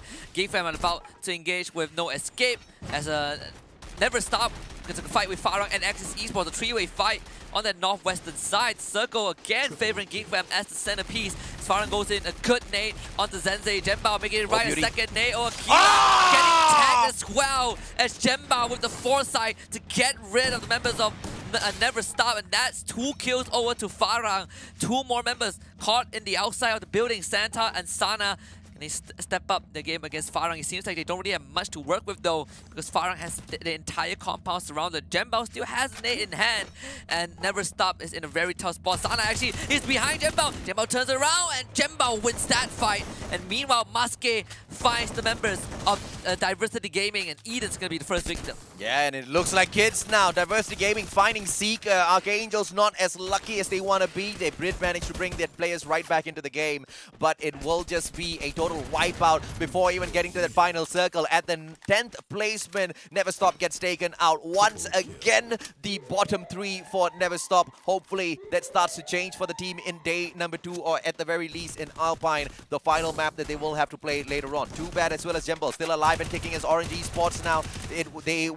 As Geek Fam now take on the players of No Escape. iPan's just behind the glue wall. A beautiful attack onto Fikri, putting down one of the most lethal players of Geek Fam down on the ground. Yeah, but they gotta finish him off though, because Geek Fam, they still have the numbers advantage for now. For No Escape, they're running out of resources. iPan is on, it's all down to Error. And Man04 lets him taste lead. And Geek Fam again wins that one without losing any members.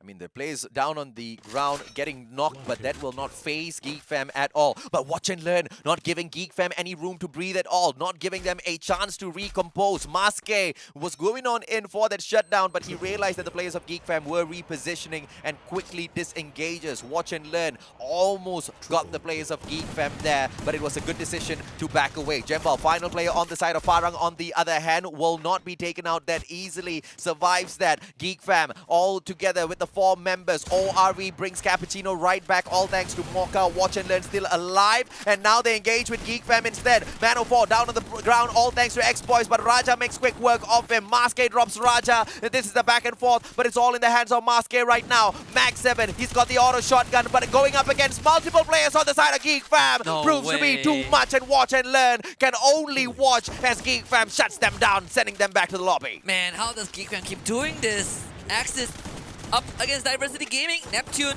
down on the ground. Papa and Kids, can they hold on? And of course, Diversity Gaming once more puts the name on the board. And Barry X's Esport underneath. Diversity Gaming making it to top 4. Once more, the Kid scoring that quad. But this circle now favors Anxiety the most. We have not seen them no making much noise. ORV so spread out. Mocha on one side, Cappuccino on the other. And Geek Fam are about to back their 14th kill.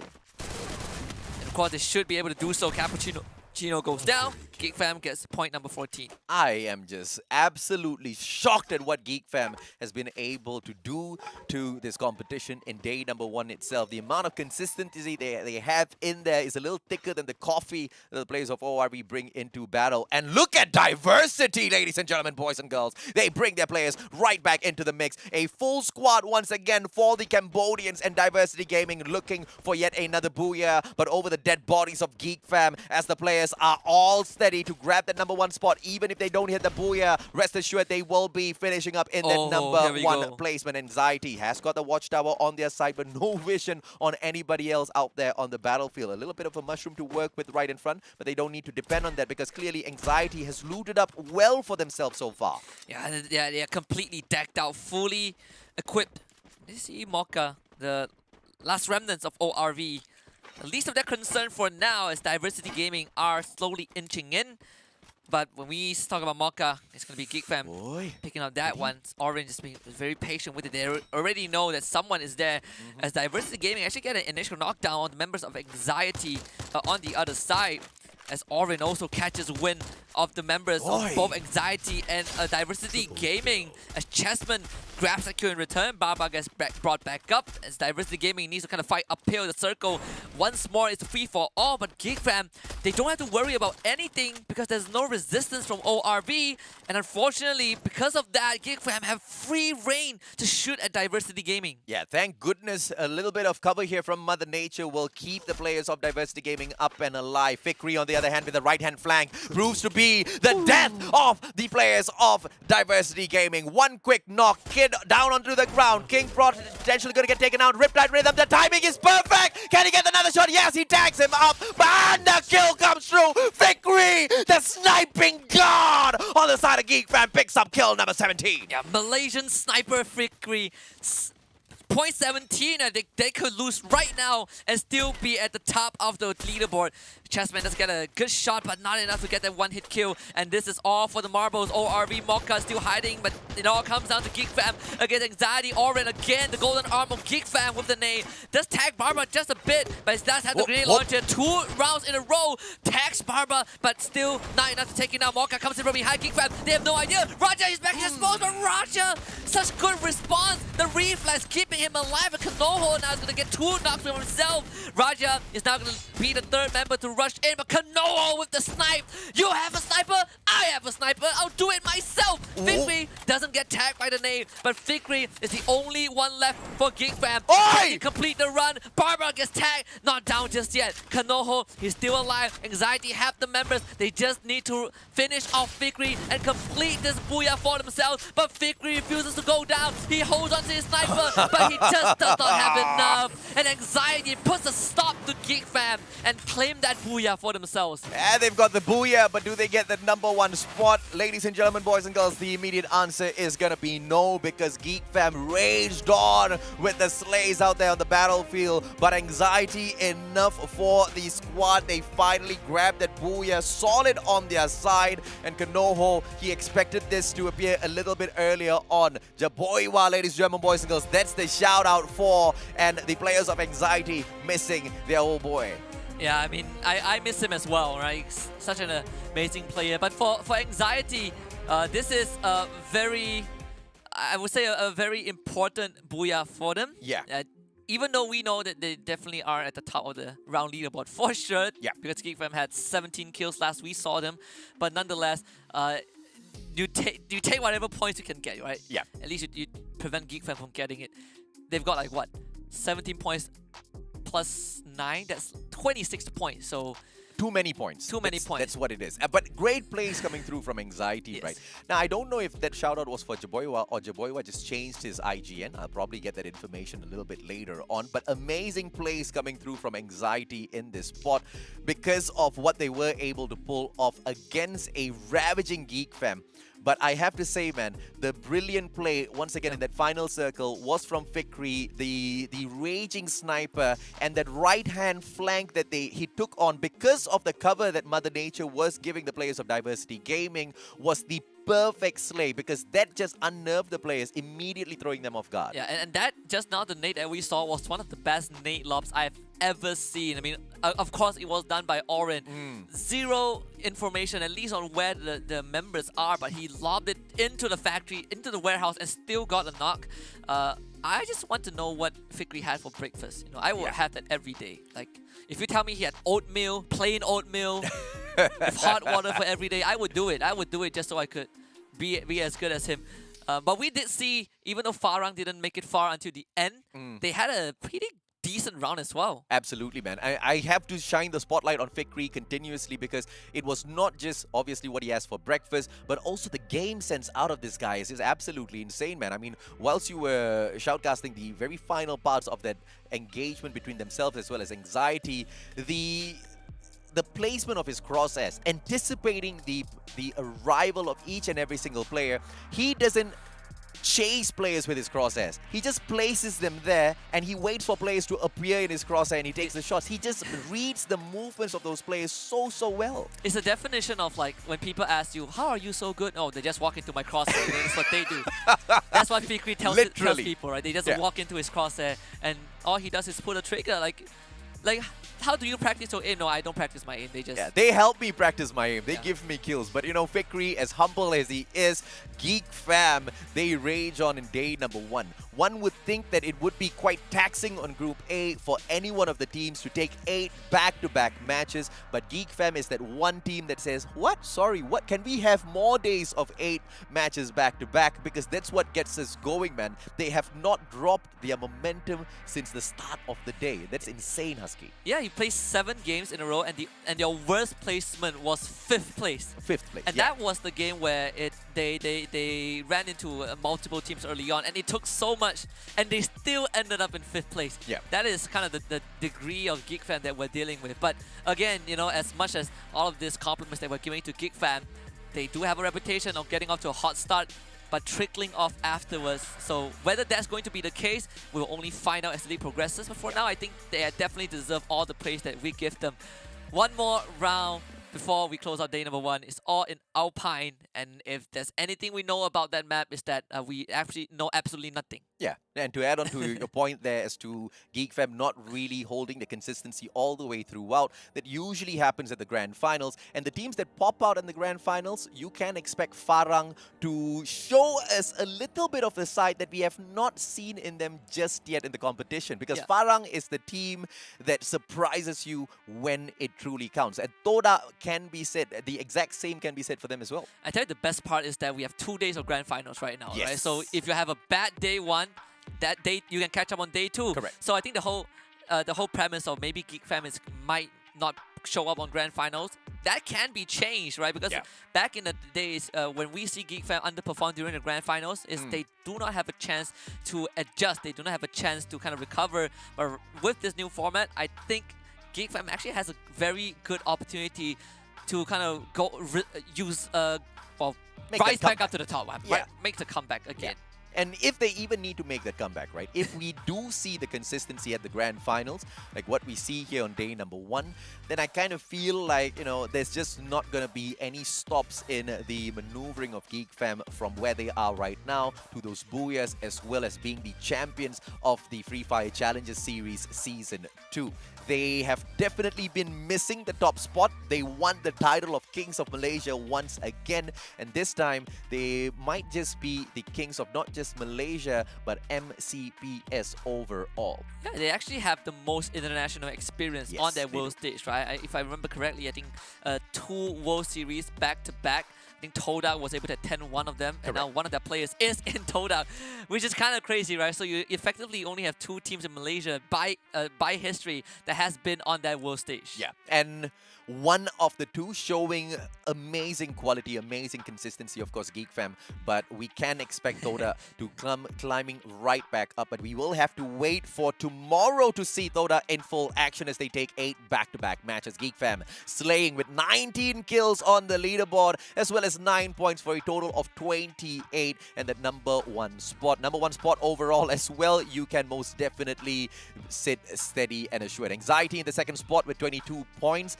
through 10 kills, as well as the Booyah 12 points. ORV in the 3rd place with 14. Farang in the 4th spot with 13 points to their name. Not doing really well with the placement points, but really sandbagging themselves through the aggressive kills out there on the battlefield, Husky. I'm gonna make a bold prediction right now, AJ. When we look at the overall leaderboard by the end of Alpine, the first prediction is Geek Fam will have more than 100 points for sure.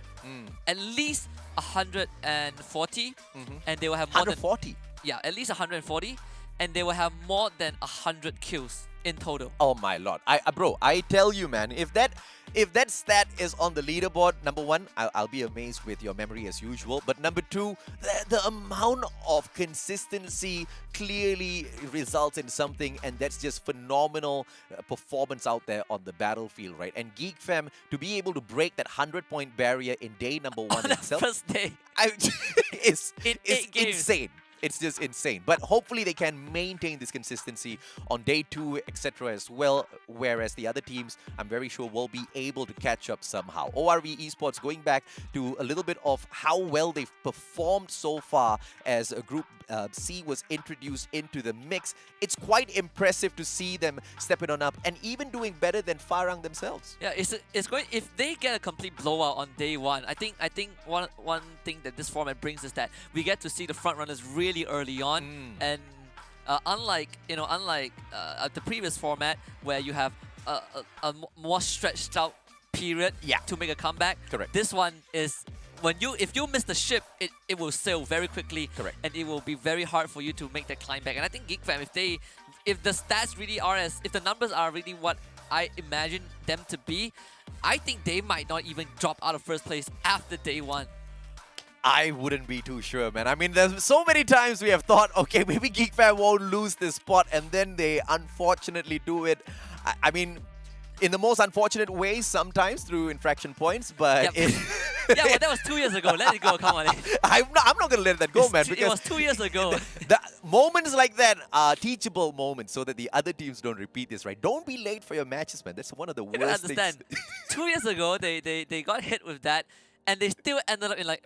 And it took teams so long to even overtake them, and they still won the finals. Yeah. I think they got hit with it twice or something. Yeah. And but the point is...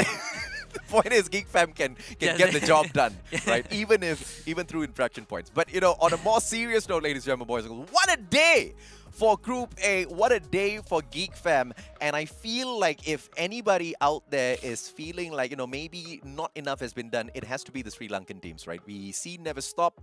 They need to stop bombing out early, and obviously the Archangels, they're living a little bit too close to their name here, continuously going up back to heaven and looking at all of us down from up top. We want them to be on the battlefield a little bit longer, but of course, as we head on in here for our final matchup, this is going to be game number 8, the battle between Group A and C at Alpine. I do worry for teams at the bottom of the overall leaderboard later on, like how far are they from not first place, but just top 12 in general, right? I think the gap might be a bit larger than we initially imagined, especially when Group A has played 8 matches. I think that will kind of inflate the numbers a bit. Yeah. Barring GeekFam, because they played fantastic for all 7 rounds thus far. So another potential engagement early on between Watch and Learn and Axis Esports around this area. I think Bloody Head actually sent out a recon squad. Probably heard some of the commotion, so Bloody Head should be able to work with this unless they want a third party. There is a revival zone right there, so very important for either Watch and Learn and Axis Esports to hold on to it. Maybe that's why Bloody Head are thinking about it. Watch and Learn, let's see if they can hold their ground here against Axis Esports, who wants to take over this compound, but it seems like it's a steady hold so far. Rivermouth is home to 4 teams now, as you can see on the very far corner, right-hand side as well as left. Bloody Heads as well as Anxiety, keeping an eye on the situation that is breaking down. But no information from the kill feed at all, so it's everything that they hear and see out there on the battlefield, Husky. Yeah, and Demon just runs into the building as it gets caught by Flame. A very weird move from this member of Watch and Learn, but they were able to catch out Shahid. So at least we see a 1-for-1 trade. Again, the revival zone is very important. So for Watch and Learn, they actually have the luxury to go for that revive if they want to. But I think we saw a 4-party about to join the fight. Anxiety looming around the corner. Chessman and Barbara have just shown up. So this area is a very densely populated area. Maybe because it's also a high-tier loot drop zone.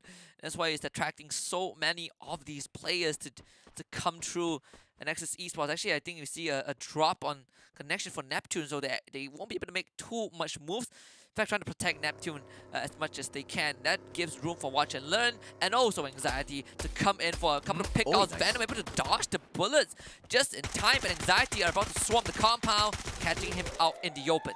Great flank coming through from Barba, and now continuing to play the pressure onto Musk Okay, and Barba will assist Chessman to take that final player out of the equation. Axis Esports not doing too great at all. With Flame down on the ground, they have to depend on Neptune as well as Rose to get the rest of them out of trouble. And it looks like a no-ho now will be knocked down onto the ground because Bloody Heads, this Anxiety as well as Bloody Heads, they were keeping a close eye on this situation, and Anxiety were the first ones to decide to hop on into battle. But Bloody Heads, they still are surviving. They still are keeping a close eye on everyone. They want to be the perfect, not third party, but the fourth party in this battle. Let's see what they pull off in here. Yeah, luckily for Anxiety, they have control of the revival zone, so they just bring Kanoho back. But meanwhile, Spade is left to bleed out, and unfortunately for Flame, he was also eliminated. And they know that Rose is behind a glue wall, so this is also kind of the remnants of Axis Esports. Anxiety looking for the cleanup. Rose has a time turner and a tree to keep him alive. Was able to buy some distance, but Cowdy from Bloody Head knocks him down. And unfortunately, that's going to be the end of Rose. Bloody Head finding Barbara at the same time.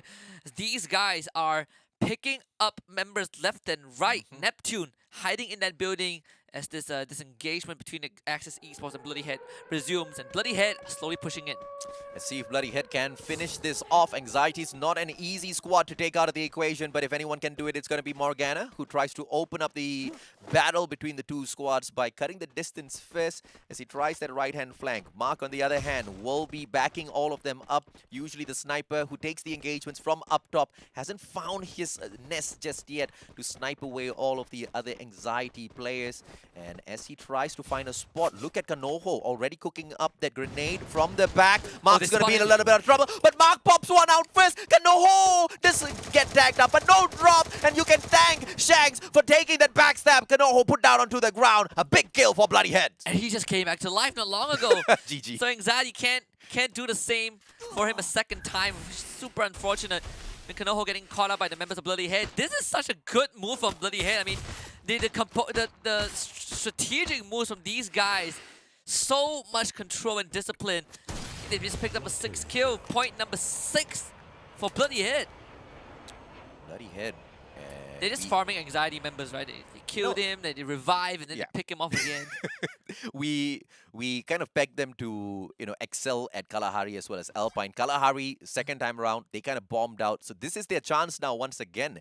If they can bag this, if somehow the players of GeekFam can be taken out of the equation early as well, I will not put it past Bloody Heads from grabbing their third booyah of the day. Neptune is still under the watchful care of Bloody Heads, but Eastern Wolves gang now dropping by the scene to check out exactly what they can do to kind of pick up a couple of kills for themselves as well. Morgana going to be joining together with Shanks, as I believe the players are suspecting that someone could be up top, and if they do step on up, they will be able to find the God of Seas, Neptune, just sitting down waiting for them, potentially to give them yet another kill point. But Bloody Head, they spot no one, and Eastern Wolves gang now drop by to save Neptune. And Neptune's so close to the revival point on top of everything else. I'm surprised that no one has found it just yet. Archangel engaged in the fight.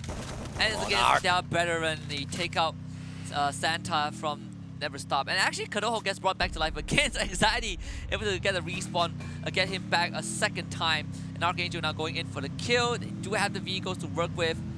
I think they should be able to clean up Never Stop in a bit. As they turn the corner, Sana unfortunately not landing all the shots. Doesn't have the glue wall to work with. He's going to take the time to kind of barricade himself and heal back up. But unfortunately, the 10 has 2 entrances. And Sana is going to be the third member of Never Stop to get picked up by Archangel. I don't know what's up with the infighting between the Sri Lankans. Obviously, this is not planned, but it's just a little unfortunate to see this breaking down out there on the battlefield. And this might just be the second time the players of Archangels take Never Stop out of the equation here. Or at the very least, help their demise. Kaz, beautiful flyover the kid. And that's one of the few times where you actually see the kid getting taken down in a flashy engagement. And no escape now as they continue to try to shut down the players of DG. Diversity Gaming, they have an opportunity to recover. Eden has got the very fast spot off of all of these players. As he survives, Papa will be able to survive and help him out here. The Nice Nade is going to be able to force him away from his position, but he responds with the exact same play. And the game of numbers now finally catching up with him. Oh no, Eden wanted to go for the kill, but canceled it last second because he saw 3 guys of No Escape running at him. And Diversity Gaming unfortunately have nothing left to contribute in this fight. As Neptune is still holding in the... Wait, early on you say Neptune is the god of ocean? Might have gotten that wrong, man. I'm But pretty sure that's Poseidon. Poseidon. Yes, Yeah, there Neptune is a planet. Neptune is a planet? No, Yeah, there- Neptune is a planet. Neptune. No, there is King Neptune. He lives right. in the ocean. Okay, I'm not... Who is Neptune? Now I gotta pull my phone out and Google who Neptune is, man. I know the king of the seas is Poseidon, but maybe I've not heard of Neptune. Who is Neptune? Look at the mustachio on Google. Who as he is shouts. Neptune? Is- Not the, well, we have... Not the shoutcaster Yeah, Neptune. yeah, we all know Neptune. Yeah, Neptune. We know that guy. Yeah. Well, King BN just got picked off. He's a deity of the sea alongside Poseidon. Right. Okay, I actually did not know that. So he's a deity. Yeah, but So is he strong? Is he above Poseidon? I don't think he's above Poseidon. I think Poseidon is the deity of deities of the sea. I don't know. You cracking my brain now, Husky. I'm very interested in mythology, but I have not heard of Neptune before. So I learned something today. You would be glad to know that Neptune, as in the shoutcaster Neptune, was named after that Neptune. Oh, okay. Because his So dad used to be a seafarer. Right. Yeah. Maybe his dad is the Maybe his dad is Poseidon. I don't know. I'll ask Neptune I'll later ask on. him, like- Neptune is shoutcasting, by the way, for the Tagalog stream. We cannot disturb him through messages on WhatsApp, but please trust us. We will get that answer for you guys on whether or not his daddy's name is Poseidon. I love it. By tomorrow. By tomorrow. Tomorrow. Oi, Revival and Anxiety Barba. But the time turner pulled out by Sensei. Slid it in and out. They hop out of the time turner. Sensei still surviving. Sensei puts Barba down onto the ground. That's what you get for disrupting the Revival. No way. I cannot believe that. GG. That actually happened to me. Anxiety. They were like, oh my god. Gotta run as far as we can right now. And, well, they still make it into the safe zone. But I think luck might run out pretty soon because as the circle closes, there's lesser room for you to go for those revives. Geekfan has been awfully quiet thus far. We're seeing teams fight left and not right, but again. not Geekfan. Oh my Not goodness. again. I mean, never stop. You just revive one guy. I mean, Aquila went through all that work to revive you, Sana. And you're about to get picked up by Archangel once more. And Archangel having a great job. And Sana actually kills the kid with a pistol. Oi, ay, Oh ay. my god, I've not seen this before. Not with a pistol at least. And Aquila getting a great, just a point for himself. And the rest of Never Stop just came back to life.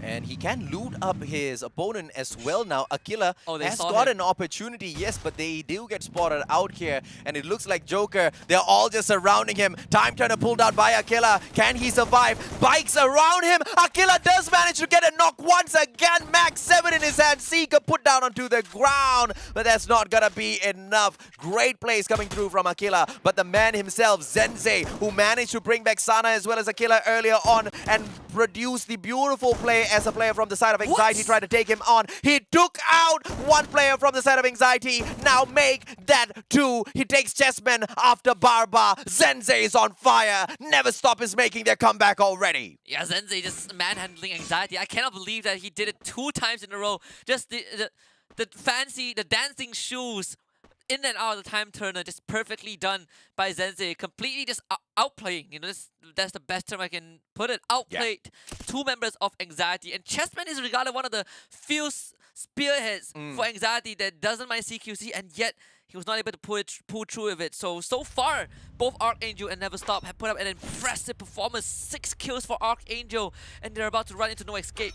Come on, Never Stop. This is their opportunity, and Archangels are alive and kicking as well. And now as they try to spot out players, they will be able to find the one and only No Escape. Let's see if that engagement will end up on their side. Zensei, no trigger discipline, tags up a player who's inside of the circle. Very, very surprising decision coming through from Zensei after those great plays. Kanoho from afar as well. Shahid taken down, and it looks like Barba knocks Shahid down onto the ground, out of the equation. Cappuccino does manage to get the kill onto Toby. Anxiety struggling at the very same time as well. Axis Esports engage out there on the open field against Anxiety. Kanoho as well as Barba. Barba just got brought back. Never Stop taken out of the equation. We don't know exactly who put an end to the run, but it doesn't matter. Axis Esports follows them as well.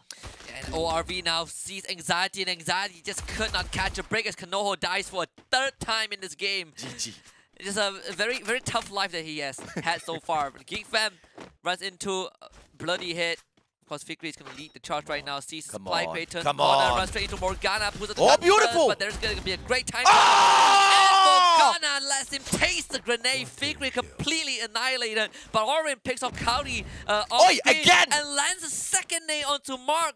And Bloody Hit. They actually have 10 kills. I don't even know how they got the 10 kills. So Morgana just needs to survive and get his teams back up. But he's about to run into the members of Anxiety. So I'm not really sure if Morgana knows this though. Because if he gets picked off, then Bloody Hit's run ends here. And Archangels, they lose player after player to the side Grenade of Eastern launcher! Wolves gang. Morgana! Beautiful shut down onto Barba. And this time round, having to deal with a full squad of Geek Fam. 7 teams still alive and kicking out there. Morgana needs to survive. Pulls out a beautiful glue wall. Riptide Rhythm will take the glue wall out of the equation, but Mother Nature will help Morgana out as he stands right behind the beautiful tree. And Mother Nature says, you stay here, child. I'll help you out. Morgana cooking up the grenade launcher, just waiting for Man04 to cut the distance now. Exposes himself just a little bit, but the glue wall will be helping out Man04. Morgana will have a little bit of assistance from Cappuccino, who takes Man04 out of the equation, and Bloody Heads are still alive in this matchup.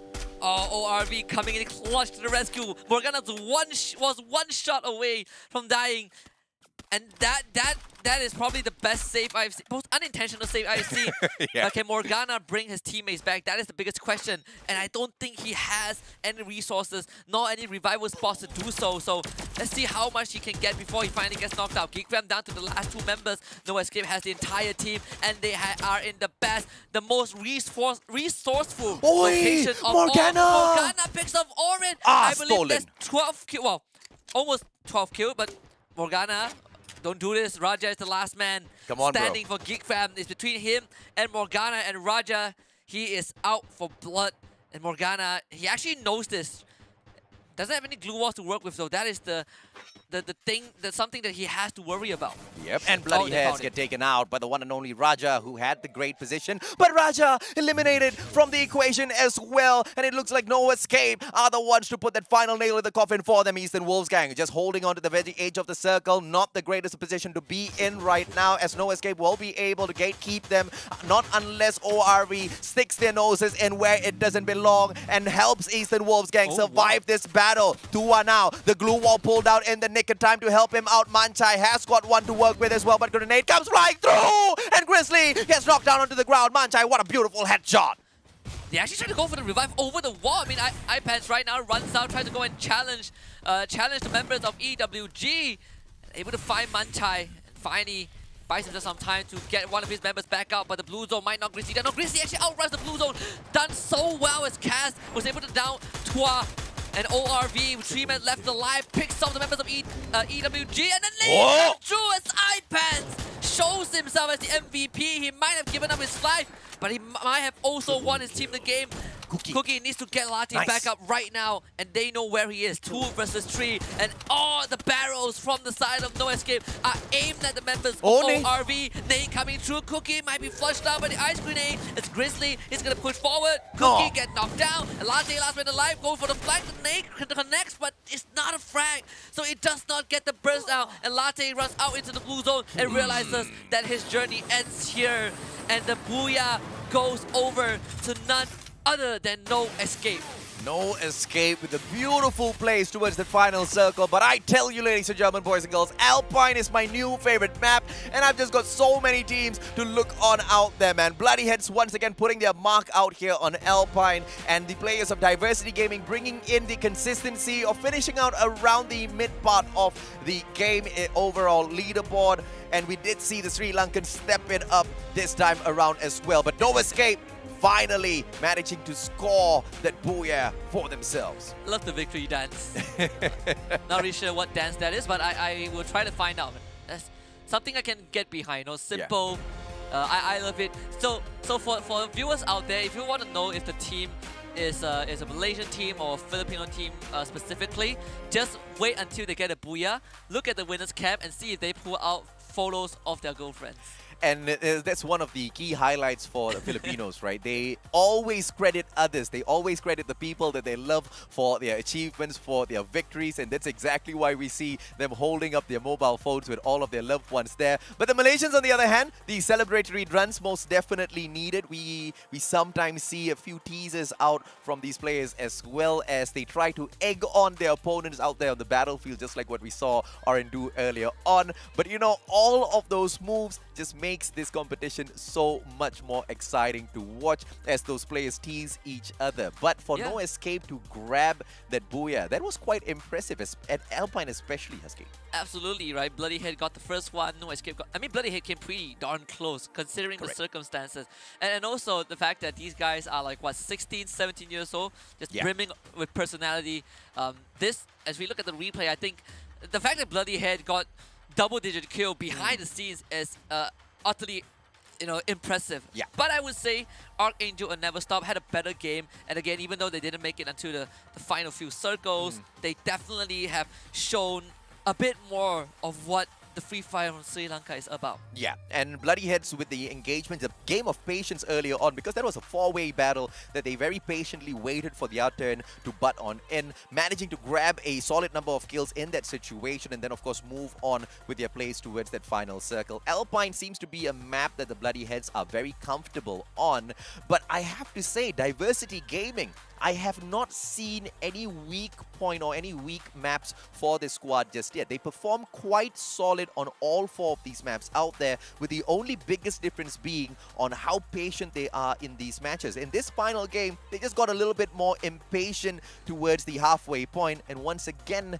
they unfortunately bombed out. Yeah, I think for Diversity Gaming, just like you said, there is no weak point per se, but one thing we can be sure is that this team is at least in the middle pack. Yeah. They're definitely not at the bottom, they're definitely not at the top just yet, but they are on that way to get there, right? In the middle hierarchy. It's a great place to be on day number 1. Yes. We've got a total of 6 days of the league stages, and that is going to be the opportunity for all of these players to climb up. A little bit about the format of the competition. As usual, halfway through, after day number 3, before we head on into day number 4, we'll be reshuffling these groups as well. So the groups that start off day number 4 in Group A, who have to take that back-to-back 8 matches, might not be the exact same team. So I don't know exactly how luck is going to be favoring some of the teams out there, but clearly that has not phased Geek Fam at all in the day-to-day. Oh, absolutely not. I think Geek Fam it's Geek Fam, right? They do not care. Yeah.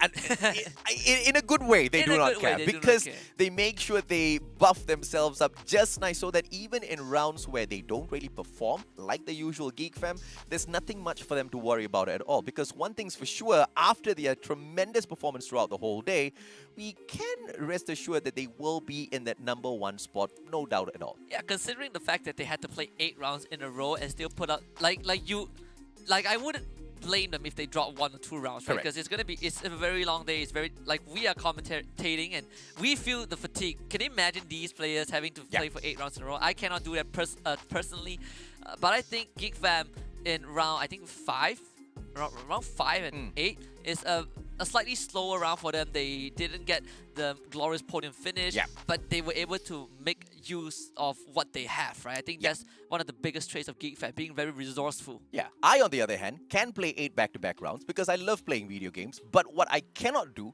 is put out consistency like how Geek Fam does, man. Yeah. I mean, playing 8 games is one thing, but doing that well on these 8 matches, okay, at the very least, the 7 matches, solid sort of performance coming through from Geek Fam.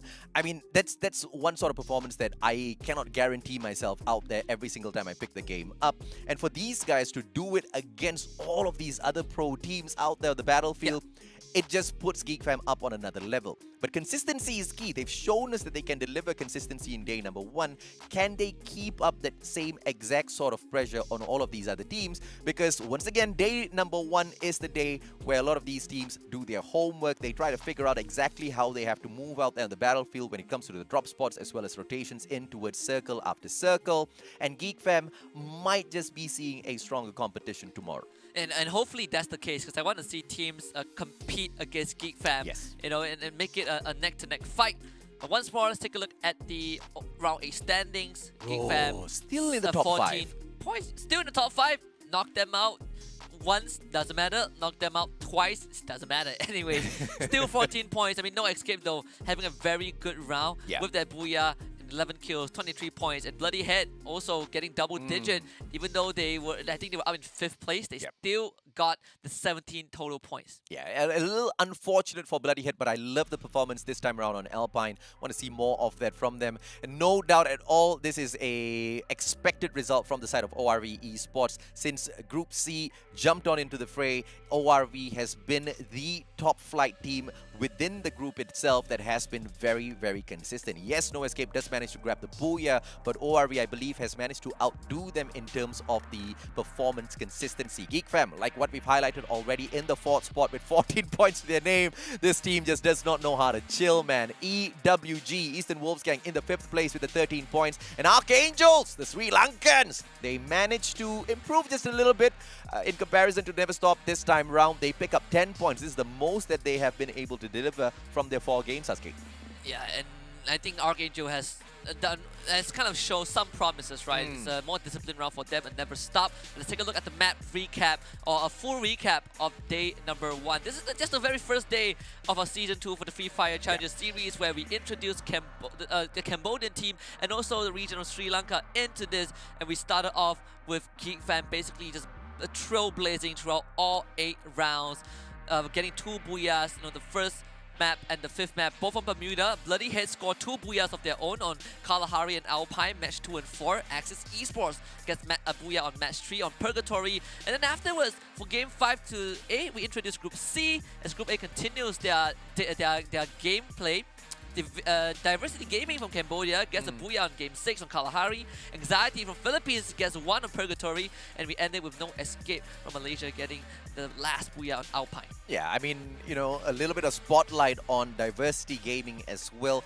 Although it's a single Booyah that they grab for themselves, they have managed to show up on screen quite a number of times. A lot of beautiful engagements out there on the battlefield, but not all of them going their way. And once again, after game number 6, Diversity Gaming went back to their old ways of picking up those aggressive engagements very early on, not really finding their way towards that final circle. But of course, we have got the overall leaderboard coming through for you guys, and Geek Fam with 151 points dominating the competition out there on the battlefield. The kill points not exceeding 100 just yet, but my oh my, the distance between kills from Geek Fam and Diversity Gaming is just mind-blowing. And hello Cambodia, welcome to the pro scene as they manage to bring in their consistent plays and spot 2nd on the placement on the overall leaderboard. 79 points to their name, Askate. If last year you tell me that this is the standing I'm going to see, I would not believe you. I would say that Orange Esports is going to be up there. I would say that perhaps, Team Princess or even Farang be up there. But Diversity Gaming in 2nd, Bloody Head in 3rd place. That is super impressive. Unfortunately for Sri Lanka teams, they are at the bottom 2. Never Stop at Archangel in both 17 and 18. Again, it's just day 1. I know GeekFan hasn't got than 100 kills, but the points, they tell a very compelling story. An absolute blowout on day 1.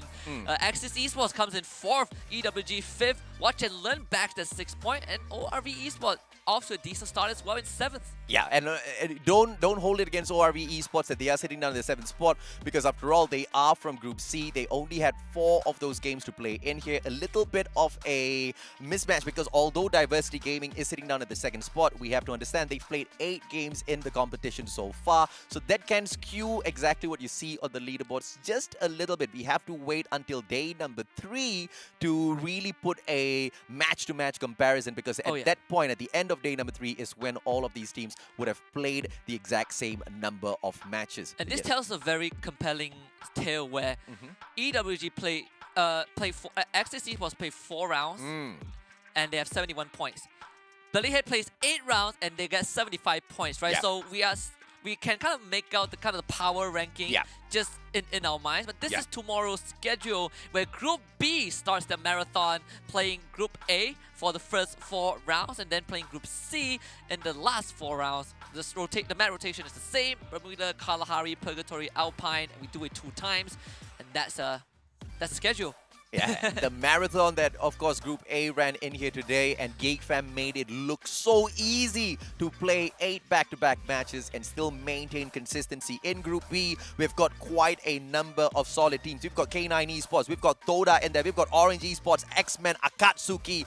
These 4 teams alone will be enough to run the whole battlefield. But of course, in the whole mix, we've got AKO Khmer as well as the one and only Team Princess in there. And Team Princess, no chump squad, as they have managed to prove themselves out there on the battlefield today. A lot more of changes on the overall leaderboards you guys can expect for day number 2 as we throw in a few of those challenges to the teams. But Alpine so far proves to be that one map that quite a number of these squads struggle on. Yeah, it's a wild card, I think, right? Because on that map, it's a map that at least at this point of time, competitively, is still a stranger to everyone, and that's why we see teams, going more aggressive, and teams who were able to figure things out faster were able to gain an advantage. And not to take anything away, from front runners like GeekFam, I think they also did the best they could, but it could be that X factor that shows us just exactly how strong other teams or other regions are. Yeah, absolutely, man. And how strong the other regions are very clearly through the presence of Diversity Gaming in the competition. Day number 1 seems to prove that not only Cambodia deserves these spots, but they might just be able to snatch away precious victories from the Malaysian as well as the Filipino sides a little bit more than they were initially expecting, right? Because the consistency of ranking in the halfway point of the leaderboard match after match seems to be good for them. But surviving until the final circle, that's that one challenge they haven't really found a solution for, Husky. Yeah, it's all about crossing the finishing line, right? It's all about how you finish, but with plenty more rounds for these guys to go through. And I just thought of something that gets me really excited, from this point onwards, which is these teams, again, by the end of the challenge series, it's not just about being the best team and walking away with the grand prize. It's also about qualifications for what's to come. And I want to see the other regions qualify for at least a slot, or at least to be in the qualifiers, for the rest of the year, because at least there is some representation. And if anything, I think Cambodia has made that first step. And just like how I lost my mind every single time Bloody Head, back in the very first MCP majors that we shoutcasted together, every single time Bloody Heads proved themselves out there on the battlefield, we lost our minds because they were the underdogs. This time, we're going to take that underdog title and peg it to all 2 Sri Lanka teams as well as the Cambodian teams. But very clearly, I don't think Diversity Gaming belongs in the underdog segment, but we're going to throw them in the list as well because this is their very first time that they're stepping up into this mix of squads to prove themselves. And we want to see exactly that. And this is what some veterans would look at and say, not too bad for a first time. Exactly, not too bad at all, man. I mean, if the consistency of GeekFam was impressive, so is the consistency coming through from Diversity Gaming. Yeah, and for a debut, I think for a region that hasn't been able to actively participate and participate in the league that has been established for I think more than 2 years now, and it's coming in and putting up a performance against a lot of our household names. I think that itself is something that you can brag about for a while. Yes. That's kind of that. Unfortunately for now, only applies to Diversity Gaming. I think AKO Khmer has some work to do, same as Archangel and Never Stop. But who's to say in the coming days that they don't put up performances that surprises us, like how Billy Head did on that very first year and the very first season of the MCP Major. Absolutely, man. They just should never stop moving through and proving themselves out there on the battlefield. This has just been day number 1 of the Free Fire Challenger Series Season 2, and we have had our minds blown with the performances of this team. Tomorrow, all of this action still goes ahead to continue in day number 2, Husky. Yep, absolutely. And with that being said, we're just gonna leave you guys to be in awe in what you've witnessed today across the 8 rounds. And do remember, tomorrow's broadcast start at the exact same time, so keep your alarms clock on. Do not turn off your phone because you don't want to miss out any action. Group B runs the marathon tomorrow. We will see you guys then. On behalf of everyone, I'm Husky. Here's the Mustache AJ. Wish you guys a good day and have a nice night. So show me if you can.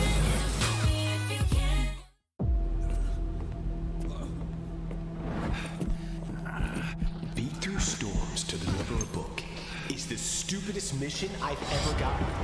It is not just a book. It values more than you can think of.